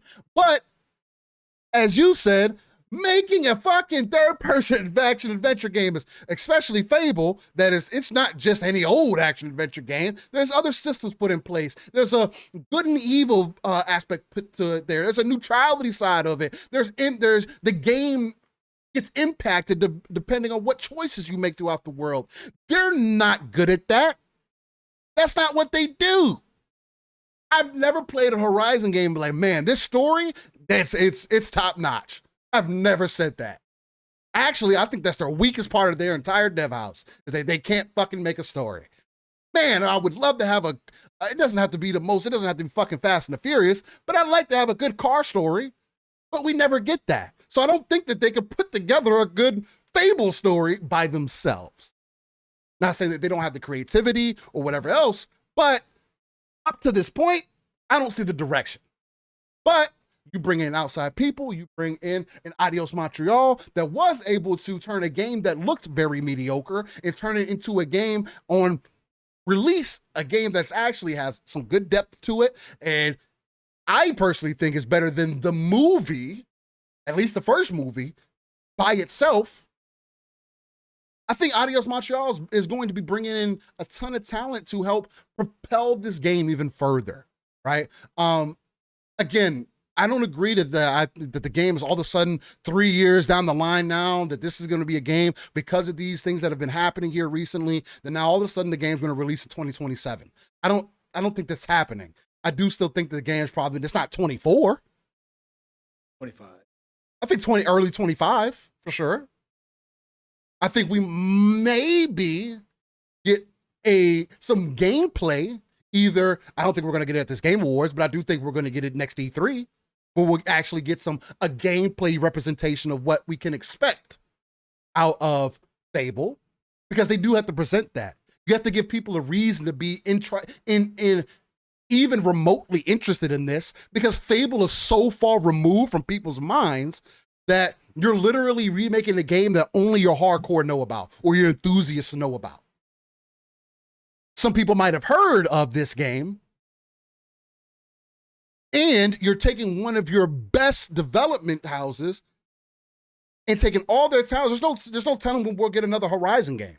This tells me that Horizon 6 is currently not in development. They may be having some things behind the scenes. Yeah, there are 2 teams, but it'd be kind of crazy for me to think that after, because they are working on DLC also, and they came out recently and said, hey, we'll have some things to talk to you about DLC next year. We might get something from the Game Awards too, but they're talking about, so there are 2 different teams, but it'd be also kind of crazy to think that the majority of the team isn't currently working on Fable, right? That, hey, this is what we got going on right now. Forza 6 isn't necessarily in the pipeline, and I don't know if they necessarily know, because of what we've seen from Horizon 3 to 5 now, whether they can evolve the game further, because still Horizon 5 still leaves much to be desired as far as keeping people involved in that rotation, right? Because it's one thing to get me in there, but it's another thing to get your casuals consistently coming back to keep playing that game, right? I'm pretty sure they're getting more attention than Gran Turismo is, but neither here or there, whether you want to take that for what it is or not. Again, chasing chickens is hard to do on a motorway. Yeah, it can be. And again, car physics and world physics and everything are completely different from you actually building out a fantasy world and character interactions, questing and all of it. Especially this, like in this day and age, there's a whole different mantle that you have to expectation that you have to live up to. Yeah. Not only that, but then you also have to add on the Fable expectation, right? So not just the RPG expectation, but also the Western RPG expectation, but also the expectation of Fable itself. Ye has little faith still. Nah, Steel has all the faith in Playground. Yeah, I mean, I got faith in Playground. I mean, I love Playground and everything they've done. They set out to be the best studio in the world. They made that their goal. Yeah. So they said that. Again, that's why I love that they're doing this. They're breaking out of their mold. I love that. And they're not too big to ask for help. No. Not too big to say, hey, we need other people in here to help guide us. Learn how to do this. I think it would be more of a problem if they sat there and said, oh, no, we got it. No, you don't. Right. No, you don't. Come on. Right. And so it's one of those things. I don't think it's a problem. I know some people are of the mind that, oh, look at, here goes Xbox again. Like I mentioned in the beginning, not managing the studios correctly, having to bring other people in to help support their first party studios. But these same people aren't admitting to the fact that either you don't know or aren't aware that every studio in the industry is helping somebody.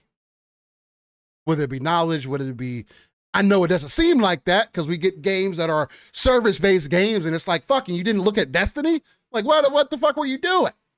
But all games aren't made in the same space, right?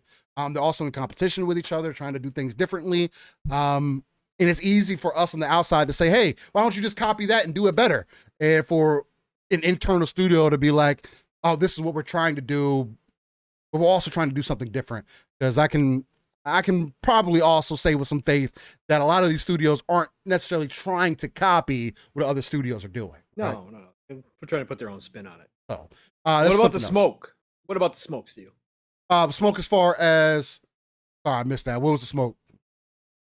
As far as Embracer flipping them to Xbox. Oh, okay, my fault. Okay. Yeah. As far as the smoke about Embracer flipping into Xbox, I do think that that's a possibility, mainly because of the type of business dealings that Phil has been kind of making happen along with Sarah Bond.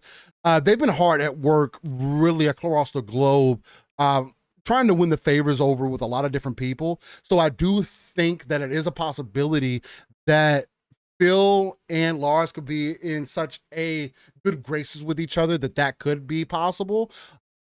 Especially with Embracer doesn't necessarily have a plan for anything, right? They just have a bunch of things that they're housing and not necessarily putting to use. Like they got games in development. Again, we talked about that earlier. They got over 100 games in development and everything. But I do think it kind of ties into what I mentioned earlier, because I think I said this a few episodes back, actually, to where I think Embracer is literally just a housing unit where you're put, or a warehouse more so. They're taking things in, and people have to come to them and say, hey, we see that you're working on this game right now. We have this studio that can also work on this game. Would you like to cut a deal and we can make that an Xbox exclusive, or we can bring it into Game Pass and see how it does? I think that's more so what Embracer's kind of going for currently. Kind of like a library, right? Where people, you have to get a library card from them, and you got to do business dealings from them to get certain IPs, or maybe fill that space that you don't have any first party or any other second or third party deals that you have available to you. Maybe you could kick it over to an Embracer and say, hey, what do you guys got available? Maybe we can cut a deal with you guys and get that out. The other thing to consider too, Steel, not to cut you off, but just to consider this too, in that line of thinking, is we don't know where Embracer is from a comfortability standpoint, right? Exactly. Putting out big money for AAA. I don't think they're there. We already know Crystal Dynamics has started Tomb Raider. Yeah. Part of Drachenshire's report was that Eidos is very early in Deus Ex development, and they came out and had said previously that they want to bring Deus Ex back and see if they can do what Cyberpunk didn't. So they're talking about a big game with Deus Ex. Okay. Now, is Embracer Group willing to fork over $100 million, $150 million to make current day AAA big games? Or is that something that they, again, was a part of the deal? Like, we'll bring them on, but we know we're not comfortable with investing and putting that risk into it but Microsoft and Xbox are. We know they're going to be cool with that. Is that a part of the flip as well? I think so. Yeah, I think that would be a big part of the flip, because again, at the end of the day, if you look at that library kind of analogy, at the end of the day, you're the one that's going to benefit. Because if you don't do that, then Microsoft's going to have to find, or anybody, it doesn't have to just be Microsoft, but anybody would try to have to find that deal somewhere else or try to get it from somewhere else. And that doesn't make any sense at that point, right? Embracer could literally be a middleman, and that's how they become successful. That's how they reach that Activision Blizzard kind of status. And then you could see them possibly put out, because of those dealings, maybe they do end up investing on a game that Embracer internally believes in, and then before you know it, now you have an Embracer marketed game, and they're cutting a deal, say, hey, Xbox, PlayStation, Nintendo, we have this big game over here at Embracer. Where do you guys want to put this game at? Is it going to be exclusive? Are we going to do a multi-plat? Do you guys want to do any business dealings? What do you guys want to do? Oh, there's 100 million players that love this game. What are you going to do? That could be a big play, right? Because everybody's looking for that just one that can hit. That could be especially as a library of games, as Embracer's kind of made themselves seem to be, you have more sight because you're taking in so much, and you do have a lot of talent at your forefront. You have more sight to kind of see the different things that are in motion, right? You're not locked into one specific space.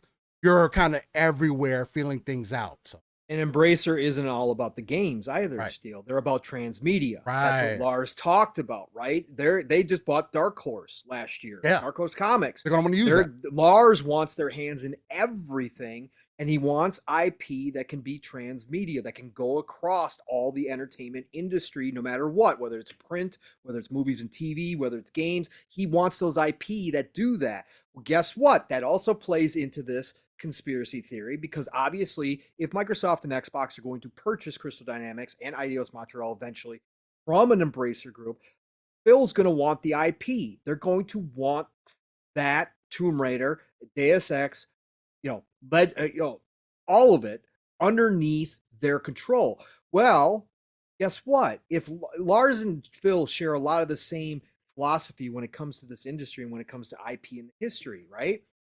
Well, if you cut a deal, that could help out with the deal, because Microsoft has not shown yet an interest in moving into the entertainment industry as a whole, right? So what do? Lars, we'll buy this stuff from you. We want the gaming rights, but guess what? We'll cut you a deal on the transmedia side of things. You want to take Tomb Raider back into the comics? You want to go ahead and make Deus Ex into a manga or whatever the hell you want to do with it, a graphic novel? You want to go do that stuff with this IP that we are purchasing from you? Guess what? We're going to cut you a deal on that stuff. We'll take a smaller percentage of the transmedia side of things. You guys hold the rights. Go ahead, make decisions you want to do. Obviously, you're going to still have to come talk to us because it's going to have to fall in line with our vision. But at the same time, you want to go do that, you'll have main control over all the other rights. We just want to make sure we've got the gaming rights. And that would be very attractive to an Embracer Group and a Lars to have that relationship built in that, hey, Microsoft doesn't, we don't care about the movies and TVs yet. Right. We're just dabbling. We're starting to get our IP out there like Halo with Paramount Plus and all that kind of, we're just starting to move in that direction. You guys go ahead, keep control of that side of things. We just want the gaming rights. That's it. Very attractive relationship for both parties involved. I think it could be. Yeah, I do. I too also think the same thing. And again, with so many different dev houses and people that play, it's going to be interesting to see what games that we end up coming out with. Because again, the first Ascendant from Nexon could be another one of those that just comes out from out of nowhere, and Nexon being another one of those is just like, hey, where did this come from? There's so many more possibilities, and it just gives you kind of a little bit of a roadmap of what these other players could do in this space, especially seeing Activision Blizzard getting gobbled up by Microsoft. It's only a amount of time before somebody else steps into that fold with another big game. Because again, Battle Royales came out of nowhere, became a phenomenon, and now is considered like a main game mode. I don't think we're too far off from another game doing that same thing. Again, we could see something like that from Arcstriders. Could do that. There's so many other games that could come out and really hit it over there. Absolutely. It gets me excited, man. All right. Yeah, no, there's so much going on. Again, we've said it from the beginning, Steel. This is the generation, it's the golden age of gaming, it's a transitional generation. See things evolve in a different way than we ever thought before. That's what makes part of this fascinating, outside of just the sheer amount of games and content that we're going to get out of this generation, which is going to be insane. What happens down the road in the future and where things are shaped, Microsoft being the main shaper right now, the company that's building a lot of, or making a lot of the rules, forming new, subscription services that's never been seen before. That's what's so fascinating about what this generation is and how it's going to look now to the end. It's going to be crazy. 100%. Yep. One of the last few, we'll make them small topics here.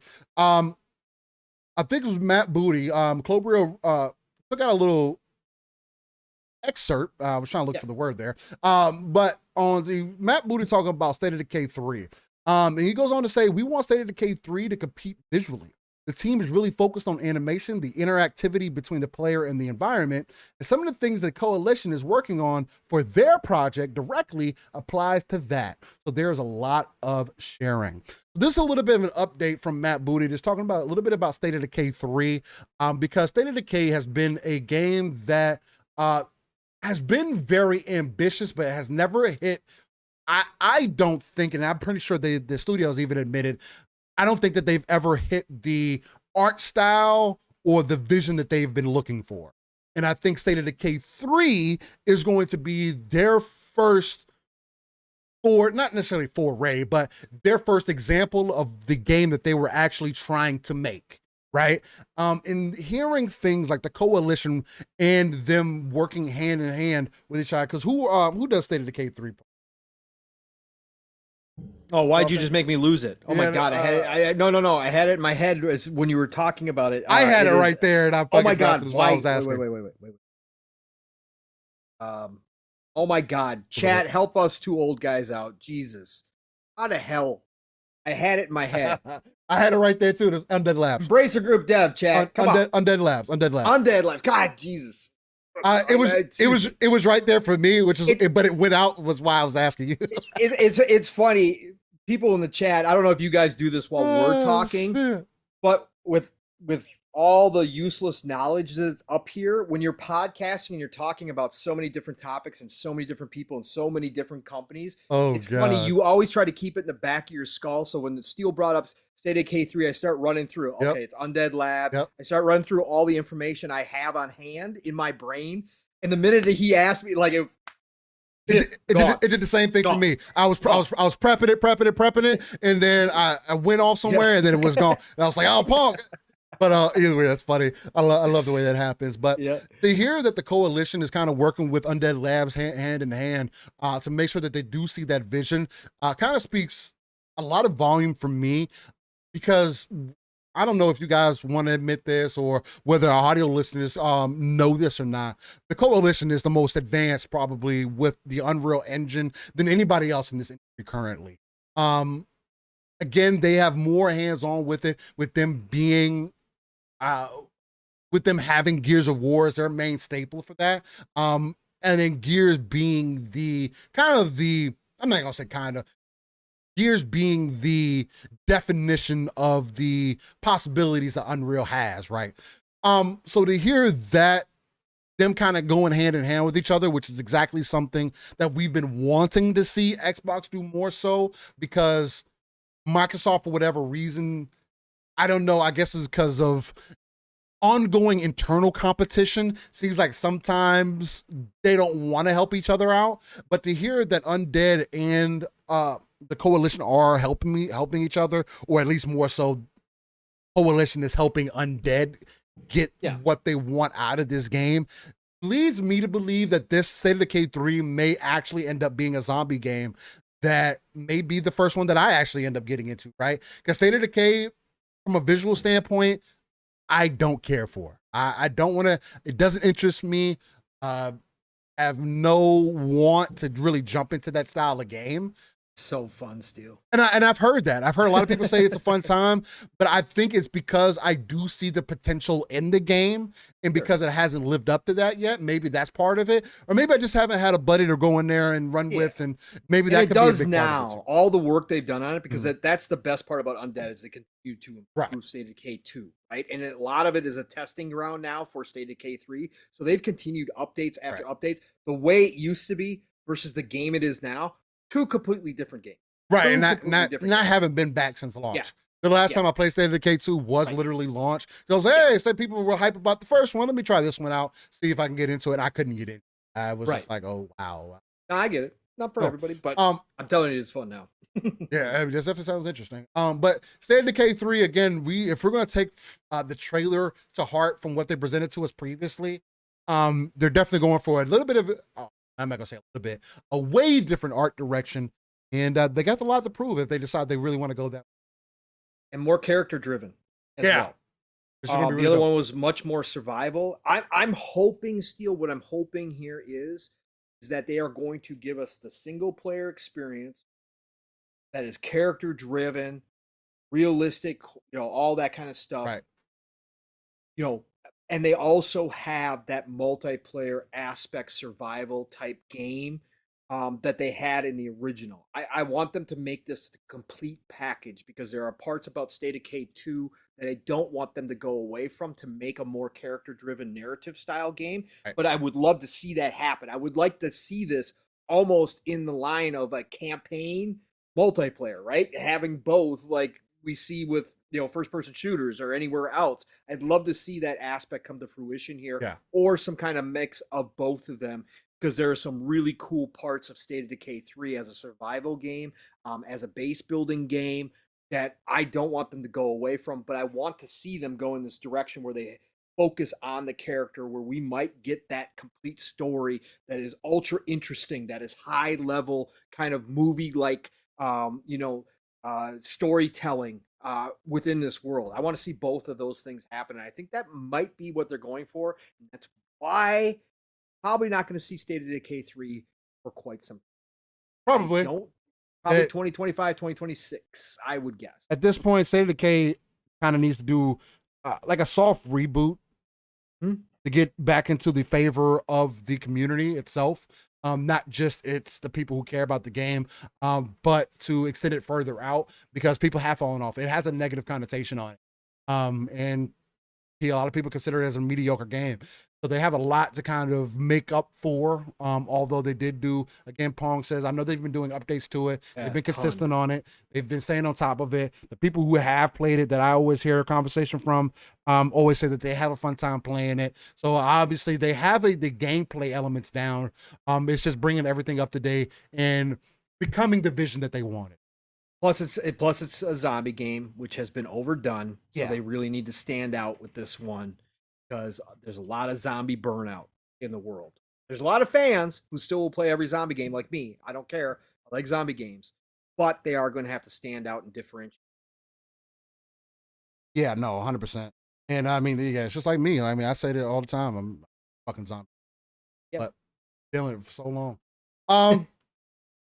The last little one that I have here, or at least on my end, is the stuff about the Halo Infinite Forge. Yeah, I was gonna let you get into this. I'll be right back. Yeah, I figured you were good. gonna bring this up. Yeah. I'll only talk about it for a little bit. I don't have too much to say on it. At this point with Halo, I'm kind of done talking about it. Halo will pull me back in whenever I need Halo to pull me back in. Currently, it's not something that's in my cycle of games that I play, unfortunately. Now, is the winter update going to be something that pulls me back in? Yeah. But to be honest, I also haven't finished this most recent season battle pass. One, because there are different games to play. Two, I have kind of opened up my palette since I'm always and forever going to be a multiplayer gamer, right? But I have opened up my palette, and some of the issues that I was experiencing more so on the higher echelon of the game, right? When you're playing at a certain level, desync and those types of things do matter. I know for a lot of people, they say they don't notice those things, they don't see it. But there has been a lot of issues, and I have had a lot of fun time with Halo. I just don't want to be somebody else. And I'm not going to be somebody else that speaks negatively on the game, especially when I have other games to play. Halo will pull me back in when it needs to. And either at this point with Halo and 343 and Xbox and Microsoft, either you're going to support Halo to the point where it is going to revitalize itself, especially with Forge and everything coming to the forefront. They're doing a lot of the things that we from the hardcore community want them to do, but still not enough. For an example, like you saying that part of your roadmap, your number one priority is for you to get dev maps into Forge. Why aren't they there now? That's been one of the number one things that has always been part of Forge. To be able to edit the maps that are already in the game. I understand that this is a beta, but god damn, you're not doing anything for yourself to the masses when you pitched yourself that this game was a 10-year plan. This is coming out to be another Destiny 1 situation, which is not a good look. This to me is turning into a situation that you're going to have to release a Halo Infinite 2 to correct all the fucked up shit you did in the first game. Shout out to Destiny 1. It's the only reason we got Destiny 2. Because Bungie fucked up the first game so bad, although they had a good base there, they had to create a second game. The 10-year plan didn't work. They had to change shit. Other stuff behind the scenes had to be changed. And right now, 343, you're looking real Bungie-ish. As many people want Bungie to come back and work on Halo, I don't. I don't want Bungie working on Halo. Bungie can't get Destiny right. Why would I want them working on Halo? They obviously didn't believe in their baby enough. But again, honestly, they did, because they went out and made another game, had enemies and a style that was just as reminiscent of Halo that I've ever seen in any other game. So, again, I'm not going to sit here and bash Halo because I don't think it's as bad as people try to make it seem. I'm also not going to put it on a pedestal because it's not as good as some other people try to make it seem. It's not. It's in a place, for me personally, it's in a void, right? It's not in a negative space. It's not in a positive space. But it's worse. It's almost worse because, again, like I mentioned, I don't know if you were sitting there when I mentioned it, Pong, Halo's not in my rotation. Right. Now, and I'm a Halo fan. I'm a stand for Halo. But it hasn't done enough for me to choose Halo over Call of Duty. This is reminiscent of, and I know a lot of people were big on Halo 3, but this is reminiscent of what happened to Halo back in the day when Call of Duty 4 dropped, when Modern Warfare dropped. People flocked to Call of Duty when Modern Warfare dropped. Halo became the thing of the past instantly when Modern Warfare dropped. Fortunately, unfortunately, because something else came out and provided a different level of competition, a different level of gameplay. It evolved. The first-person shooter genre evolved thanks to Halo. But it also speaks to Halo not evolving enough to stand out enough to not have a similar situation happen to it again. I do think that Forge will bring in a ton of people. I do think it will revitalize Halo. Is it going to be enough to get me to pull in day one? No. I'm not a Forge creator. I've never created maps. I play on maps. And I like having a good time in Halo. Custom games, whatever the case may be. But there's a lot more that needs to happen with Halo's. We want to talk about Call of Duty skill-based matchmaking. Let's talk about Halo skill-based matchmaking. That's so far off than what Call of Duty's offering you. That's the number one problem for me. Not streamlined enough. It doesn't give me a reason to want to continuously keep playing. And you have to give the people those. It has to be more than, oh, the game is just fun. Nowadays, that worked for Halo back in the day when the internet was really peaking. But this is part of everybody's lives now. Fortnite, there's an Apex, there's Call of Duty, there's other free-to-play games that are going to be coming out. How will you continue to stand out amongst the rest?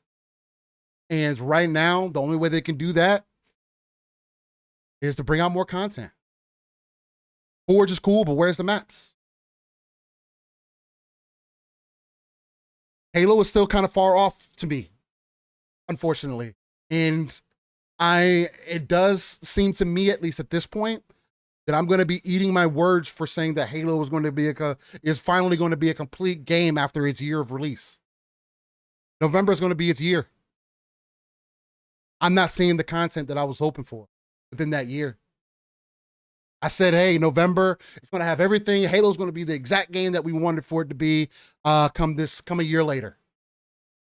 And I'll eat my words and say, I don't think that that's going to be the case. Unfortunately. Will it be by season 3? You're fucking right, it might be. Because they have a lot of things lined up for season 3 that they've had to push back into season 3 that I think will start that tandem again. Unfortunately or unfortunately, Halo does have time to get right. Oh, yeah. And again, it only takes a moment. That's the great thing about Halo, about it being free to play. It only takes a moment. But how much longer do you have to make that moment a reality? Forever. Think so? Yeah. Think so, Paul? I mean, that's the biggest question for me, is especially with games. If you're not going to compare the moment you're talking about to the moment of the past, that past is never going to happen again. Nope, it sure won't. That phenomenon, nope, never again. Is never going to happen. It don't matter what game come out, that phenomenon would never happen. People will move to it. Fortnite was kind of like that in a way, I guess. Yeah, so a little bit. When somebody comes out with something new as far as a whole play style or mode, right, those phenomenons will happen. For sure. You know what I'm saying?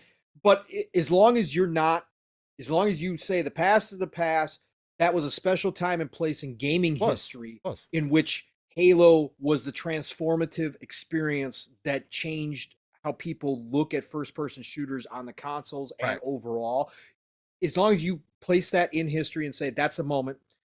Looking now, Halo does have forever, and that's where I'll disagree that they're not going to have to do a Destiny per se reboot 2.0 to build this, to make this right.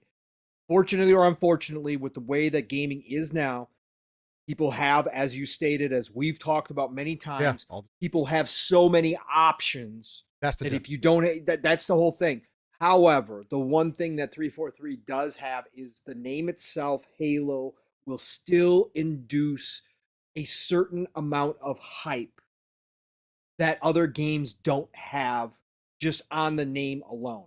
So if they do take the time, whether it's 2 years, whether it's 3 years, whether it's 4 years, to get this game right and eventually have it built out to a point where the hardcore, is such as yourself, I'm not talking about me, I'm talking about that hardcore fanatical Halo fan base, can look at the game and say, you know what?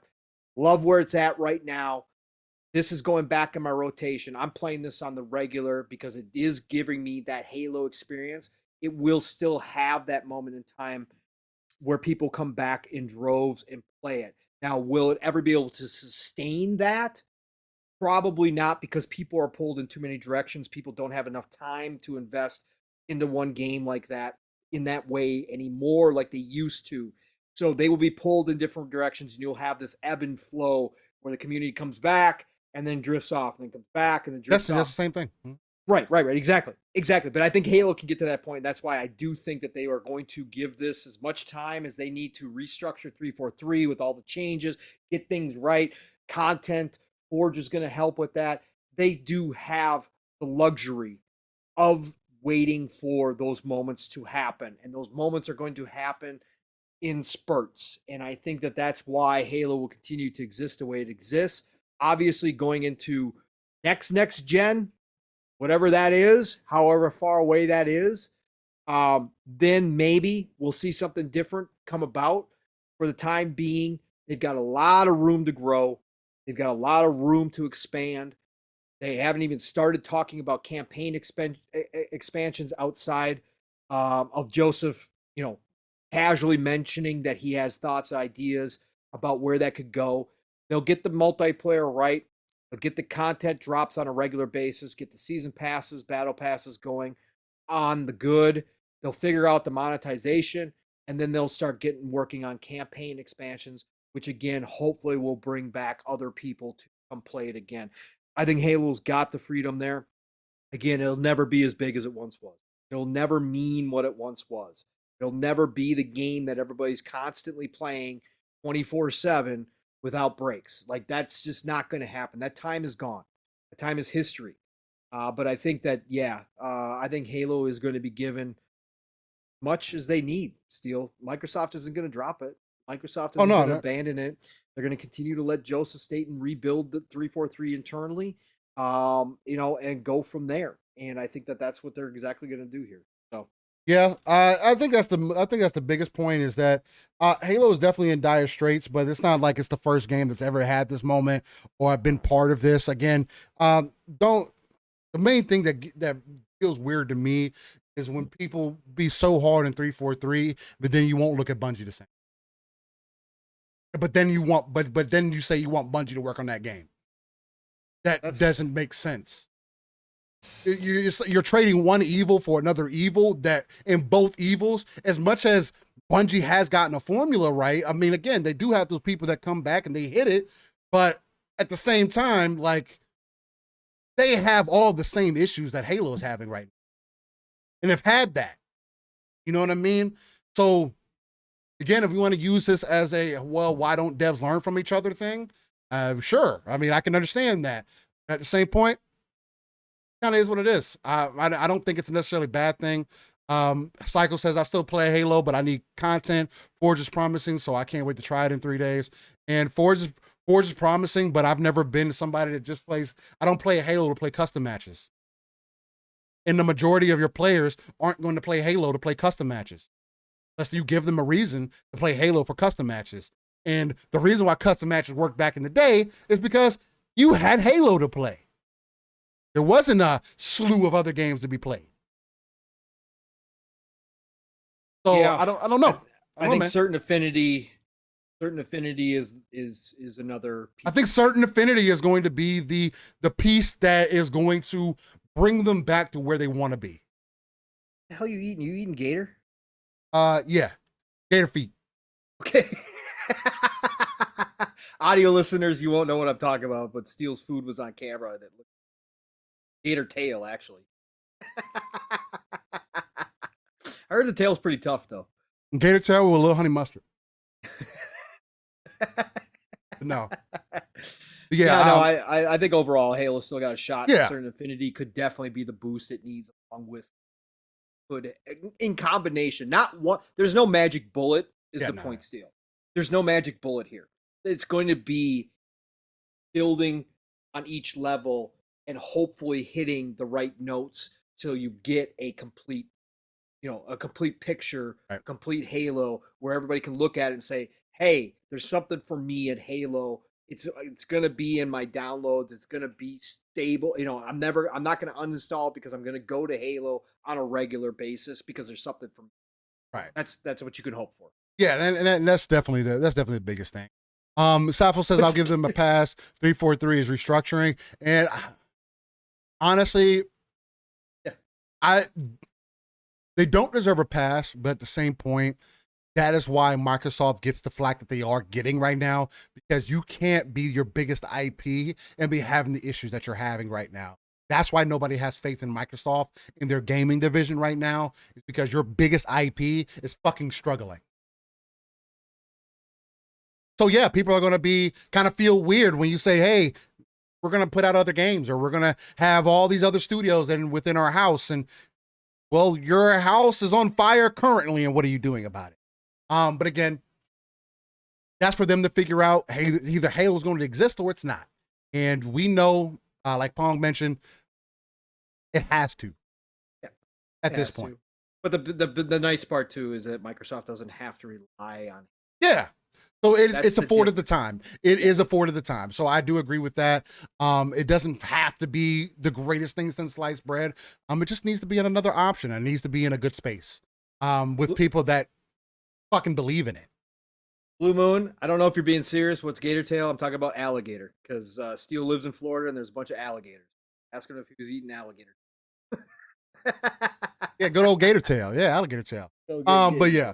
I think that will wrap it up for our topics here. Because surprisingly, I wasn't expecting for us to go fucking 5 hours. That was not in the expectation or on the docket. I think this would be a good reason to skip upcoming games today.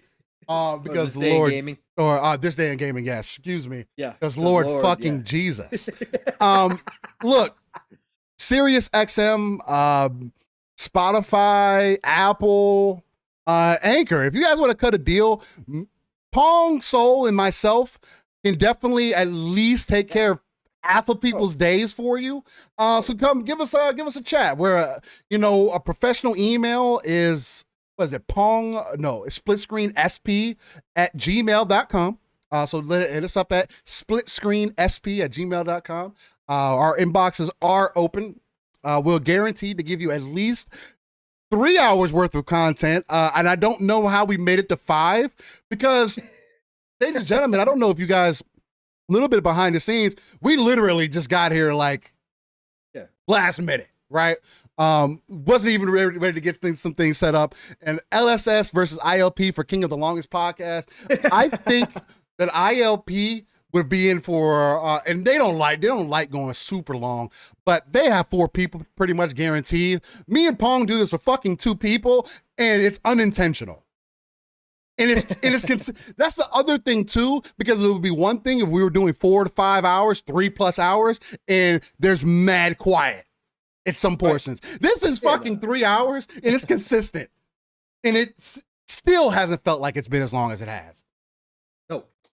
Either way, Sappho says, I'll try if I'm ever back in Florida. You only live once. Hey, hey, look, you guys ever in Florida, I definitely say try out some gator if you can. It's pretty delicious. But tastes like chicken. It actually does. It actually does.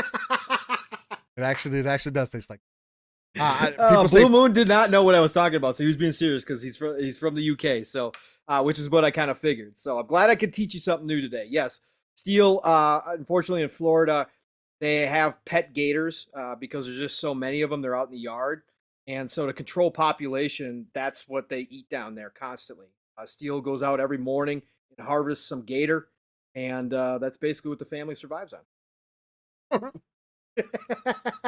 Jesse B says, rolling on the floor, y'all do talk.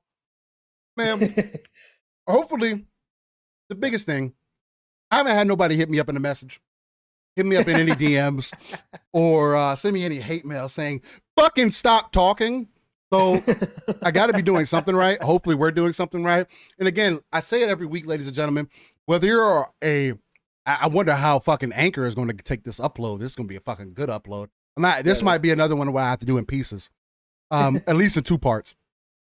But Anchor, wherever you guys are listening to this, whether it's on the audio side or you're listening live, look, if there's anything that we could do to make the show better, any changes, anything, any opinions that you guys want to bring forward. Anything but say cut it down to 2 hours, because that probably ain't gonna happen. I mean, you can say that. You can say bring it down to 2 hours. It's probably not gonna I don't think that you guys are doing it, or I don't think that we'll be able to do that. But I'll be upfront. But if there's anything that we guys can do to change things, again, that's why I have made some changes to the layout as is. Again, because I wanted to bring some better quality to the show. I wanted you guys to really experience the gameplay that I bring you guys. I want to give you guys quality content. So hopefully the audio side of things is coming through really smoothly. And I want a coherent show. And no, me and Pong don't sit here and line out topics and say, oh, we're going to talk about A, B, and C. And hopefully we hit all those topics. If we have time to talk about certain things, we'll talk. If we don't, then, Pong up front, he said, hey, we got to cut the show short. But luckily some things opened up, so we didn't have to cut it short. So it is what it is. But thank God my service didn't explode yet. Yeah, so. and that's why I've been low key trying to wrap it up, because I knew that this is something that's been part of the. Hopefully, this doesn't deter us from weeks of shows down the road. Down the road. And hey guys, if you guys. I'm working on it on the back end too. I'm trying to see if I can finagle some things. But guys, if you see any PC contests or anything out there, just throw Pong Soul's hot hat in the bucket. Again, I'm working on some things in the background for myself to see if I can help with the situation a bit too. But that is something that we are working on. Again, the more we blow up here at Living Splitscreen, that's definitely something that we'll mainly be doing here. Again, I do believe in investing in yourself, especially us as a business here. As Living Splitscreen, I do want to get us fully set up so we can have that going for us, where Living Splitscreen is a business, so we can kind of invest in ourselves and continue to build up and become our own little thing here. Well, I say little thing, I want to become a big thing, a network per se. That's why I try to talk about Living Splitscreen, not only as a podcast, but just talk as Living Splitscreen as just that living. So with that being said, ladies and gentlemen, how to help the ILP when they get us on, Steel. Oh, fucking goodness gracious. See, but I think that's the other thing that's unique too, because we get on other shows. Yeah, and we can cut down. And it's cut short, right? Yeah, it's just you and me bullshitting with the chat. And I try to tell people, like, when you bring me onto a show, don't let me try to run the show, because I'm going to cut it short. Because when I go to other people's shows, I'm making a thing to not like take over, to dive as deep, right? Yeah. And it's also, maybe it just speaks to what me and Pong do here, right? Where, because me and Pong are so natural, bouncing off of each other, no homo pause, that because it is so natural, the conversations just go the way that they go. And I wish that we were just constantly repeating the same things over and over again, but I don't think that that's the case either, right? Where there are some shows where it's like, bro, y'all just fucking talked about this shit. Like, why are you talking about it again? Neither here or there. Guys, appreciate it, Guardian Black. Appreciate thank you so all much. of you that hopped in today. We didn't even do shout outs today, which we normally do. That would have been another 15 minutes. So, yeah.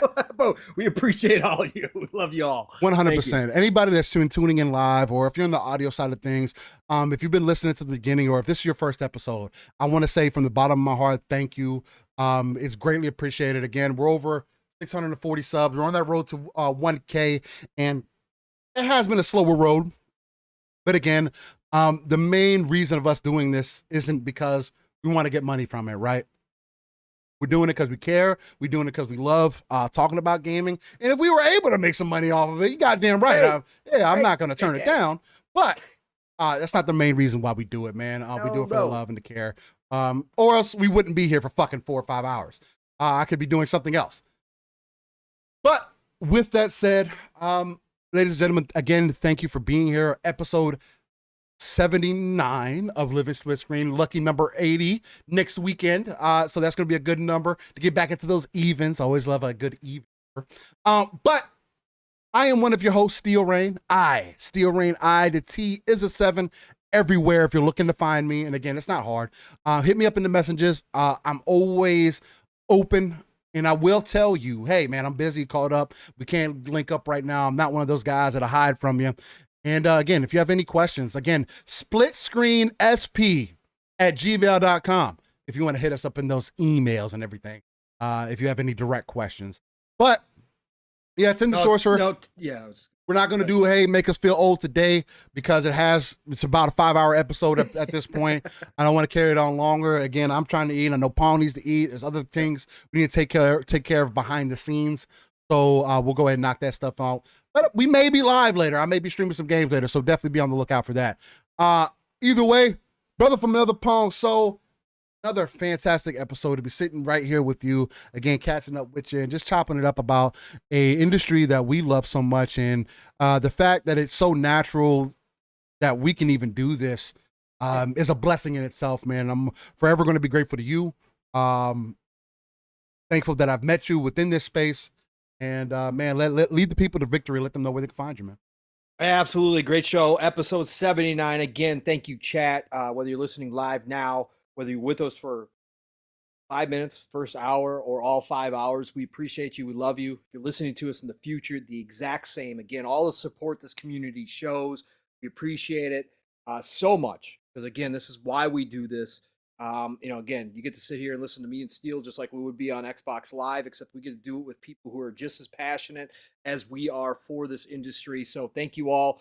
Appreciate it. I was supposed to have a triple header today, but I'm not having a triple header today.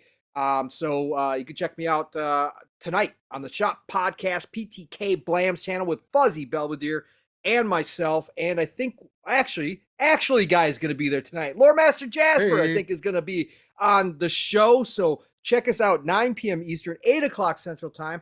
Again, bring your questions. If we do have extra time, PTK opens it up. We've been running long because there's been a lot of news lately, so we haven't really had that kind of segment recently, but it's still there. But PTK deserves a lot more people checking out his show. He's been doing it for 6 years now. It's crazy. So drop on in there. We're going to have a good time. And then, of course, Tuesdays, Xbox Factor Podcast. Boom just celebrated his 1,000th total video on his channel on Friday. I happened to be home because I had something going on and before I went to work, so I hopped in there real quick.